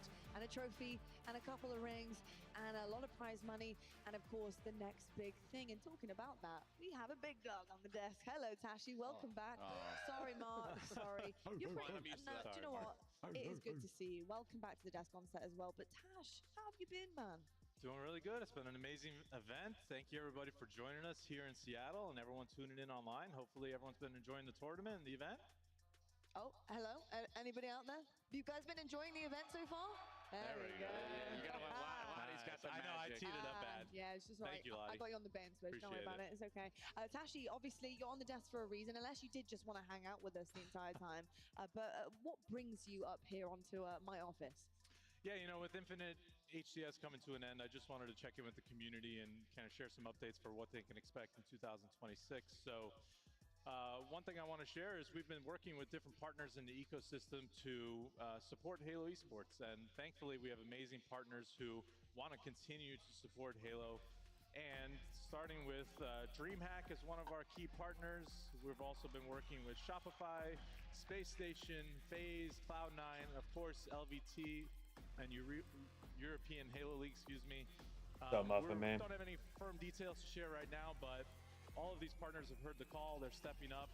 We're working with them to provide prize pool, travel coverage, things like that, in order to continue running more tournaments, and we'll have more to share. We love to hear that. Just watching Halo Worlds. There we go. You didn't think that they would leave us high and dry, did you guys? Come on now. Really exciting stuff. And Mark, obviously, you know, Can't break it's from the fantastic rage to frame. mention, you know, European coming back I feel to that. kind of like where we're from, you know, back to EU, and we have some incredible. Yo, looks like teams as Diablo well, 4's so been cooking excited up to some follow good their fucking story. But content how are you lately. feeling, of course, about, you know, more esports to be played next year? I mean, it's great, right? Everyone wants to see more Halo. It's been kind of, I think, the sentiment from everybody. We were coming into this event, everyone was kind of like mixed emotions, like very excited to be here, but there's always like, what's next? Like, it's going to be the end of Infinite, but it's great to see that we're going to have the competition continue, and I'm excited, man. Like, just keep it rolling. Yeah, I haven't really seen too much, but Now, I have to ask, I've when seen are we like gonna get a together again? That's really my next thing. I've seen got like a my big schedule spike in ready people to go, playing it. Tashi. I need to know when. Well, in partnership with DreamHack, we're going to be hosting with them the DreamHack Birmingham Halo event. This is March 27th to 29th. This is in the UK. I've been told by production this is not Alabama. Yes, this is in the UK. That's where I'm from. Oh, nice. Okay. Yeah, we're supporting with a $100,000 prize pool. Wow. We're also going to be supporting with some prizing travel. And there's another DreamHack. Yeah, that's free-to-play gonna be happening in games get that way though. States. Can't That's share the only dates bad thing yet, about them. otherwise DreamHack will take me out. But look for more information from their channels. It's There'll like be a US-based stream hack as well in 2026. you're gonna play a free-to-play game for so long until you in Birmingham. have to It's been kind a of long dip time money since into you've been things. in Birmingham. I feel like I think you've been in Birmingham for Halo before, have you not? I have. I've been to Birmingham in the last few years as well. I know it very well. I'm sure there'll be some Peaky Blinders popping their heads out from some of the dark streets. Oh, we got to dress but, as Peaky Blinders. You have That's to do that. awesome. Actually, please don't do that because I've seen you in Sweden dressing the part, and let's just They say loved me it's still over very there. obvious that you were an American. They loved me over there. But yeah, super excited. Yeah, I don't think there's any worry Yep. about that, Mr. Southern. And it's over still here. not enough. To Birmingham, Alabama either. though. Birmingham. There we go. There it is. Tashi, obviously, I have to ask if there's anything going on though back in the home of Halo. We love it. We love it here. It means a lot to us. It Yeah, of sucks. course, It's and kind of there's a like lot of Diablo those as Immortal. well, and next year Like is you can't progress to the 25th game anniversary of unless you Halo, fucking so dump a shit ton of money into it. celebrate in style, and let's check it out. And it's like roughly 30 grand to put in just to even hit something max, which is insane.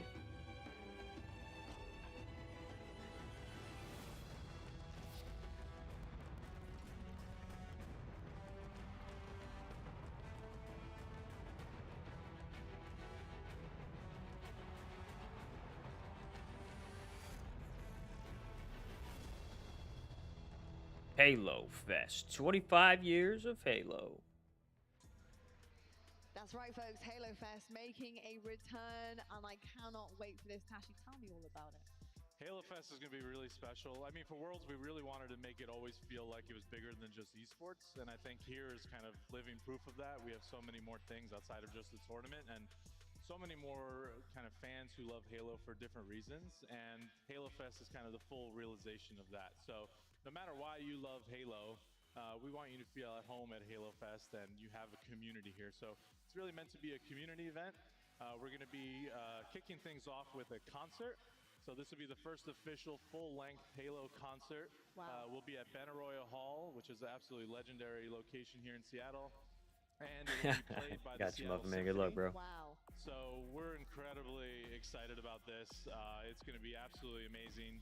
And one thing we also want to do is, of course, Halo's music would not be what it is without the composers that have kind of brought it all to life. So we wanted to formally send an invite to all of the composers to be our official guests of honor. So Marty, Michael, Neil, Kazuma, Curtis, Gareth, Joel, Steven, Brian, Gordy, C. Paul, and Brian. We hope that you'll join us here at Halo Fest with your guests to be the official guests of honor at the concert, so that we can honor your music and, you know, hopefully that you enjoy the show. So we're really excited for the concert. That is unbelievable, and obviously I'm going to have to speak to you backstage about my tickets to that one because I don't want to miss that, and I'm sure you folks at home don't either, because it's going to be just an incredible celebration. If there's anything that I know, it's that Halo fans, and even fans that aren't, you know, necessarily playing the game, know the Halo music. It is iconic. It is breathtaking. I get goosebumps no matter how many times I hear it in my life. It will always mean something so incredibly strong to me. So the fact you're going to get to hear that with the Seattle Symphony, my goodness me. I mean, as a music lover on set, my gosh, Yeah, I mean, how incredible. Incredible. I was going to ask if I need to pack my guitar for next year. Just give me the call. Actually, yeah, just give me a little bit of practice time. I'll be ready to go. You don't start. I was going to ask, are we looking for a new up-and-coming composer? Because I'll get out there and start doing my thing in front. I mean, it's going to be magic, right? I think everybody, when they hear whatever game they load up, you always hear that iconic moment that reminds you of a place that you were, wherever it was, playing the game. So whether it's a mission, you know, menu music, whatever it was, the first time it hits you, I think it's going to be very similar feeling when you see it live. And it's nothing like live music, right? You can hear it in a menu, hear it through a headset, but to hear it in person is going to be special. Yeah, and that's the mission for us. We want to provide as many goosebumps as we can in the auditorium. So it's literally, that's written in our documentation, just give people goosebumps. But anyway, that's the first part of Halo Fest, which is the concert. The next is the convention. And one thing that's really important to us is ensuring that the community has its fingerprint all over it. So we're going to be commissioning artists to help make art so that when you walk through the halls, you can see it. And we've actually already started with these Halo Infinite rewards here. So we've got 3 nameplates that are going to be available for fans to grab. We've got the official Halo Fest nameplate there, but we've also commissioned and worked with Uri Ortega as well as Ranger Cali to build some exclusive nameplates. And again, these are in celebration of 25 years of Halo. We wanted to ensure these artists could feel their art represented the way they wanted it to be, have it be authentic to them, and you'll see a bit more of that in spirit coming through in Halo Fest next year. Love to see that. By the way, those were sick. Love both of those. I'm really excited to see what else the community comes up with. And I think it's amazing celebrating everybody who has been around for so long and being able to put some of their work and their creativity, to the test and produce that and show the world is incredible. So I absolutely love that. You guys always give back to the fans. And it's very meaningful. So thank you for that, Tash. Yeah, of course. I mean, this is the key of everything that we do. So absolutely. The one thing I also wanted to confirm is that we're going to be hosting an HCS Invitational at Halo Fest. So, of course, esports is an important part of the entire Halo community. So Halo Fest wouldn't be right with at least an esports component as well. So you can look forward to the HCS Invitational, and we'll provide more details next year on what that'll look like. Cannot wait. There is so much more to look forward to. I'm so excited for next year. So thank you, Tash, for coming up and sharing that with me. Are you ready for the rest of the action that's coming our way today? Because it's been pretty crazy. I don't know if anyone's ready. I mean, these upsets have been absolutely insane, and yeah, the competition's been amazing. So I just can't wait to take a seat and watch with everybody else. Love it. Thank you so much, Tashi. Now, of course, after hearing all of that, it's pretty clear that Halo wants to give back to the fans, and the fans mean so much to all of us. But they also mean a lot to our players as well. And we actually had a chance to catch up with our players to see exactly what your cheers, your screams, your tears mean to them. Check this out. My favorite fan interactions definitely was when I was on SSG for the first Salt Lake City, and just like they showed up like mad for that Space Station gaming team, especially because it was like their first tournament putting it on, and just getting like random little gifts from random fans at that event was just so cool. So I've gotten like, you know, like a bracelet from someone, or someone painted a rock like a penguin, or like different stuff like that. It's pretty cool. SLC events are, for me, probably have the best fans and the best fan interactions though. I would say like going to London was pretty cool because the fans were actually like so passionate, and like everyone was so like kind. I just remember like being able to talk to the fans in London for forever, and it was just a great time. My favorite fan interaction we had was actually, well, after we placed top 3, it was Arlington, like we beat OpTic. Obviously the crowd was like against us when we beat them, but I feel like most of them afterward was like kind of rooting for us, and we got to speak to so many people that would actually be waiting for us like after our series when we beat Sentinel, just to congratulate us and stuff. It was like really, really nice. I've had to sign some interesting things, nothing like too insane, but I remember signing like a snow globe for some people. Some people have had me sign their pomade because that's like what I use for my hair, so it kind of became a little bit of a meme. Those are just cool, not necessarily too insane, but there was one girl that in the crowd at one of the Worlds said, "Lucid, have my babies." That was kind of insane. People just love to say hi and catch a picture, and they just enjoy what we do and put on a show for them and just give back in that type of way, just get to interact with them. Yeah, but it didn't happen at an event. It's kind of a crazy story if you want me to tell it. So I was in New York City for New Year's Eve 2023. I was walking around New York City, and there was some like murder sprees going on. And on that night, it was kind of crazy. So every street was closed down. And to like walk on any street or get any access to any street, you had to go up to the cops and tell them why you need to do that. So I went up to one of the cops, and one of the cops actually ended up recognizing me. It was also pouring down rain, so like a hoodie on and everything, and he still recognized me. It was insane. I don't even know if it actually happened to this day, to be honest. But I don't know about you guys, but I could listen to Bound stories all day long, especially if that's the one we have to go by. Bound is quite an interesting individual, isn't he? But there is one thing I know Here for we certain fucking go. is that he's an absolute demon on the sticks. I will say the rest of OpTic Gaming have been performing so well so far.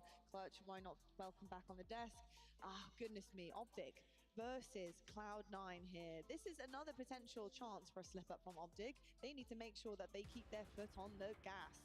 Clutch, in order to do so, what do you need to see from this Green Wall team? I think everything we have seen. I think what we're seeing from Bound specifically is what impresses me the most and gives me the most confidence that we're going to have the winners finals that everybody thought we would have. OpTic versus Shopify, waiting in the looms right now if OpTic can get this done against Cloud9. And Cloud9, they're on fire right now, but so are OpTic. OpTic being pushed by TSM to Game 5 yesterday, we asked questions. Was that TSM playing to OpTic standards, or was OpTic not playing as well? I think we got the answer as TSM just beat down FaZe in the elimination bracket that they are here to play, and that gives me a lot of confidence looking at how OpTic are playing.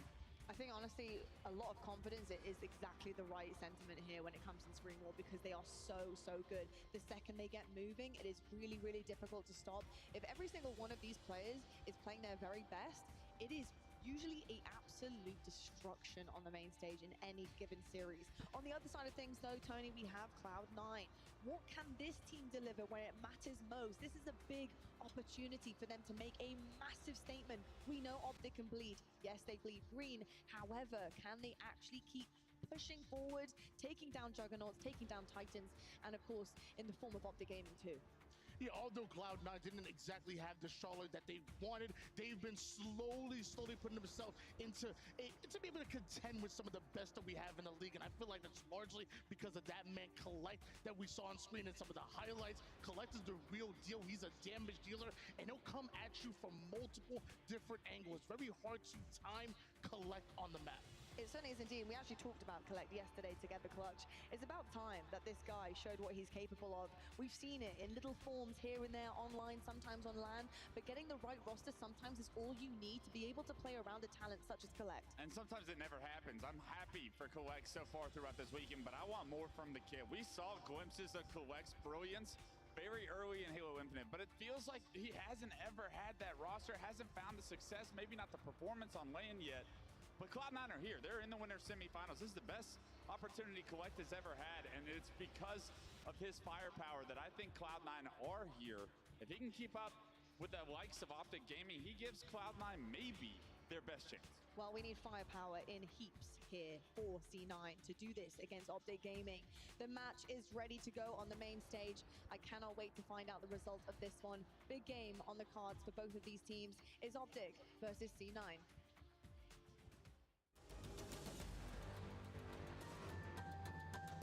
It.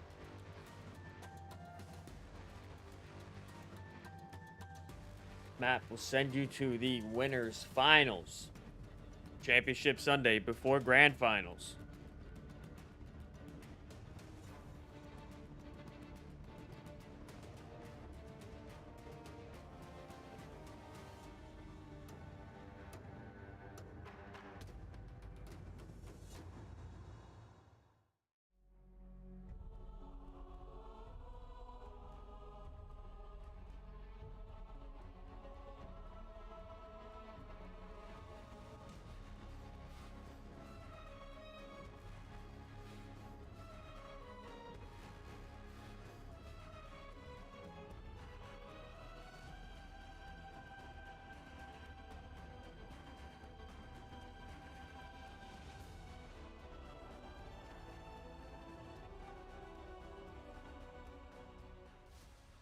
Versus OpTic Gaming is next up on our main stage, and in Seattle, it has had that air of upset over the last few hours. And for Cloud9 coming into this series, seeing what's happening elsewhere in the bracket, OpTic Gaming will have to fight hard here to make sure they're not the next victim of a team who's an underdog. Certainly for the C9 side, like you said, they have seen what has happened here. They have seen what has happened in Halo World Championships past, and they already have quite a bit of success getting them here in your winner's bracket. On the OpTic side of the stage, they know they cannot allow one slip up because they've had a year of upsets and being upset. And they need to lock in here for this game one, Origin CTF. Origin CTF up first, but let's talk about the series a little bit more because there's some context to this even in this weekend. Cloud9 beat FaZe in a game 5 in pool play. You look at Shopify versus FaZe, that went to a game 5. So there is still that opportunity with the way and the level that Cloud9 are playing at right now to come into this series and not feel like an underdog, feel like they can go up against OpTic and push them aside to keep this run going. Now keep in mind though, that OpTic Gaming, like you quite rightly said, Andy, coming into this event, there was question marks about how they start tournaments. But once they get into the bracket, and once they have put those thoughts to rest, OpTic are now in prime position to move towards a winner's final. This is your winner's semi-final. Cloud9 versus OpTic Gaming, Origin CTF to start. That's right, and as we've seen, of course, OpTic traditionally, once they've gotten past that first test, all the pools, and once they're in winner's bracket, they usually look good. It's about to maybe be for Dan. Sap stays alive, one rocket left in the chamber. The one rocket left, it was a 1v1 on the map, almost at the start of that game, off the opening break. Still with one rocket to play with here. Former's trying to bait that one out. on the elbow. Bound is trying to be a little sneaky pickle down bottom middle. Thrust back into the shot from Sav, which is going to give that kill. Formal slides down from the elbow to make sure he gets the trade. Now Legend in a dangerous The French Phenom. He is on your snipe ramp. That guy's fucking dirty with that And sniper. he's not just there by name, he's got the sniper rifle to use as well. Gonna likely play this. He does play this off the map. That sniper rifle will no longer be in play. Obviously with a big double, he even gets excited as well. He's gonna try to stay alive and cave as long as he can. 3 were dead, but Renegade gets a very important kill as the last player alive for OpTic Gaming. It's gonna allow the rest of OpTic to get back on the map and just hold momentarily the progression of Cloud9 towards the base. Formal's gonna have to do something similar now. Boom did stay alive after taking some damage, but a little bit of a fight for mid-map at the moment as OpTic make a push towards the snipe side here. Straight 4v4 on the map. Formal waiting for his shields and his teammates. Now here they come. Very good angles, catching quite a few players off guard. This will be key damage. Nice. Have a minor man advantage for the moment. Shots coming in from elsewhere though. Booby's going to be last alive. Putting good damage down onto the 2 remaining players of OpTic Gaming means that, much like OpTic a few moments ago, Cloud9 will be able to get 4 back on the map momentarily. So we're back into a 4v4 position. Looking across the stats at the start of this game, no surprise to see Renegade leading the game in slates. He's 7-3. Feels like late season Renegade has unlocked a whole new tier that no one was even ready for. This man has been leading this team, and Mark, as you have said, sometimes dragging this team through victories. He's leading once again, not only on the team, but by far in the lobby. Double the kills of most players on Cloud9 here. Actually, now all players on Cloud9, and then some. Guy's fucking Brian. Double kill for Renegade. Takes him to 9-3, positive 7 at the start of this game. However, his teammates are falling around him at the moment. Renegade's going to have to play this one nice and slow on the maze. Collects jumping through on the silver. C9 trying to play those silvers and be a little bit unpredictable here. Because something that has previously caught OpTic Gaming off guard when we've seen players play those angles and try and take Snipeside out of the equation. I think one thing we have to also remember for OpTic Gaming, Origin, CTF, though at times a strong game type for them, it can be quite dangerous with the speed at which this game can be won and lost. If you think about OpTic Gaming, right, if they allow themselves to go 4 dead, you have to think with C9 and the way they're playing could easily get a flag or 2 on the board. So just to paint the picture, this is a very high stakes game number 1 for this team. A lot of focus, understandably, from both teams in the snipe side of the map right now as that S7 has just popped up. You talk about the ability to get a 3 and 4 dead and then not just capture 1 flag, but potentially 2, even 3 with the speed that this game can be played at. That sniper rifle is a key component to that success, and Saba said, I've had enough of waiting, I'm going to go and grab it. See what he can do wrapping the corner. Renegade with the Rockets. 2v2 on the map at the moment. Boobu comes through the splash damage and What? gets the kill onto Renegade. Sab was taken down the other side of the map with that sniper rifle, so where it has transferred over, Formal's got it. Formal from OpTic Gaming. Man with a lot to prove this event. Bang. That's a good way to start it. Nice headshot onto Sab, rotating back from the elbow. 2-man advantage as well, almost thread to the needle. Let's get into an early listening here with OpTic Gaming. Bang. Come on.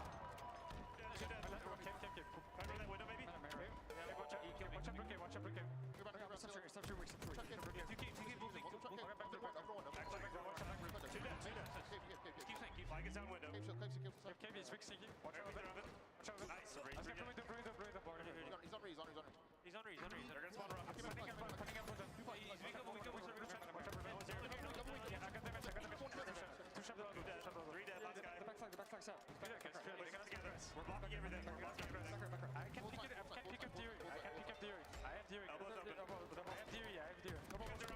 Just try to let me man. I have theory, guys. I have theory.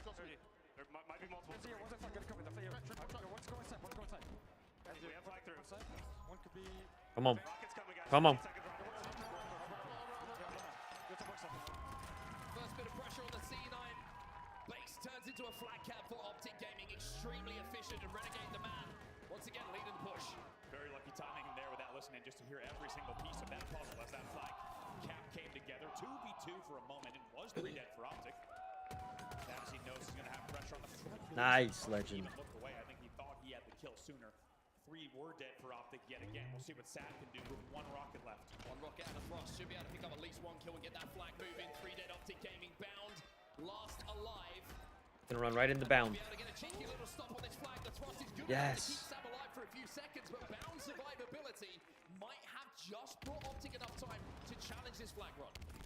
Touches on the flag. see if Rennie can get through. He cannot, so it's a staggered 2 dead yet again. Here comes a flag right now through the fountain. This one might just go. This one is looking like it will go. And Cloud9, having lost the first flag, tied this game up at 1-1. What a response from them, and unsurprisingly, a few less cheers in the building for the C9 flag as the green wall is here in force and has been loud all weekend. It was 2 dead for C9. Nice fucking shots. Eventually taken down by Renegade, but what felt like some pretty early strong control from OpTic Gaming. This is what I'm talking about when you have Origin CTF. Even though OpTic is such a talented and consistent CTF team at times, all it takes is just a few kills or even grenades not going your way on this map and you will lose control of the game. It's really smart movement from Formal, just using that sniper rifle that was on the respawn as bait. C9 fell for the bait time and time again, and Formal was just be able to create angles where he could get that first shot damage. But now with all of C9 trapped in and around the cave, Formal has the chance to hit the shots but can't quite connect. Come on, Formal, lock the fuck in. They're now move up here. They still have 2 players down. This will provide now 3 down. Bubu last player alive in the cave. If he moves quick enough, he will block the back base spawns as well. Here comes a flag off the stand. Very nice movement initially, and the flag run is underway. Interesting to see where the C9 spawns actually come in here as Formal gets this one over halfway home. Go ahead, go ahead. OpTic are pretty much blocking everything, which means the pressure will be coming in, and OpTic can't round the corner, and OpTic will be 3 dead. Sniper rifle down as well as Nice job, Bound. away, snaps back. But the flag will be returned. C9 overextended. That was my concern. In that flag run, everything was blocked, and I think OpTic weren't sure where to contain the respawns of C9. I think you and I were thinking the same thing. When Formal got the kill in cave, right, he needs to immediately worry about back base. He's checking elbow. He runs at elbow, and all of a sudden they're going to get spawned way out on like sniper ramp. They're going to spawn way out, and that's exactly what happened. And honestly, Bound staying alive with that kill on the bridge was more nice to not allow himself to get countered than it was to support the run continuing. It was 3 dead for OpTic. But with that kill, things will now go to 2-2 for a moment. Just 4:23 left in the game. Sab can't connect with these rockets. Bound somehow gets out of that situation with his life. 11 deaths for Bound at the moment, but the 13 kills puts him in a positive scenario. And usually when Bound's going positive, good things happen for OpTic Gaming with the work that he does. Legend kills up, excuse me, the kill. Good rotation on that. You can see that the spawns are coming in elsewhere. Look at this cheeky route coming in from Renegade. 4 dead for C9, and Renegade has threaded the needle. In the words of T-Pain, big brainer pro gamer, absolutely fantastic switch. You Come on. never see a full switch of the flag run route, but here it is. Renegade There it is. what needed to be done. One more. Second flag will go home for OpTic Gaming. 3 minutes 40 left on the game clock here for Cloud9 to try and get an equalizing flag with 3 dead here for OpTic. There might be a chance to do just that. Legend is last alive. He has no shields and he gets taken down as well. Bound spawned out by middle, I think, or may have been hiding off of his respawn. Oh, nice. Almost single-handedly has shut down this run from Cloud9. Huge play. Look at this. It's a 1v1 for just a moment. Collect takes a lot of damage. And Formal just watching that flag return. The flag will go back. So Bound, as you say, with an enormous trade, bottom middle for 2 players to get that double kill and pave the way for that flag return. And now you worry the C9 might be on the back foot and thinking about defending their flag and not losing this game. Flag's going to be pulled by C9, no? They're keeping this one mixy, they're keeping this one dicey, and Collect is going to find a kill, and the timing is looking pretty good on this run for C9. They will require a couple more kills, and the return to come in, but with 3 dead, and Bubu hitting headshots, C9 might be about to close this one out. Look at this now, like you said, the kills are coming in. They're waiting for the return. Here it goes! 2-2. We are all tied up here, and Bubu is on your elbow with a sniper rifle in his hands. No. There's one. Formal going to challenge. Get him. Wins the challenge. That is such a vital kill that goes the way of OpTic. If Bubu hits that no-scope, C9 are running it. They're running it, and they're doing it with style points and momentum as well. Instead, Formal, as you say, will win a very important 1v1. Eventually, he's pushed out, but Legend should trade this. In the end, he will do so. So that will buy just a moment once again for OpTic to regain their footing. 2 players behind enemy lines now. Rockets coming up in 5 seconds, and with the shape that's on the map, Legend should be able to pick these ones up. If his teammates of Spatse can survive long enough for him to do so. But now that he knows a couple of his teammates are falling and there's some pressure on his base, it's not just a case of grabbing these rockets. He's going to have to fight for them. Renegade did get that flag moving around halfway, but he has been cut down by Cloud9. 2 dead for OpTic. Legend tries to do everything he can there. He tries to help out everywhere, but unfortunately his timing was just a bit off in the end. Formal wins his 1 in the cave. I like the play. He needed to go back, but in the end they could have distributed that attention a little bit better. Nice. Hindsight's going to be 20/20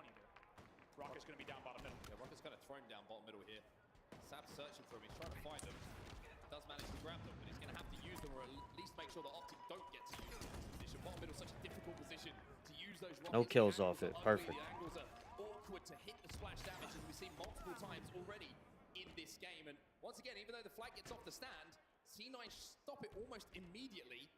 And now we'll overextend. Bounty's being a nuisance though. Got another touch on that flag, and he is keeping C9 guessing. And if this was any indicator of what to expect in this series, what a treat we're going to have in store. 1 minute left, still tied up 2-2 here. Nice. We'll be trying to survive, not going to be able to do so. 3 dead momentarily for Cloud9, and Formal sees that as the signal to go forward and try and find this last kill. Unfortunately for him, he's going to lose the battle. All good. He will stay alive long enough to move towards the snipe side and try and collapse onto Bound. That's another kill. 4 dead for OpTic, 2 alive for Cloud9. Formal's the first player up here. Take a look at the kill feed. Where is the damage? It's a rotation from Madison. Let's see the play he makes from elbow. I really like this. He's trying to force the spawns in and around the cave. They're trying to pinch them and set up for an elbow run. If they can get the damage and the kills here, there's an opportunity for Cloud9 to run this. Renegade has taken damage. The kill feed is everything. Bound and Collect will trade. Abbacy's job here is to just output damage and try and stop OpTic Gaming. 3 dead for OpTic. 2v1. Flag is running. The support is here from Collect. 3v1. And I'm pretty sure there's no one That's here it. to stop this apart from Formal. Fuck. I'm gonna take game 1 here. Fuck.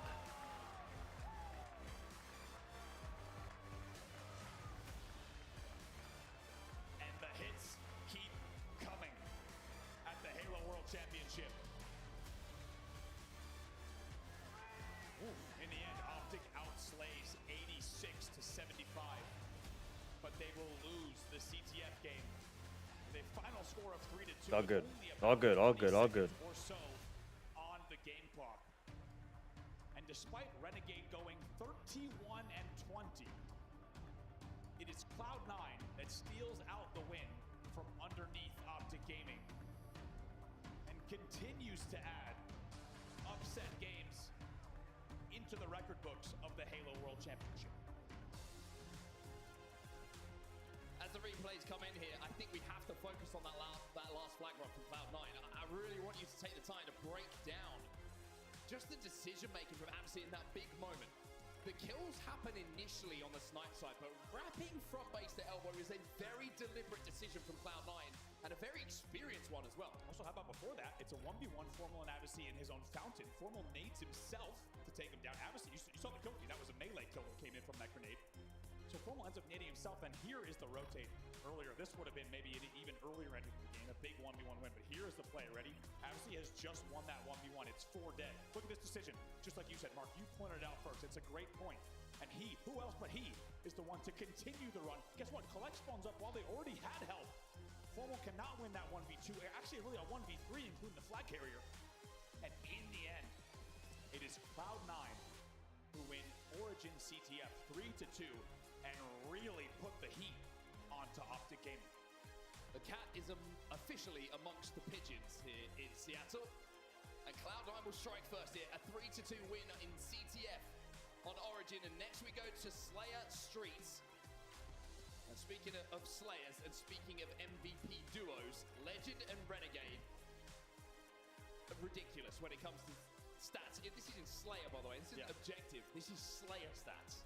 I mean, unreal stat line from both of them. And like we said yesterday, if you caught their first series against TSM, it was a series which they uncharacteristically won both Slayers.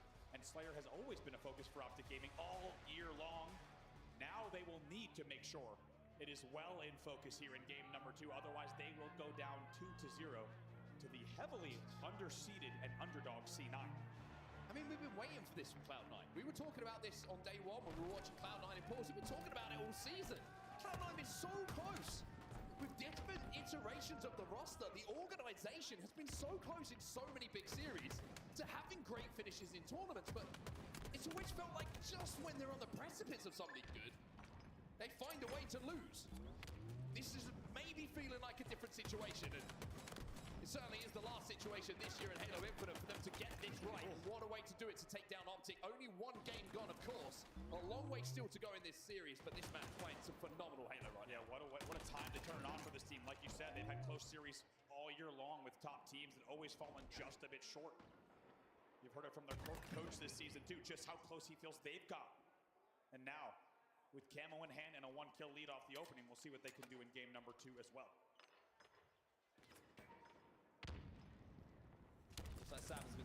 there by Legend.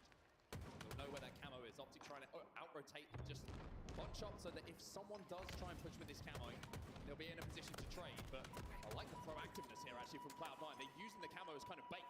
They're trying to push the other side of the map. But the problem is, they've run into the wall of 4 OpTic players, and all of the kills have gone the way of OpTic here. Oh, good buddy system, and very nice from OpTic Gaming there.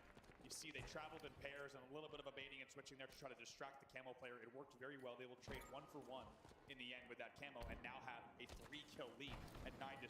Really good counterplay from OpTic Gaming there against the camo. Another one here for Formal. Legend starting this one off 4-1. As we jump into the POV of the Frenchman. 11 kills on the board already for OpTic. Oh. Big win on the stairs though, as C9 will keep this one close. 2 kills between the 2 teams, 2 dead on either side. Nice job, Bound. As Bound picks up a double kill, and all of a sudden from 2 dead either side is 3 dead here for Cloud9. Wow, very good response. As you said, 2 dead for OpTic Gaming meant it was up to 2 players to take down the rest of the C9 roster, and they do that, as you say, in a very clean sweep. Now they lead 14-10. It's been very controlled gameplay off the opening from OpTic Gaming. Obviously finds a kill onto Renegade. Sab will find another one, and Bound at the moment just feels like he's hunting ghosts. Just feels like the push is coming from Cloud9 elsewhere, and Bound hasn't quite read this one yet. And right before camo as well, how often does OpTic miss time just before a power-up? Can they get back in position? Because camo's popping right now. 4 alive. Should have some LOSs onto it. Booby's going to be challenging here on the plants. A little bit shaky from Bound, but good enough to get the job done. Sab taking down a no shields, and it's going to be Sneak sneak this one away. Collect, I think, just has to let Boo Boo die in that situation. Yes, he does. Quite rightly so. He's going to play his life and keep this camo. Let's see how he plays this. Like you say, he has to play this slow. 9-1. And that's going to force OpTic now to move. Help is coming in. Gets the second one onto Bound. It's 3 dead for Renegade, and it is brilliant decision-making under pressure here from Collect. So many players would have fired the shots, tried to get a trade, but he knew the value of this power-up. He also forces the split spawns. Look at this. They force the splits. They isolate 2 players in PD by perfectly pitching. And now the game is tied 18-18, forcing the other 2 players here on B side and around Tram. Wow, I agree. What a series of plays. The patience from Collect. Also, let's not forget, who was it that won the 50-48 against FaZe in Game 5? Collect, who hit the shot yesterday. This man is making all the right plays, and he may have saved his best for the Halo World Championship. We're tied up at 19. OpTic go to slender lead though, as Renegade will find one. Collect gets his kill. The repulse though isn't going to keep that nade away. Trades happening in and around those B stairs. But it's OpTic with a slender advantage. 2v2 on the map right now. Boo Boo with a couple of grenades. Into the Zig, he's going to hopefully flush out a couple of OpTic players. Forward down to no shields, in and around the cafe. He'll be taken down, and now Boo Boo starting to come to life a little bit. And speaking of players who've been waiting to have their moment throughout Halo Infinite, Boo Boo certainly falls into that category. Well, look at that. Boo Boo comes to help. Obviously already has the nade eliminated. Beautifully done there. Really good. An offer to help from a teammate. The support is there. They didn't even need it in the end. Now they lead by 2 here. Carmine and a sidekick. The Bandit has been discarded for this life for Boo Boo Doo Boo. The Sith Lord himself is looking for some targets. 27 seconds until that next camo comes up, and you feel like both teams are playing for that power-up. Everyone holding their lanes, everyone holding the line. And now with this camo popping in 20 seconds, it's a perfect time. Let's see what C9 has in store with a listening.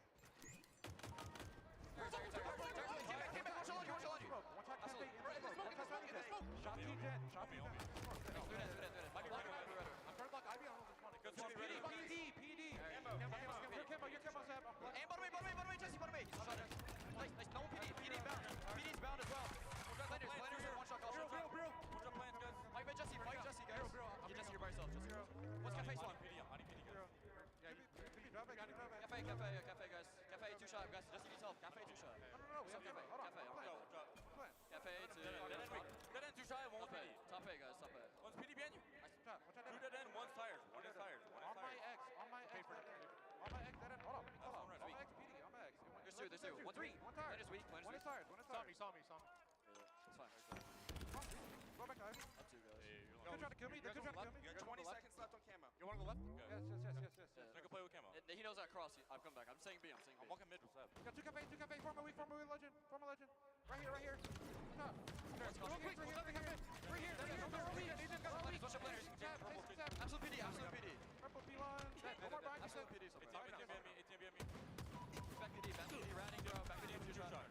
Table to front, call front, call front. Come on, OpTic. Tie it up. Take the lead, boys. Let's go. I saw cap. So out of the Cloud9 listening, and we're going to jump straight over to the OpTic side now with the listening, as the game is just 2 kills separating these two.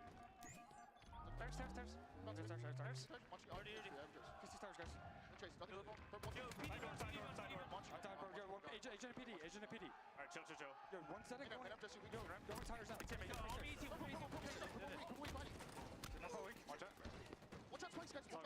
get that yet. Okay, nade spikes bound from the left. Yeah, nade that. Good job. Use next spikes, 2 spikes. Nice. Nice. Come on.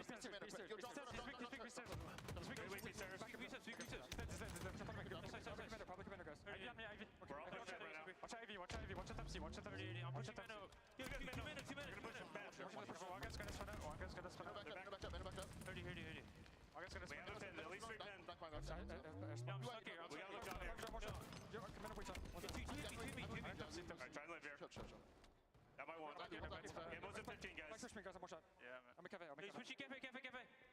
Fuck, he's not weak. He's cafe, watch out. Nice, we don't want camo guys. 5 seconds. I've shot. 30, super. Mark Jesse. Alright, play for this camo, guys. Go for it. Cafe, guys, I'm cafe. 2B.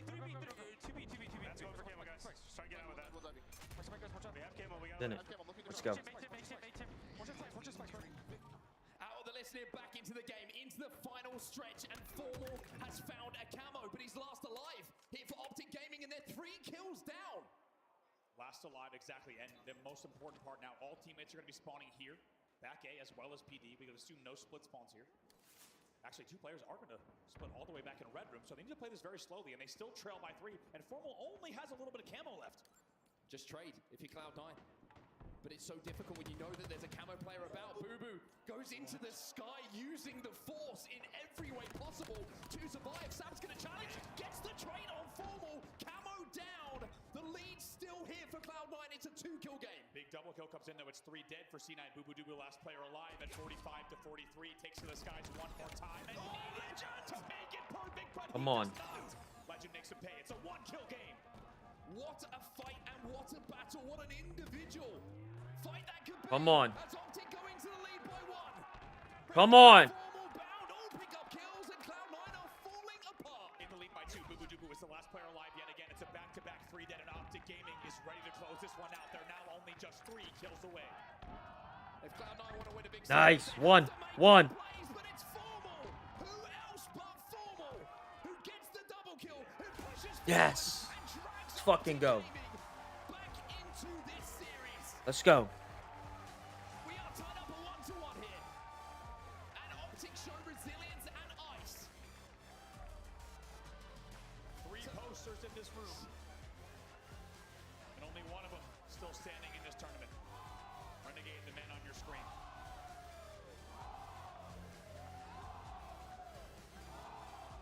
Wow. 2 ways to look at it, Andy. 2 ways to look at it. Brilliance from OpTic Gaming. Fantastic plays towards the late game to stay in it, to keep it close. For Cloud9, absolute heartbreak. Heartbreak. And you have to put that to the back of your mind right now. Yep. Because if you think about it, they're probably thinking we should be 2-1. Without a doubt, and I couldn't agree more for the C9 players. They need to focus up on game number 3, but they are undoubtedly thinking if we're leading at 42-39, we should close this game out. Let's take a look at some of the highlights, because this one was neck and neck the entire way through. Some of the big moments are going to come towards the end of this game. The sidekick was a real difference maker at the start of it. This push here as well from Cloud9. Look at the damage that Sam's doing with his Stalker rifle. Did so well to just pin OpTic Gaming back, and Cloud9 got that lead off the back of it. Even at this point, 44 to 41, you've traded with the camo player as well, but the nade from Formal. Cloud9 get bunched up, they get stuck together. And the initial damage is enough for the frag grenade from Formal to pick up that double kill, allow the numbers to flood. And OpTic Gaming did not have to have a second invitation, as I see the word international on my screen, which completely threw my sentence off, but this man right here, special kind of kid. Amazing stats and an amazing run so far, but you can just feel that for Legend, it's all about this tournament. And if they come away with anything less than first, it will be a disappointment for the man on your screen. Another thing to talk about there in that 50 to 47 is just a few days ago when Hex asked Formal, what's next? Formal said two very important things. The first one, this could be my last tournament, but after that he said, I am telling my teammates, if this is the last one, I am giving you everything. How about leading the team in that game in kills in a narrow win by only 3? Showing up in a big way in Slayers, which this season he has left a little bit to be desired, but in that game number 2, he showed up, and now we are tied up at 1-1. Stronghold's Lattice going to be the next game type and mode combination. The newest in the suite of Halo Infinite. Question is now, where is Cloud9's head? Because we know that OpTic are going to be full of confidence after that clutch win in game number 2. Can C9 reset mentally? And really keep the momentum going that they've had throughout the bracket and force OpTic to play their best Halo to take this game. Key for me for C9 here is to play this game type with speed. They need to be dictating the pace of the game, the style of the game, and the direction of the game at every turn. Off the opening now, it's a momentary 2v1 against Boo Boo, who gets pushed back. So it's going to be Renegade and Formal working together here. I think both these teams are going to be doing here is looking for an initial AC hold so you can pin the players back. Spawning in and around the back of blue, the back of red, trying to use that B stronghold as your last capture opportunity when you do have the numbers on your side, and then just keep spawn killing them essentially. If you can find where the spawn is, you can collapse on them very, very quickly like Renegade is trying to do now. That's 3 dead again for Cloud9, and this is guaranteed time on the board here as C9 fall 3 dead, and OpTic will keep scoring. What a start for Renegade. 1 kill shy of a killing spree off the opening. They're already leading the game in the category. Nobody else on the same level just yet. Now just going to hold time mid. They will lose A here, but still scoring with the BC hold at the 40-point mark. And it's a big commitment as well from Cloud9 just to get that 1 stronghold to slow things down. 2 players jump into it, 2 players take damage, and to be fair, they did a really good job actually of staying alive. The flood comes in from OpTic Gaming as they try and stop the conversion on B, but C9 have done brilliantly here to double up and take both of those strongholds away. Notice the micro and the mechanics there that came in as well. A will flip. Renegade's top mid. He shoots once and then thrusts away. So the second that both players look, he's already gone. He's just baiting and switching himself and able to get so much damage on that last exchange at B. That's what has led to this AC hold now. And OpTic just looking to put the clamp onto Cloud9. That's a beautiful grenade though. Legend's not going to be able to re-challenge this until his shields come back, and he's got pressure coming in from top mid. He's got players flying over his head as well, and C9 should be able to convert, although the reset actually comes in from OpTic Gaming, but with 3 dead for OpTic now, it might be a time for Cloud9 to look for a triple cap. B is going to be the spawn towards the back of blue. And now, C9 can look to repeat to OpTic Gaming what they had done to them. Oh boy, Renegade. He doesn't lose 1v1s often, and that's another example of how you can just depend on him to fly out of the base, get a picket C, and just like that, they have turned the map around. They forfeit a lot of points, however, they get 3 dead, and then are right back into B and C. C9 are going to be fighting over B, though. You can see the progress has stopped, and if they can get a reset and pick up some kills, then maybe they're going to be able to flip it, but OpTic do actually do a really good job. But look, at the last second, the reset does come in over at B. Someone slid in, Collector's last alive, but he will go down as well. So Cloud9 kind of delayed the scoring a little bit, but off the respawn, Boo Boo will find 2, and he denies OpTic Gaming from converting B. 3 dead for OpTic, C9 with some kills. Important win here for Formal as well. He'll get that, he'll get the reset on B. They will continue scoring at BC. They lead pretty narrowly here. Only 68 to 54, and the Slays are close as well. OpTic Gaming right now leading 24 to 21. 2 dead on either side. Once again, C9 fighting and scrapping over this B stronghold. Legend versus Sab. Big win coming in from Sab, because those angles were horrible to try and fight from, and whip your reticle onto the head of Legend to get that kill. C9 do get the conversion onto B, but OpTic are already working onto A. Boo Boo with his sniper rifle might be able to change that story. See what he can do. Oh my. But it's not enough. Knows the Renegade's looking for him, so he does not have a whole lot of room to make a play here. Doesn't need to challenge. Yeah, doesn't need to challenge though, because kills are falling elsewhere. So Boo Boo basically baits himself, says, hey, if you want to kill me, you're going to have to overextend. And my teammates said, we've got numbers, we're going to be able to find you. But Legend, with a little bit of help from Bound, wins that 1v1 and takes the sniper away and puts it in the hands of OpTic. Yeah, very important. Sab is then going to be victim of that. Look how important. Look at the domino effect of that sniper rifle being lost. That was 3 dead. And now Legend's going to rotate here and wait to see any pushes coming in. Immediately identifies it's not, and as a result, it should be the trip cap. No, reset comes in, but might be a pretty expensive reset for the side of C9. Yeah, you don't mind it if you're OpTic Gaming, because everybody is having to flood in, everyone is committing their lives just to reset that stronghold. So A and C is still in your hands. If you're OpTic Gaming, you're still going to be scoring. With the sniper rifle still in the hands of Legend, you can tell how heavily they're slaying OpTic Gaming, because Legend can't even find targets to fire at right now. This is when we talk about a kill being worth so much. Simply losing that 1v1 bottom middle to Legend, giving up the sniper rifle. You've given him now control of the game, really, as well, because he's still alive with the snipe. And they still are scoring here. Finally, A might start to be reset. Keep an eye. It will finally, and now C9 scoring once again, but they're going to need to get a few more kills off the back of this. It's 2v2 right now. Interesting how C9 are like, seem like they're contributing a lot of resources to A lot of the time, and surviving long enough to get the conversion, even with the pressure coming in from OpTic Gaming. So C9 survivability, very impressive. By the way, the shots coming out of Sam promote, very impressive as well. This game really is on a knife edge, by the way. There's only a few points between the two teams, and we're almost tied up around the 100-point mark. Yeah, and you can feel that OpTic's outslaying. They're outslaying still by 4 kills at this point, but it feels like the game should not be as close as it is on the scoreboard itself. C9 still scoring, and they're about to tie up this game. And it feels like the big plays are swinging back and forth as well. It's not just the individuals being one by one side of the stage. We've seen it from Legend, we've seen it also from Sab, winning those big individual fights that keep your team numbers-wise kind of even on the map. Nobody's had full control, it felt like, for quite some time. But C9 are starting just to find some continual momentum here, and AB is being a hold that is working for them. 130 points and rising to OpTic Gaming's 113. Really impressive hold. If Collects get this one, it's big as well. And the help comes in from Boo Boo. Stays alive, and he's going to have help. They can work together on B. That's big as well.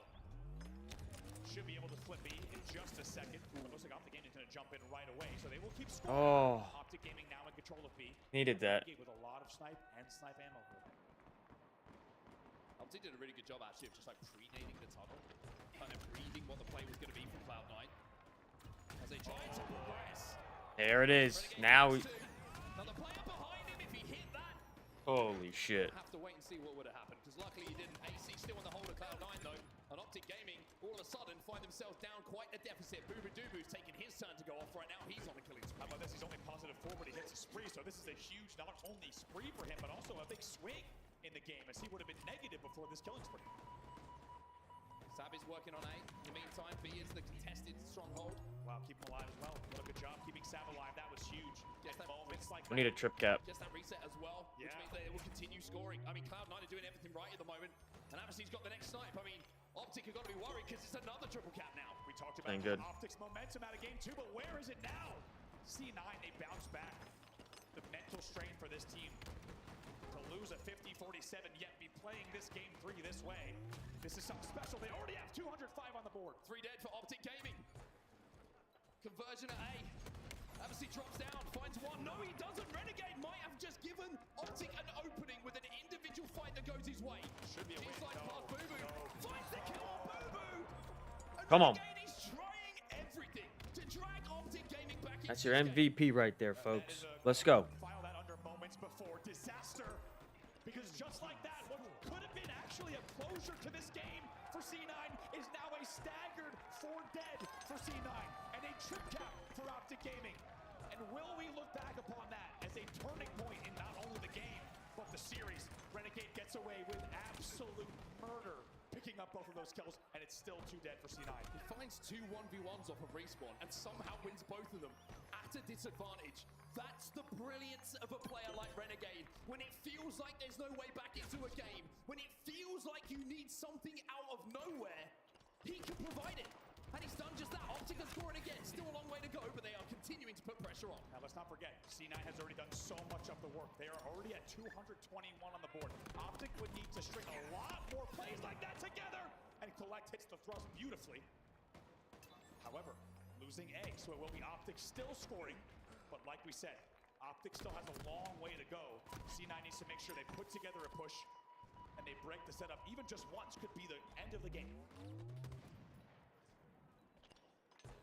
Bound just trying to survive right now, trying to move himself between where the pressure is coming from Cloud9 and one of those strongholds. Double man push again coming in from Cloud9 here on A. Bound's going to try and challenge. Boo Boo does have the repulse, but he doesn't have the chance to use it, because Formal's looking over his buddy's shoulder and saying, I've got you, Bound. You stay alive. Now he's trying to get re-engaged. Find the kill onto Abassi. The crystal denies him as Formal will pick up that kill, but OpTic are back in this, ladies and gents. scrambling, and they are 3 dead yet again. And what they feared the most continues to play out as the Green Wall champ rings out in Seattle. Trip cap for OpTic. Cloud9 are still in the lead, but for how long? As OpTic cross 200 points. Oh, he stuck him. Bound finally has his spree ended. As OpTic Nice. into a lead, they have turned this game on its head as Cloud9 will be 3 dead. It's an 80-point comeback here. No signs of slowing. 240 on the board. Come on. Desperation from C9 in and around B. Sam wins a fight, but he'll get taken down the track. That's fucking map. Let's go. One more map. Once again on the main stage here at the Halo World Championship. Come on. Comeback wins back to back. As OpTic look like they're hitting prime form. We can now apply the meme format, moments before disaster. One more map. Dropping down on Renegade. Failing to get the kill. Boo G slides in. Fails to get the kill. Renegade resets, and guess what? C9 spent the rest of the game 3 dead. That is a devastating, heartbreaking loss for C9, who was leading by 80 points with 221 on the board. And at the World Championship, that is not going to cut it, because OpTic Gaming is here for one reason. They were assembled for one reason, and it is comebacks and series like that. What a comeback from OpTic Gaming. And that man on your screen changed that game in an instant.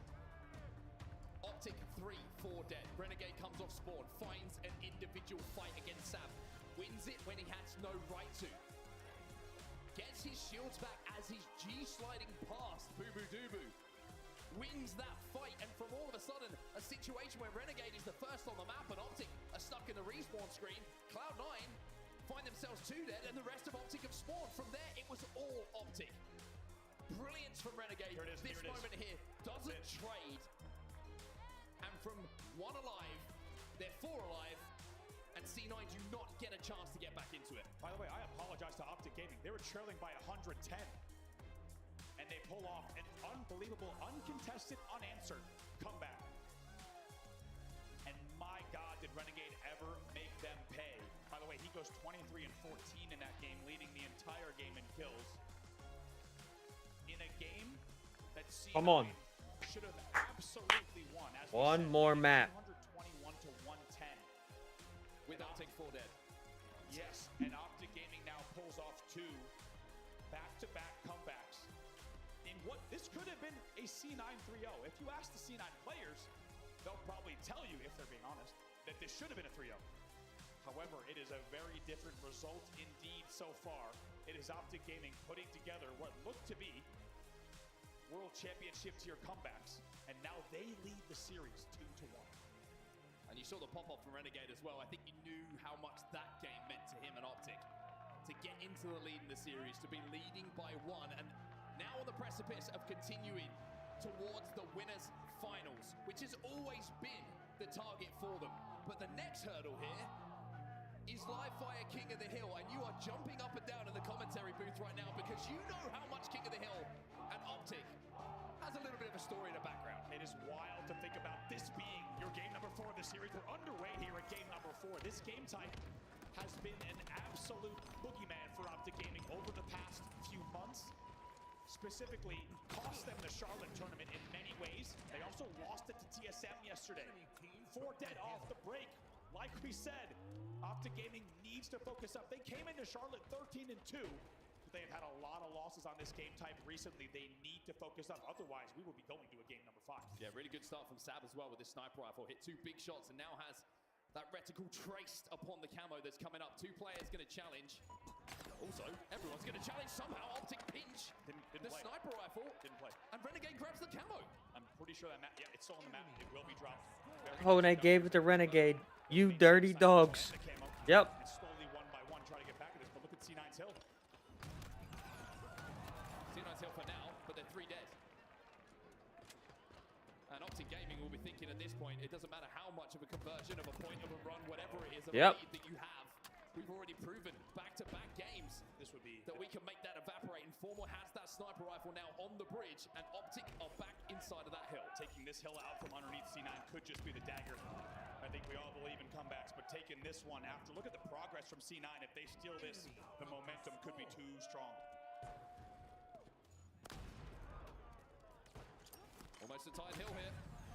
C9 needs to make the play, and they need to make it now. 2 dead, 3 dead. OpTic have fallen. Fuck. And C9 will get that first hill on the board. A huge amount of credit has to be given to Cloud9 for how they played that, not just in the context of the game itself and the moment itself, but also for what's happened in those previous 2 games in those close moments. Very important indeed there. I love the patience from C9 as they find 2 dead yet again. Specifically staying alive on P-Door and then using the pillar drop to not take any damage and get a very clean break at Green. If that first snipe shot hit on Big Door, it would have been devastating. Instead, they maintain their composure. They secure that first hill, and they're already leading on hill number 2 as well. Yeah, they also managed to, like you say, start the lead on this hill is because they secured the rotation towards this tower. Where they picked up the kills, they were able to wrap back before OpTic even got a spawn. So OpTic having to make their way across the road least traveled to try and get near this hill at the moment with 2 dead.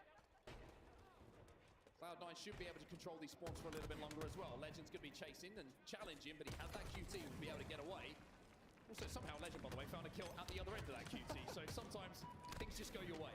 Doesn't matter where he is, he's going to find those kills. Speaking of finding things, it's Boo-Boo-Doo-Boo trying desperately to stay alive. He's got health now, but they need to make sure they don't sacrifice any kills, and it's an unfortunate trade. But in the end, Boo-Boo still needs to try to rack up as much damage as he can. It's a 2v2. Yeah, I think if he just keeps OpTic out of the hill here, they'll be pretty happy with it. Renegade going to be challenging. Renegade no shields. Boo-Boo don't finish it. And Nice. Formal strolls Come on. across top middle to do so. That's the second time in a very close proximity we've seen a key Boo-Boo versus Renegade battle going one way, without a doubt. See if Formal can stay alive here under pressure.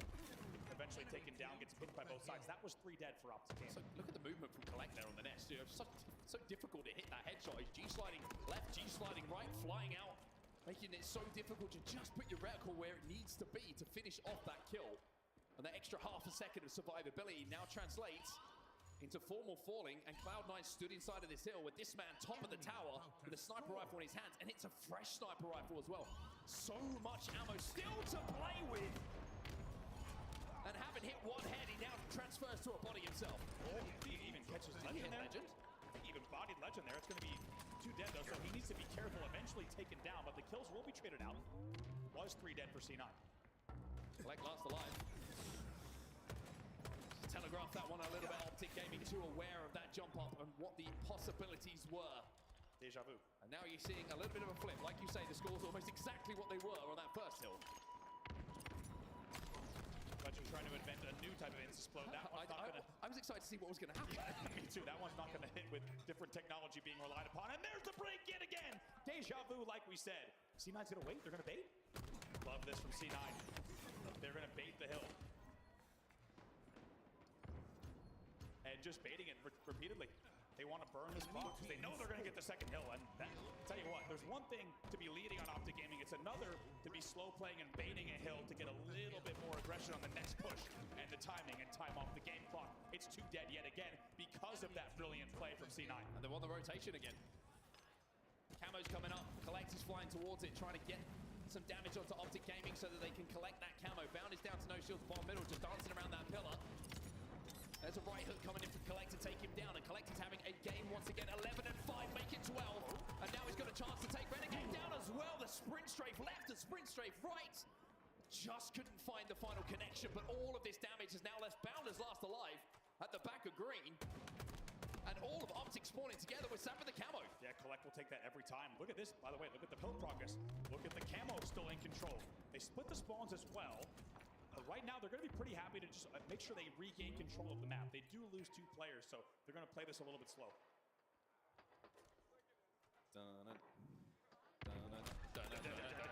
Sam gets the back whack. And now Formal has to turn around. He's a little bit worried. Sam with the double kill. Can he survive? He turns the corner,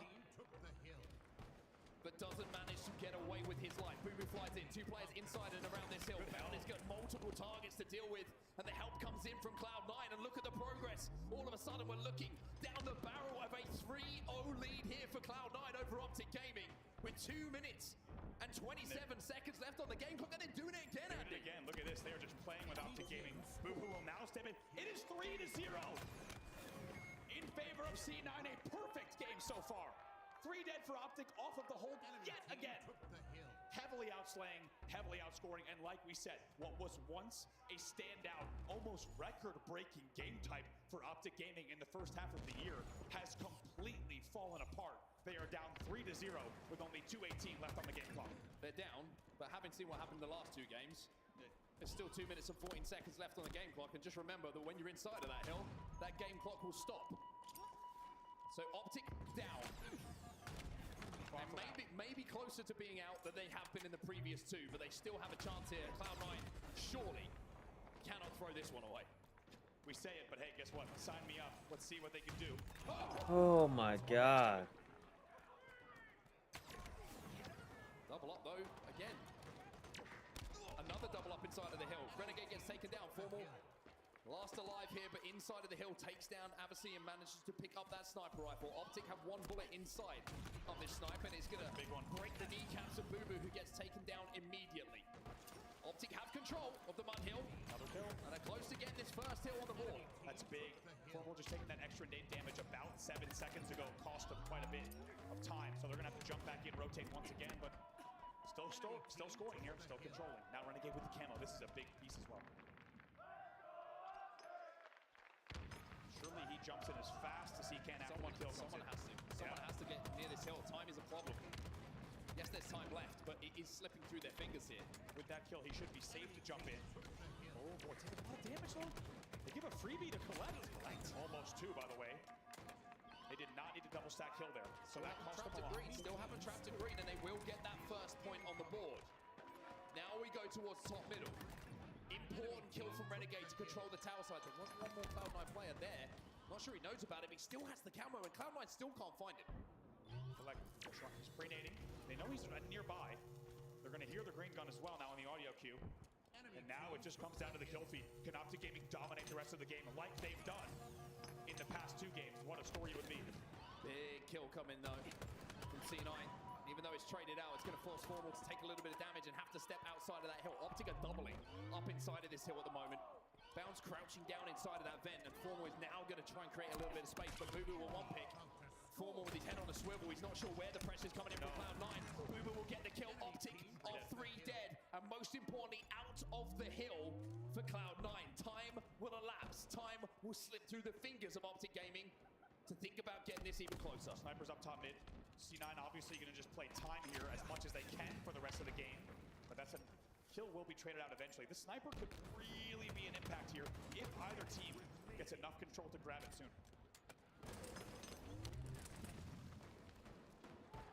It's go time for OpTic. Trades aren't going to be good enough. They need to pick up clean kills here. Renegade getting away with his life is going to be big. Legend inside of that hill with a sniper rifle is going to be big. But Sab and Collect just when it felt like OpTic. We're going to steal away the hill and make this interesting. C9 go huge. It gets it. All dead for OpTic, but the point is secured. And there is time still left. Oh my god, Bound staying alive just long enough, even though he goes down and even though it's 4 dead, Bound staying alive there is massive. It buys them so much more time, but they will need to construct 1 or 2 of the best pushes of the tournament to break right now. Collect can break their hearts though. He's got the sniper rifle. Bodies Renegade, but Renegade got away with that camo. Cannot find the connection onto Bound, but then turns the fight in his favor. Legend dealt with. Collect is going off. This man has been unbelievable this tournament, and as we said, may have saved his best for last. 3 dead, 15 seconds left for C9. Game 5 is calling once again. And Collect is going off in these final moments. 22 and 14 in this game. Sniper rifle still here, but OpTic still breathing, and OpTic still pushing. Can they get in the hill? No, they can't. It's a game 5. Once again here on the main stage, Cloud9 hold on. And Boo Boo absolutely popping off, getting loud, as they will step away from the stage for just a second and force a game 5. And how fitting that OpTic Gaming needed to do it on a King of the Hill.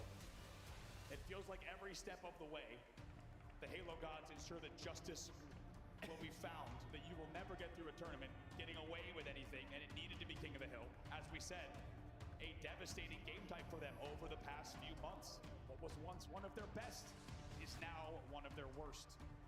And even though they started to put the pieces back together for a comeback, Collect hitting shots like that, hitting double kills like that down in mud was the absolute difference maker. He racks up 6k damage and leads the entire lobby. And it's so difficult to do that with the heartbreak of the previous 2 games still in your memory. You see OpTic get the first point, you're like, okay, cool. You see OpTic get the second point, you start to panic. It doesn't matter who you are, you're a human, right? Even if you've been in these situations, even if you've scrimmed, you've had it in tournaments before, this is the Halo World Championships. You can't prepare for that feeling.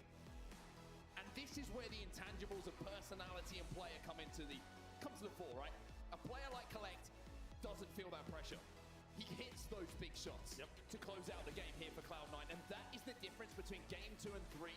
Is someone like Collect saying, I'm going to go and win this game. And absolutely, and even an example where we didn't see him get it finished. He gets the damage on Renegade bottom middle, and then they collapse. We just saw the team really on the same page. And this kill as well, to get that, to not leave bound top middle, and then to hit this body. I mean, come on, you're going up against 2 of the best players in the entire game. And you're winning key battles. By the way, OpTic Gaming, even with Formal dying, was about a split second away. Take a look at this. Formal gets taken down, 2 players flying in. And we cut to the player cams, but there was about to be a lot of OpTic Gaming pressure coming into the hill. And as you can see, C9 getting loud, and for good reason. Take a look at this series layout. 2-2. The heavy underdog, C9, force a game 5 in your winner's semifinal. And Informal said he was going to leave it all out there, and his Spartan was diving for the line to try and get in that hill to keep that clock from ticking down 2-0, but not quite able to get there. And here we go then, everyone. Game 5. You look at the scores in these games, it has been so close. The 2 wins from OpTic, comeback wins. And they almost managed to make it happen again in that game number 4. The difference in this man's performance over the Halo World Championship, it is a welcomed return to form for Boo-Boo-Doo. Especially, look at that damage differential. Are you kidding me? That is all the difference in the world to be outputting significantly positive damage every single minute versus those 20-25 average stats. And they've already locked in, as you see on your screen, the best tournament finish for this squad in 2025. Of course, already securing top 6 here at the World Championships. The difference between light and dark. I mean, look at him on the left side. Looks like he's chilling. I know it's still the dark side, so to speak, but he looks significantly more angry in the right-hand side, and I think it kind of shows in those stats. He's playing angry, and the stats are backing him up. And now we get to talk about some clutch statistics for OpTic Gaming coming in here. Their Game 5 Slayers, all year long, it's a tough spot for them. They are 4-5, a losing record in Game 5 Slayers. And let's not forget, in Charlotte specifically, 0-2 in Game 5 Slayers. They need to find a way to ice up here. Let's not forget, though, to give credit to OpTic Gaming, their Slayers have otherwise looked very good here this weekend. It's a different story so far at the World Championships. And is it going to be a different story in Game 5s for Cloud9? Is this going to be the same repetition of the story that we've talked about for what feels like years now for Cloud9 rosters? Great series, so close. Unlucky. Try again next time as you lose that Game 5. Or will this be, at the final dance, the last dance, the chance for them to have a memorable, favorable Game 5 going their way?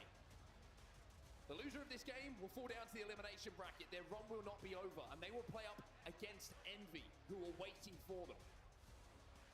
But you don't want to be even considering that if you're on either side of this stage right now. This is a Game 5 for the winner's final. Some say if you're in the winner's final, that becomes the most important series of your tournament. Without a doubt. And what a time for Cloud9.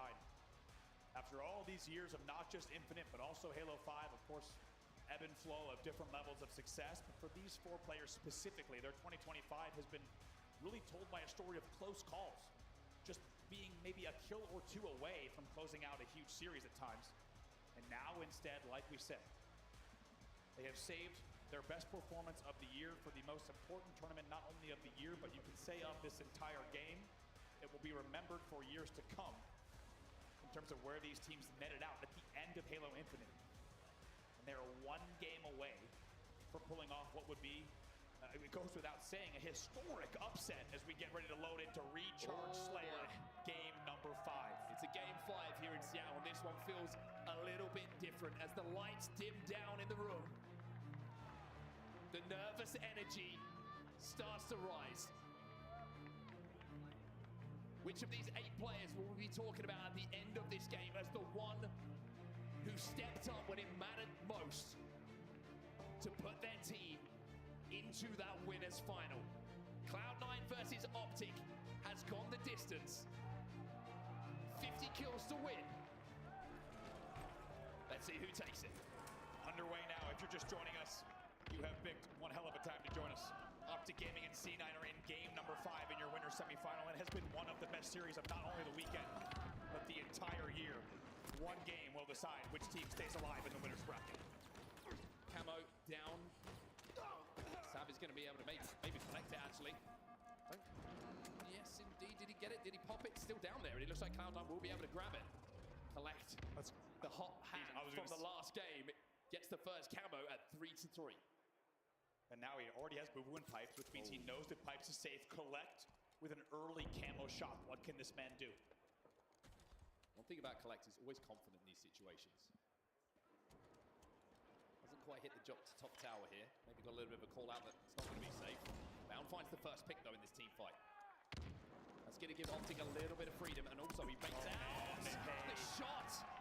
And Bound, having baited out that shot, allows his teammate to pick up the kill. And you have to say, it feels like Collect wanted that front jump on tower, right? He obviously did not want to be down near Orange Door, near Mangler Pit. He wanted to be up in top tower with Sab. Sab got left alone.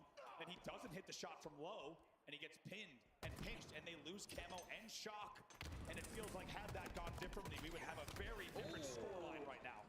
C9 are doing a great job, by the way, of just not falling into trade battles. They're always making OpTic work for the fight, making sure that it's a clean 1-0 if they get the opportunity to do so. So many players do that. They'll go for the trade, they'll say, I'm happy with the trade in this situation, but C9 make you work.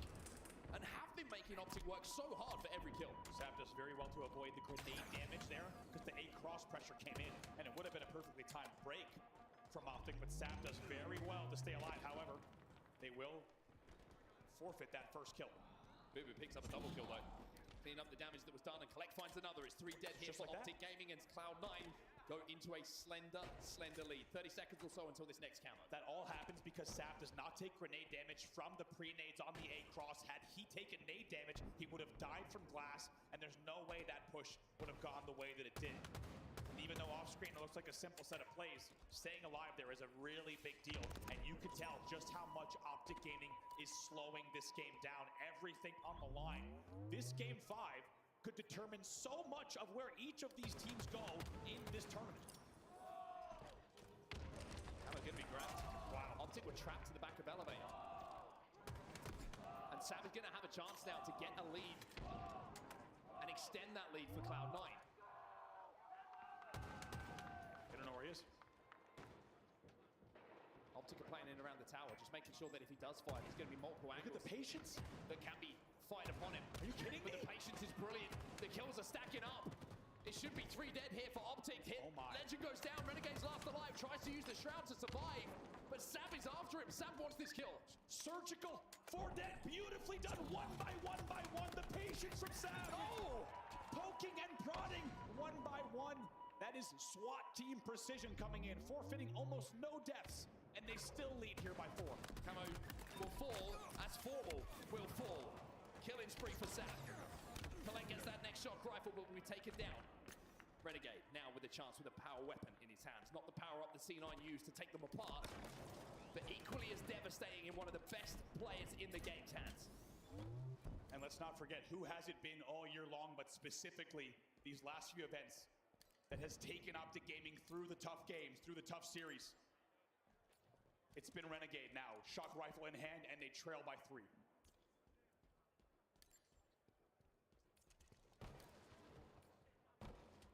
Just looking for angles at the moment. C9 not giving him anything. As the OpTic fans try and get behind their team. 3 kills the advantage here for C9 as the game comes to a complete and utter standstill. And you always knew that once OpTic Gaming trailed in this game, it would slow down like this. Let's get to a listen. Let's hear the comms on OpTic Gaming. Could be below balance. Could be below balance. Yeah, it's good. I'm here.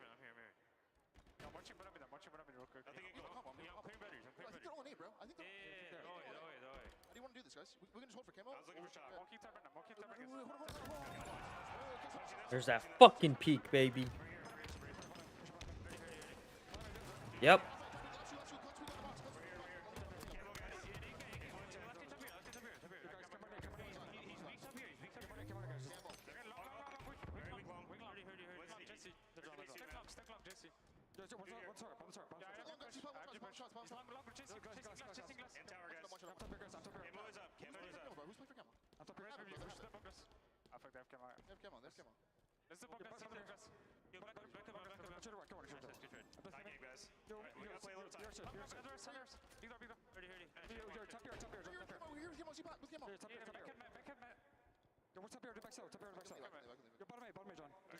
We're not watching pipe door right now.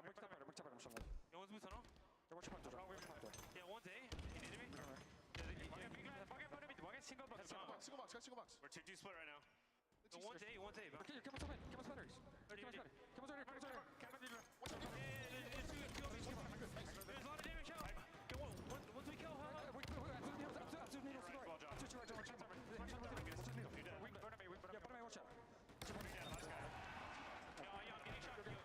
And it's that man again, Renegade, out of the listening, who sits at 9-4 and has dragged OpTic Gaming back into a lead here, 21-18. Somehow, time and time again, when you have these big, high-stakes moments, it's Renegade who shows up, he performs. When we started that listening, let's not forget, it was 14-10 in favor of C9. Now everything has turned around, and Renegade gets away with a shot, gets away with a grapple, and 3 dead for 4 dead for C9 yet again. Yep, come on, OpTic. Gaming, and it was started by 1 shot. Let's get the fuck off for the day and make it the damn Sunday. Come on. Bound 10-8 in this game as well. 25-19 now the score, and Cloud9 have got to find an answer. They had camo in that situation, C9, a few moments ago, but OpTic too good. Managed to collapse onto it as Renegade almost connects with another. An unbelievable game management and flooding. I love the comms that we heard during that listen, and every single time Lunchbox was so clear on if they were pushing, when they were pushing, and there was no doubt. Collect! You're next! A double kill comes in for Renegade as he grapples across and looks for more. And what was just a 4-kill deficit is now a 7-kill lead. With, by the way, less than 5 minutes on the game clock. This has been an overall slow-scoring game, and OpTic Gaming is heavily in control of not only the map, but also the scoreboard. 31-23 now. They are running away with the game. It is 3 dead for C9 yet again. 4 seconds still this camo, and with deaths stacking up here for Cloud9, he's going to zoom in, he's going to grab it, and he's going to pop it. Renegade, as if it wasn't difficult enough when you knew where he was. Well, now it's spooky season, and Renegade has become a ghost. And this is getting out of hand, to say the least here. 34-25 out of nowhere. OpTic Gaming icing up in the late game, and they extend their lead now to 10. It's 12-4. 13-4! As another headshot's connecting. You got to be brave to challenge him at this point, and maybe a little bit stupid. Killing frenzy. Frenzy for Renegade in a game 5. It's 38-26. Unbelievable. When the lights shine the brightest, he has shown up for this team time and time again this year. Renegade! There's a reason he's infinite MVP. It's because it doesn't matter the situation, it doesn't matter the pressure. He knows how to win big games. 15-4 as OpTic are dominating, up 42-27. Finally out of ammo, and C9 fans will be very happy to see that. However, 43 kills already registered. And if you are on the C9 side of the stage, you are thinking, we could have 3-0'd in this series. What has happened as they now trail 43-28 in what could be simply a victory lap of final moments for OpTic Gaming? I mean, Renegade has been This guy is a fucking animal. The big shots, they're not body shots, they're head shots. The big chows, they're always won by this man, and now he's going to get another shot rifle to play with. 2 dead here for Cloud9. And And it's just 4 to go for OpTic to win a Game 5 in the most incredible series. Finally, Boo Boo has to sacrifice himself to take him down, but the job's surely done. Renegade 18 and 5. OpTic only need 2. 2 kills to go. And how quickly this series has changed now. Make it 49 on the board, 1 to go. And Formal sat at 666. The demon himself is out as well. Boo Boo finds 1. But it feels fitting that this man might get the final kill. OpTic still playing it slow, still making sure that they don't give any opportunity to Cloud9 to pull off the impossible. But, I mean, there's so much to talk about with this man's performance. When it matters most, he finds a way to win games. Nice job. On the championship fucking Sunday. Let's fucking go. As the Green Wall continue their march towards Sunday. And I think that scene says it all. Heartbreak for the side of C9. Leading not only in that Game 5, but also leading in the Game 2. Leading in the Game 3 and the Game 5. But instead, as you heard during that listening, it was always OpTic Gaming that was going to find a way. In Game 5, trailing early to pull off the upset, the heartbreak, in terms of a comeback within the game. And that's exactly what they do. And my God, did they not only pull off a comeback, they left no question there. That was a slaughtering by the end of the game number 5. What a series, what a tournament. And OpTic Gaming will be surviving that series. That's how it looked. First game went to Cloud9, 3-2 Origin CTF. The Slayer Streets, a comeback win for OpTic Gaming. A comeback win in Game 3 on Lattice Strongholds. Cloud9 held on in game number 4 to send us to the Game 5, but then it became the Renegade show. 50 to 35. OpTic took over. Renegade took over. And now they can take themselves towards that winner's final. For Cloud9, heartbreak again, Andy, but they've got to dust themselves off because Envy are waiting for them in that elimination bracket now. Yeah, and as we saw, C9, we saw them already bounce back. They had really important kind of resilience and mental fortitude, even with tough ups and downs in that series. But, I mean, I think the picture showed it there at the end, right? That scene of just kind of head in your hands when you were that close time and time again in that series. But I think on the other side of that coin, it's OpTic Gaming, who, guess what? When you're at a world championship, they find a way. And what can you even say about what we just saw from Renegade? Unbelievable. Well, let's hear from Formal. He's down on our main stage right now. An incredible Game 5 won by OpTic Gaming. They're going to be heading towards that winner's final. Everybody get loud for OpTic Gaming. They make it to yet another championship Sunday. And I got Formal with me here on the main stage. And Matt, that was a crazy Game 5 series. How does it feel to make it back to a Sunday? I mean, it feels good. Obviously, we were playing sloppy that whole series, and like we knew it, but we just knew to just get through the series and we can focus on tomorrow. So I'm just happy we won. Are you guys happy they won? This crowd is insane, man, okay? I know you guys can hear those vibrations and positive vibes up here because it was some tough times in the series, but, you know, one man up here, you know, it was a team effort, but I got to show a lot of love to the Halo Infinite MVP, Renegade, because so many key moments in this series, we've seen Renegade do his things. What can you say about teaming with him and what he did for y'all in this series? John just has games like that where I can literally do nothing and we can win the map. And he's the MVP for a reason. It's well-deserved, man. Like, dude, I don't know what else to say, man. That was insane. Absolutely insane there, man. Now, you know, the job's not done because one thing that'll be super special for you and all these Green Wall fans and the OpTic Gaming members out there is for you guys to bring another trophy home back to the compound. Talk to me about what has this event meant for you? You know, we don't know if it's going to be your last Halo event, but if it is, man, how is it being in front of this crowd with this team and being a part of the Halo community? I mean, the support's always unbelievable. Thank you guys. We have I'm not really thinking about if it's my last event or whatever. I'm just focused on winning this tournament with my team, and we'll just worry about it then. He'll worry about it then, but what he needs from the Green Wall is for you guys to to keep cheering. So make some noise for OpTic Gaming one more time. Lottie, take it away. It's all about the here and now for OpTic Gaming. And here and now, they are winning on the right side of the bracket. And just when you thought maybe for a split second they would mess up, they don't. It's a different story here for OpTic Gaming. They head into tomorrow looking fantastic into Championship Sunday, right where they want to be, Clutch. Okay, it was a little bit sloppy from the green wall, and again, going down to the wire in that game 5, Cloud9 fighting fit.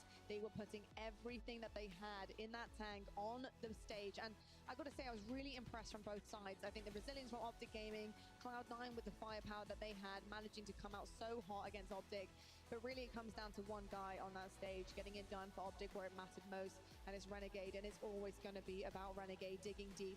The numbers that we saw from him to pull this out of the bag, I don't know what would have happened if Renegade didn't have an absolutely world-class performance. I do. OpTic would have been knocked to the elimination bracket. Thank God they have Renegade. Thank God they have the infinite MVP. He stepped up big time for them. You heard it from Formal in the interview. OpTic is playing sloppy right now. That was not the best of the green wall that we have even seen this weekend. You need to figure out a way to regroup and get ready for Championship Sunday. Shopify is waiting in the winners finals. For Cloud9, you gave it your all. I mean, that was the best I've ever seen Cloud9 play, and they played lights out up until this game 5. A little minor mistakes costed them throughout the start of this game, and it started to snowball. Once Renegade gets control of the camo, the shock rifle, things go downhill quickly, and Renegade gets a lot of kills, and that's exactly what we saw in game 5. It really is down to controlling the power-ups and power weapons, and when you have a player like Renegade with both of those in his hands time and time again, it felt like the entire game he was invisible with one of the strongest weapons we have in Halo Infinite, with one of the strongest players. It's going to be a tough time, Tony, for Cloud9. What can they take away from this? Because I think that it really does spell success for the rest of their run here. I think Cloud9 can really make a good go of it. I think, honestly, I was really impressed with what I saw. The stats don't really reflect that. You're looking at OpTic Gaming stats too. Only Legend and Renegade going positive there as well. So it really was an absolute brawl. What did you love about C9 that you need to see them continue on in terms of firepower and consistency? Yeah, I mean, the one thing that we saw about Cloud9, literally these whole series, that they're willing to go toe-to-toe with OpTic Gaming, and they were able to do so. I thought Boo Boo Dooble was absolutely fantastic in both the kills and the assist department as well. That was shown on the stat sheet right there. Sav was doing his thing as well, picking and choosing his fights well. I think Cloud9 played good and winning Halo, but you run into OpTic and Renegade. Renegade was on an absolute tear. As we take a look at the bracket, the elimination bracket match of Cloud9 and Envy gets really interesting because we already saw FaZe go down 3-2 to Shopify. We saw how they played in the next series. Cloud9 do not have a lot of time to regroup. They're playing good Halo. They didn't win the series, but they cannot get down on themselves. They cannot let that affect them going into the elimination bracket because they will play immediately right up next.